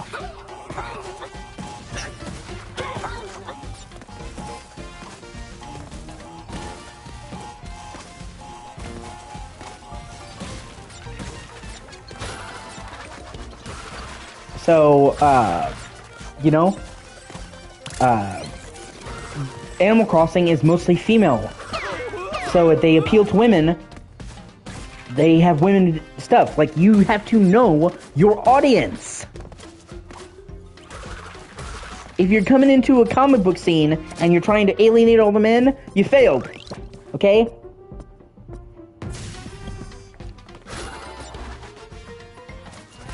But, you know, you take a romance movie, you market it towards women, boom. True crime. I love true crime. I've always liked true crime.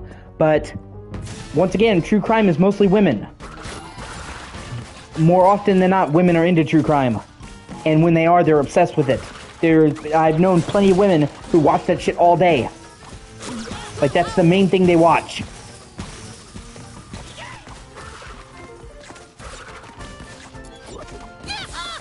So, if you appeal to women in true crime, which lots of the crime shows do, people will watch. It's about knowing your audience.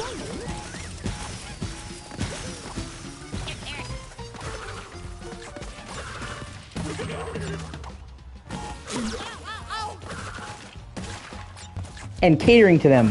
That's, man. Like, once again, if I go into detail about this, we'll be here all fucking day. But basically, okay, one of the main problems that's facing fiction... Yeah, exactly. There you go. Exactly. You get it. My mom loves true crime. My grandmother would literally sit there and watch marathons of fucking Forensic Files, dude. Okay? I like crime shows, but I could not sit there and watch like an 8-hour marathon of them back to back. My fucking grandma could. My mom can. Like, females like true crime shit. That's your demographic.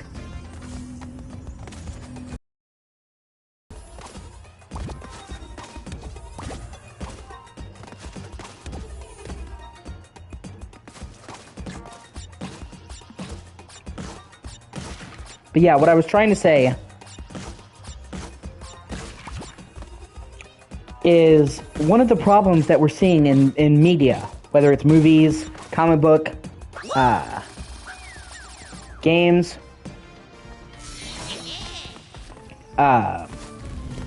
is that they're no longer catering to the fans, okay?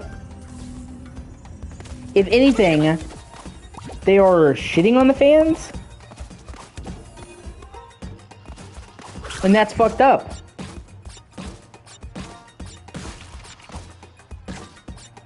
Your fans are the people who are going to pay for your bills. Your fans are the people who are going to wait in line at midnight to play your game. Your fans are the ones who are going to buy the fucking all the DLC day one. Going to spend $200 on a fucking super detailed action figure. You should always cater to your fans first.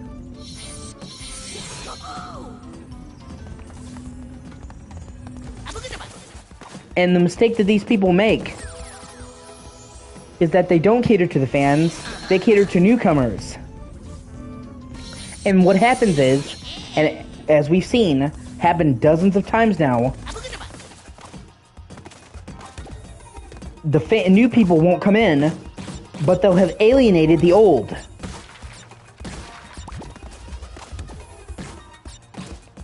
Yeah, exactly. But there, people buy them. The hardcore fans buy them in a fucking heartbeat, man. Because that, that's what they do. Nothing wrong with that. So they lose the hardcore fans, and they don't gain the newcomers, and that's when they tank, and it kills the series.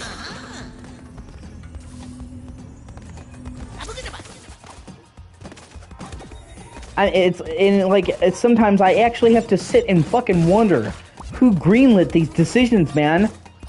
Hey, we know that everybody loves, yeah, exactly.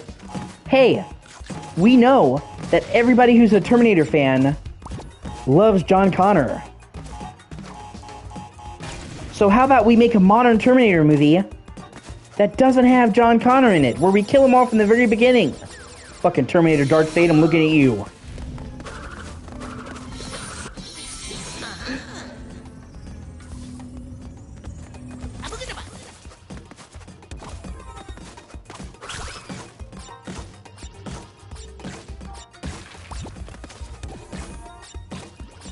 Oh, God. Okay, no, don't call her that, okay? She's Rey Palpatine. Skywalker my ass, okay? It doesn't work that way. You can't just decide that you're a Skywalker, okay?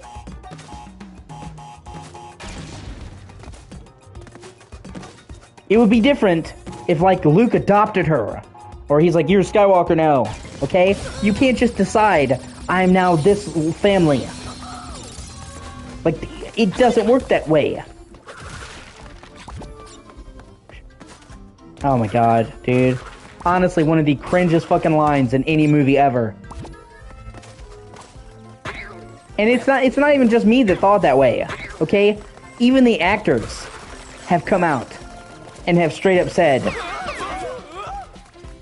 that they had a problem, okay? A lot of the actors didn't like the dialogue in those movies. They were contractually obligated to do 3. Like, John Boyega. You know, Poe? Or not, yeah. He has straight up said, not Poe, Finn. Has straight up said he did not like how they took his character in those movies. Rey. Daisy Ridley.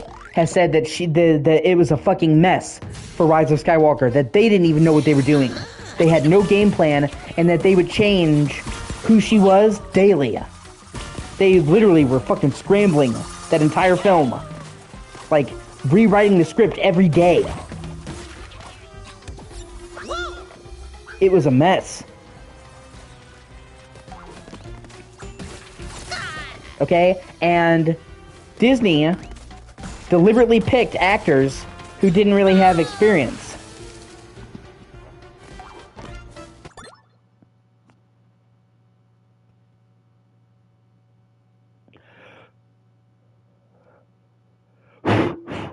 They picked actors who didn't really have experience, who weren't really famous.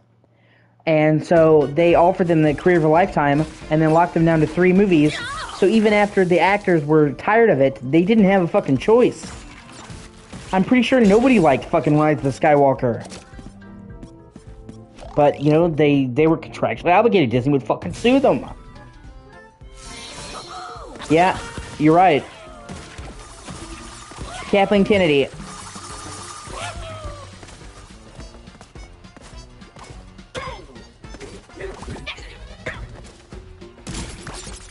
You know, and she, you know, in all fairness, she did work on the original Star Wars movies. She worked on all 6 of them. But here's the thing. She worked on them as a producer and, like, set design and shit. Okay? So I can't say that Kathleen Kennedy doesn't have any props. She does.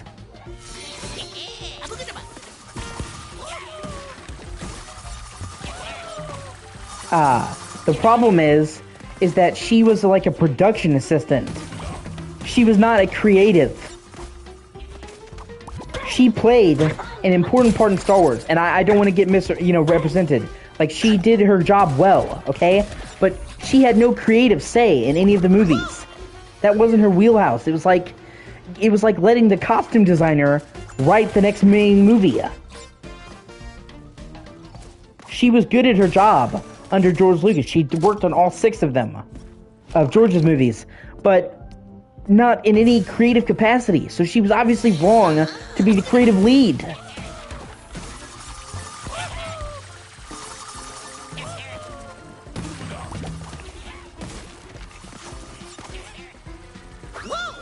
And I think it's fucking hilarious.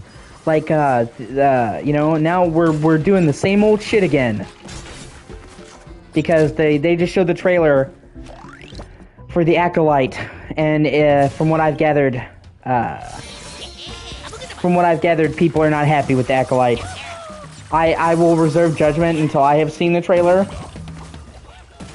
because I don't base my opinion on what other people think.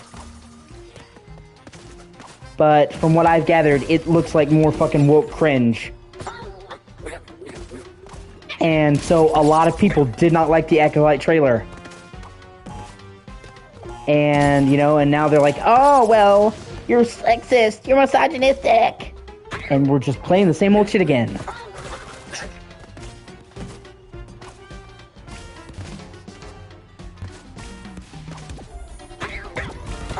You know, it's...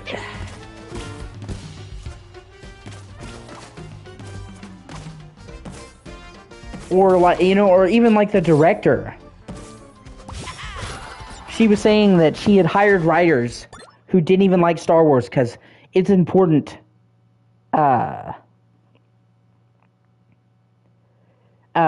She said that, hold on a second. I need to look at my drinks, make sure nothing got in it. You have fucking flies and shit.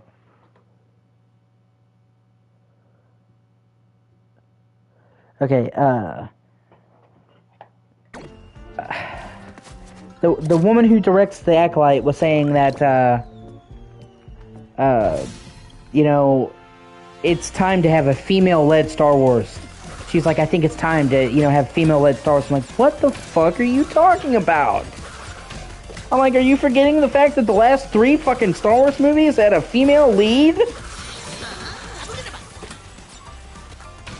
Like, what?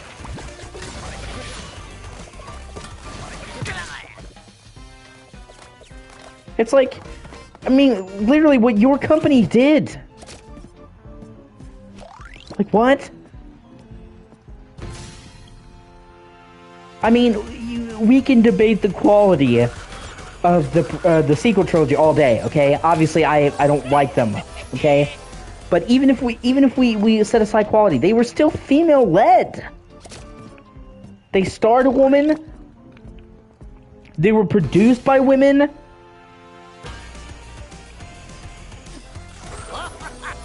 How is it not female-led?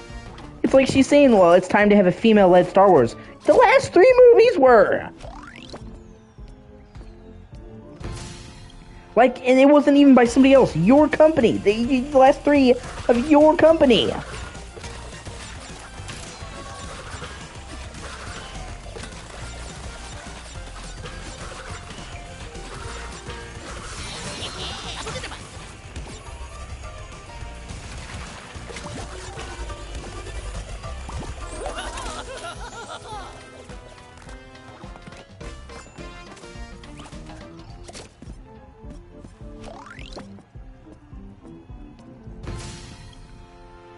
I mean, even if you hate the prequel movies, which I love the prequel movies, I will die on that hill, and it's not even a nostalgia thing. I've had people try to suggest that I love the prequel movies because those are the Star Wars I grew up with. No, they weren't.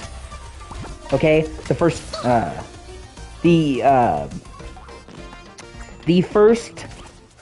Star Wars movie I ever watched was A New Hope. Literally, my dad got the original special edition of Star Wars on VHS, and I watched them before I even watched The Phantom Menace. So it's not like nostalgia is blinding me.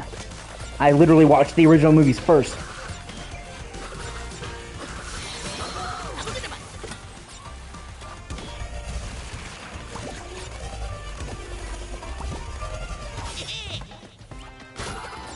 But I like the prequels. But regardless of quality of the prequels, because people debate them, okay?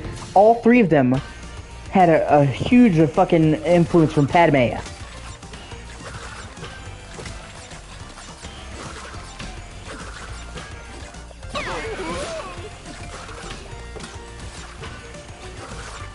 Not a single one of George's, fucking Star Wars movies didn't have a female presence in it. They have had strong women in every single Star Wars game or movie that has ever existed.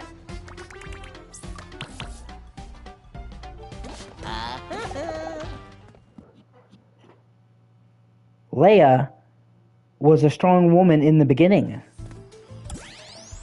It wasn't like she was a damsel in distress. I mean, yeah, they had to rescue her, but then she literally picks up a blaster and is sitting there fucking fighting right there with them.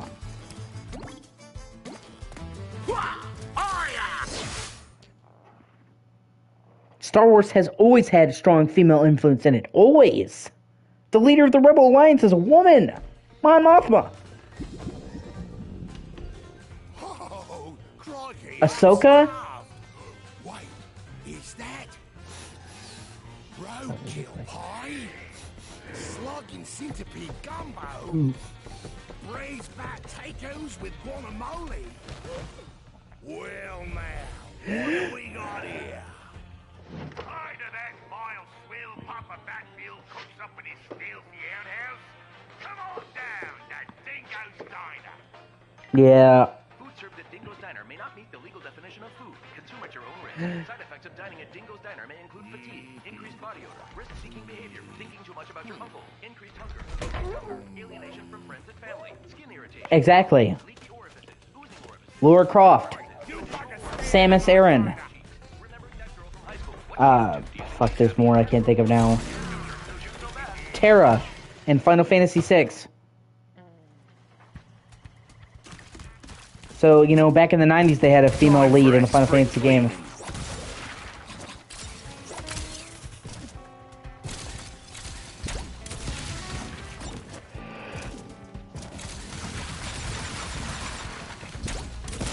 Gives them plenty of female icons in gaming. Jump on a TNT crate. What am I, a bandicoot?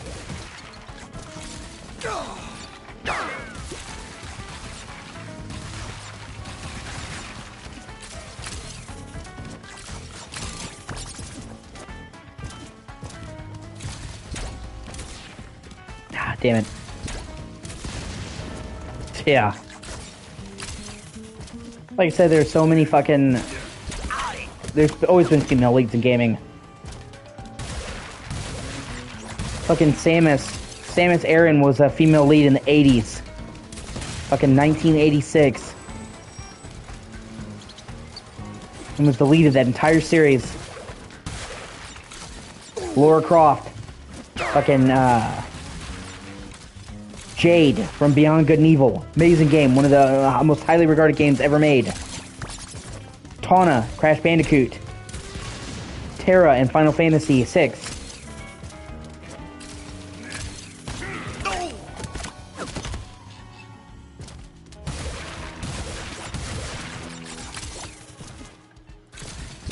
The Life is Strange games.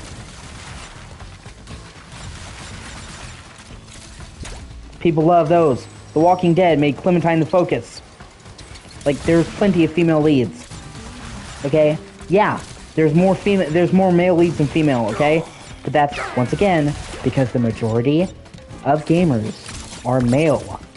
And game companies want to cater to their audience because they want to sell as many copies as they possibly fucking can. And most men want to play as men. Obviously, there are exceptions. But for the most part, a guy is interested in playing games about guys. Featuring guys. Bastards! They'll get every last one of yous. That's just how it works.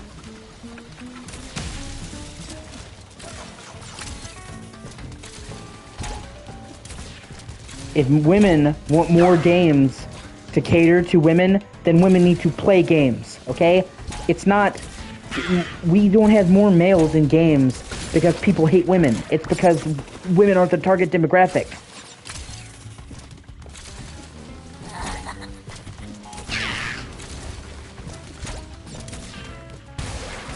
Oh, I made all them tablecloths myself.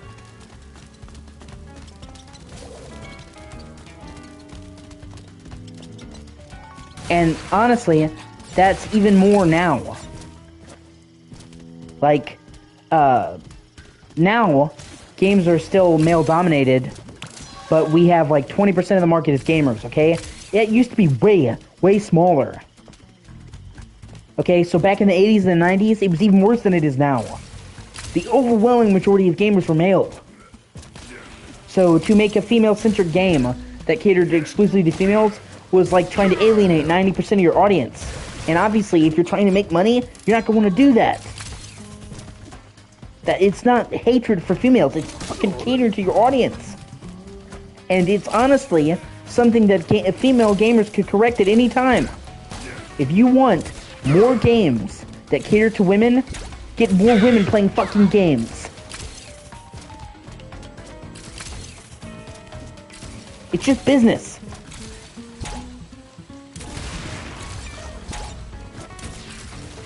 Any company that wants to make money is going to go where the money is. That's how it works. If they were to have a romance movie and they tried to advertise it to men, that fucking movie, and I don't mean like advertise it for men, I'm saying like to the exclusion of women. That movie would flop so hard because the majority of people that watch romance movies are women. If they tried to have a true crime show, and they tried to say, well, women aren't wanted, that show would fucking flop, because the majority of the audience is female.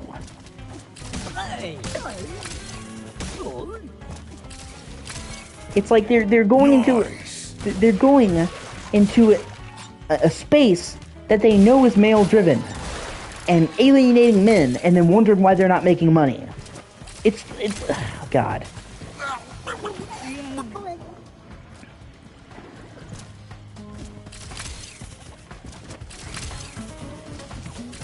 Yeah. Or, you know, like you were talking about action movies, okay? Do you think that the target demographic for hardcore action movies is women? Nope. Obviously. There's always going to be women that like action movies, okay? I've met some. I knew this chick who loved Jean-Claude Van Damme. I love Jean-Claude Van Damme. but she was fucking obsessed with his movies. She had like every movie that Jean-Claude Van Damme was in. But for the most part, it's guys that love action movies. Yeah, that's gonna fucking fail.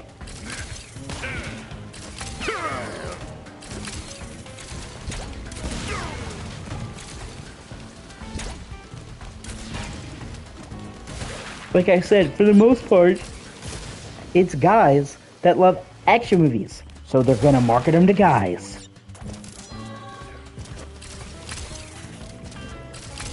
And, on top of which, they'll also try to say that men don't want to watch movies about women. That's not true. That's not true at all. They want to watch movies that they like, that have women in them, okay? Okay, take Aliens. Honestly, when you think about Aliens, you think about Ripley. Okay? She is arguably the star of the show of the first 4 movies.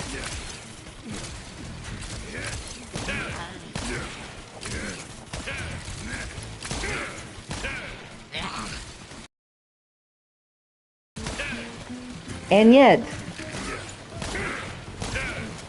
they found, statistically speaking, man, that most of the people who liked Aliens were guys.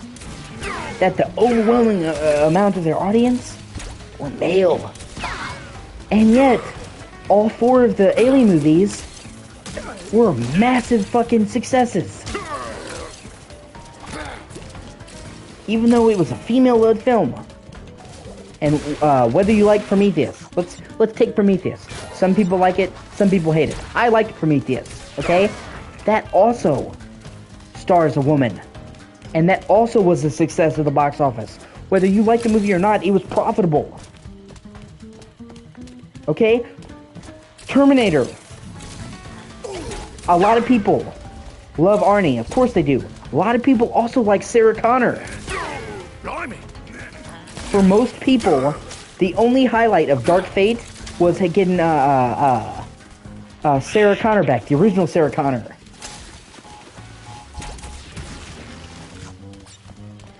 Most people hated that movie.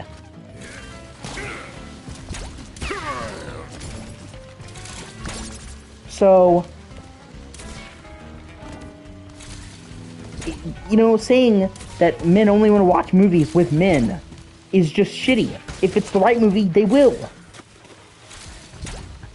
And besides the fact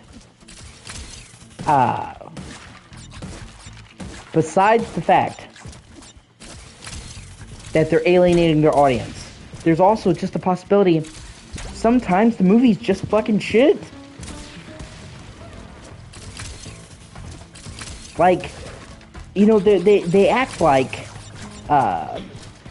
you know, having a progressive message makes your movie immune to criticism. You can have a movie with a good message, that's shit. Having a good message in it doesn't automatically make your movie good, man. Or like, okay, for example, Charlie's Angels. The newest Charlie's Angels came out. It was fucking terrible.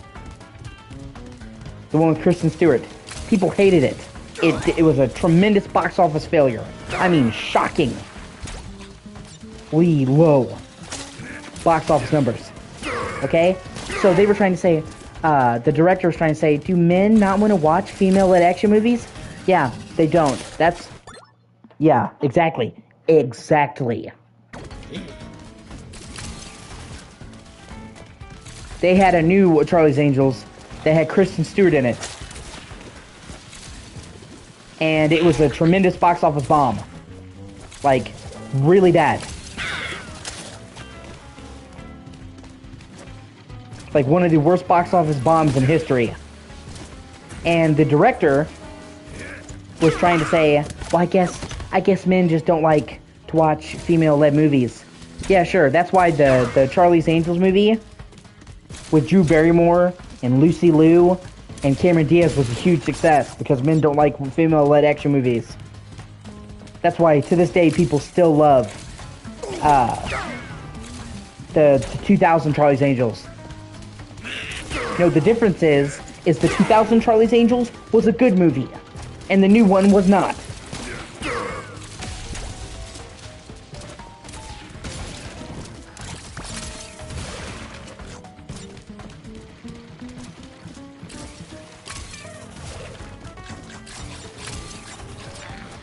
Trust me, dude, you're not missing much. I know you like Kristen Stewart, okay? And she definitely tries, but that movie's terrible. Okay? And she cannot save it. I give Kristen Stewart an A for effort. She definitely tried, but that movie is garbage, and there's only so much you can do. It's like, take the Star Wars. We're talking about Star Wars. The actual cast of the sequel trilogy is good. Adam Driver is a great actor.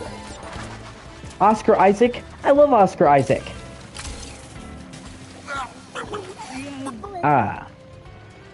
I'm Team Alice. That's where I stand on that one. But regardless, okay?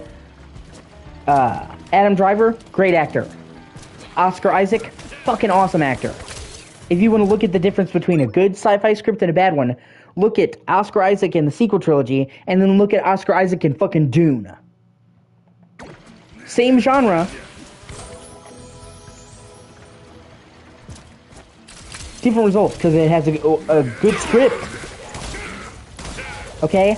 I mean, I think that Oscar Isaac is an amazing actor, okay? But there's not a fucking actor in the world that can salvage and somehow Palpatine returned, okay? Anybody would have sucked with that line. That's not on him. How do you like them wampus? So you can't blame that on him, okay? You can only do so much with a shit script. John Boyega, great actor. Even Daisy Ridley, she's done a lot of roles that weren't Star Wars that were actually pretty good. It's the script.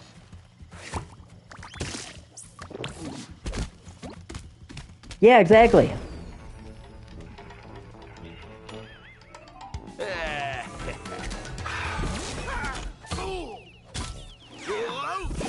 He's a great actor. Pretty much the entire, and as shitty as Palpatine returning was, you can't say that Ian McDormand didn't fucking crush it. As Palpatine.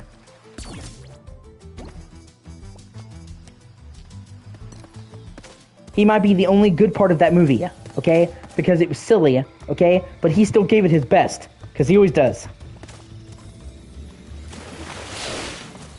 You can knock the script, you can knock how they brought him back, but you can't knock his performance as Palpatine.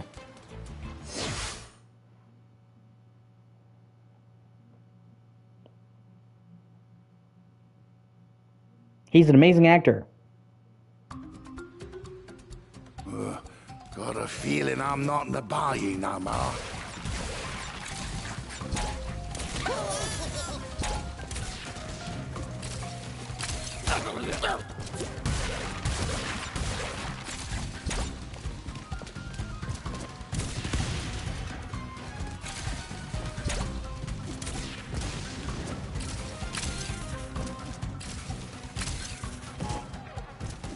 Okay, man. Alright. Well, it's been nice having you. If you can come back, you can. If not, I get it. I'm probably gonna take a break at this level and play something different. I've been playing Crash 4 for a while. Probably play something else.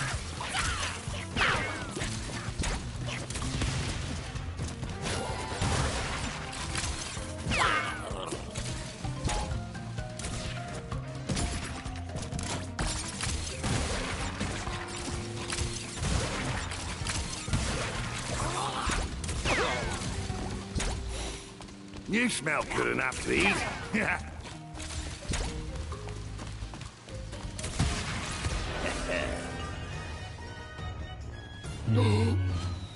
Uh-oh.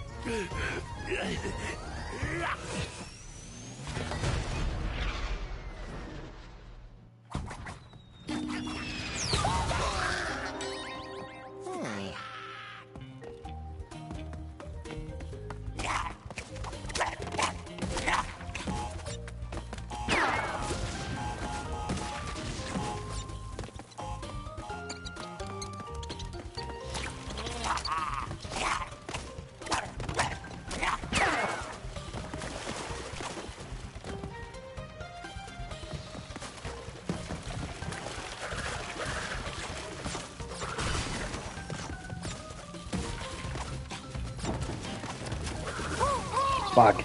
Oh well, shit happens.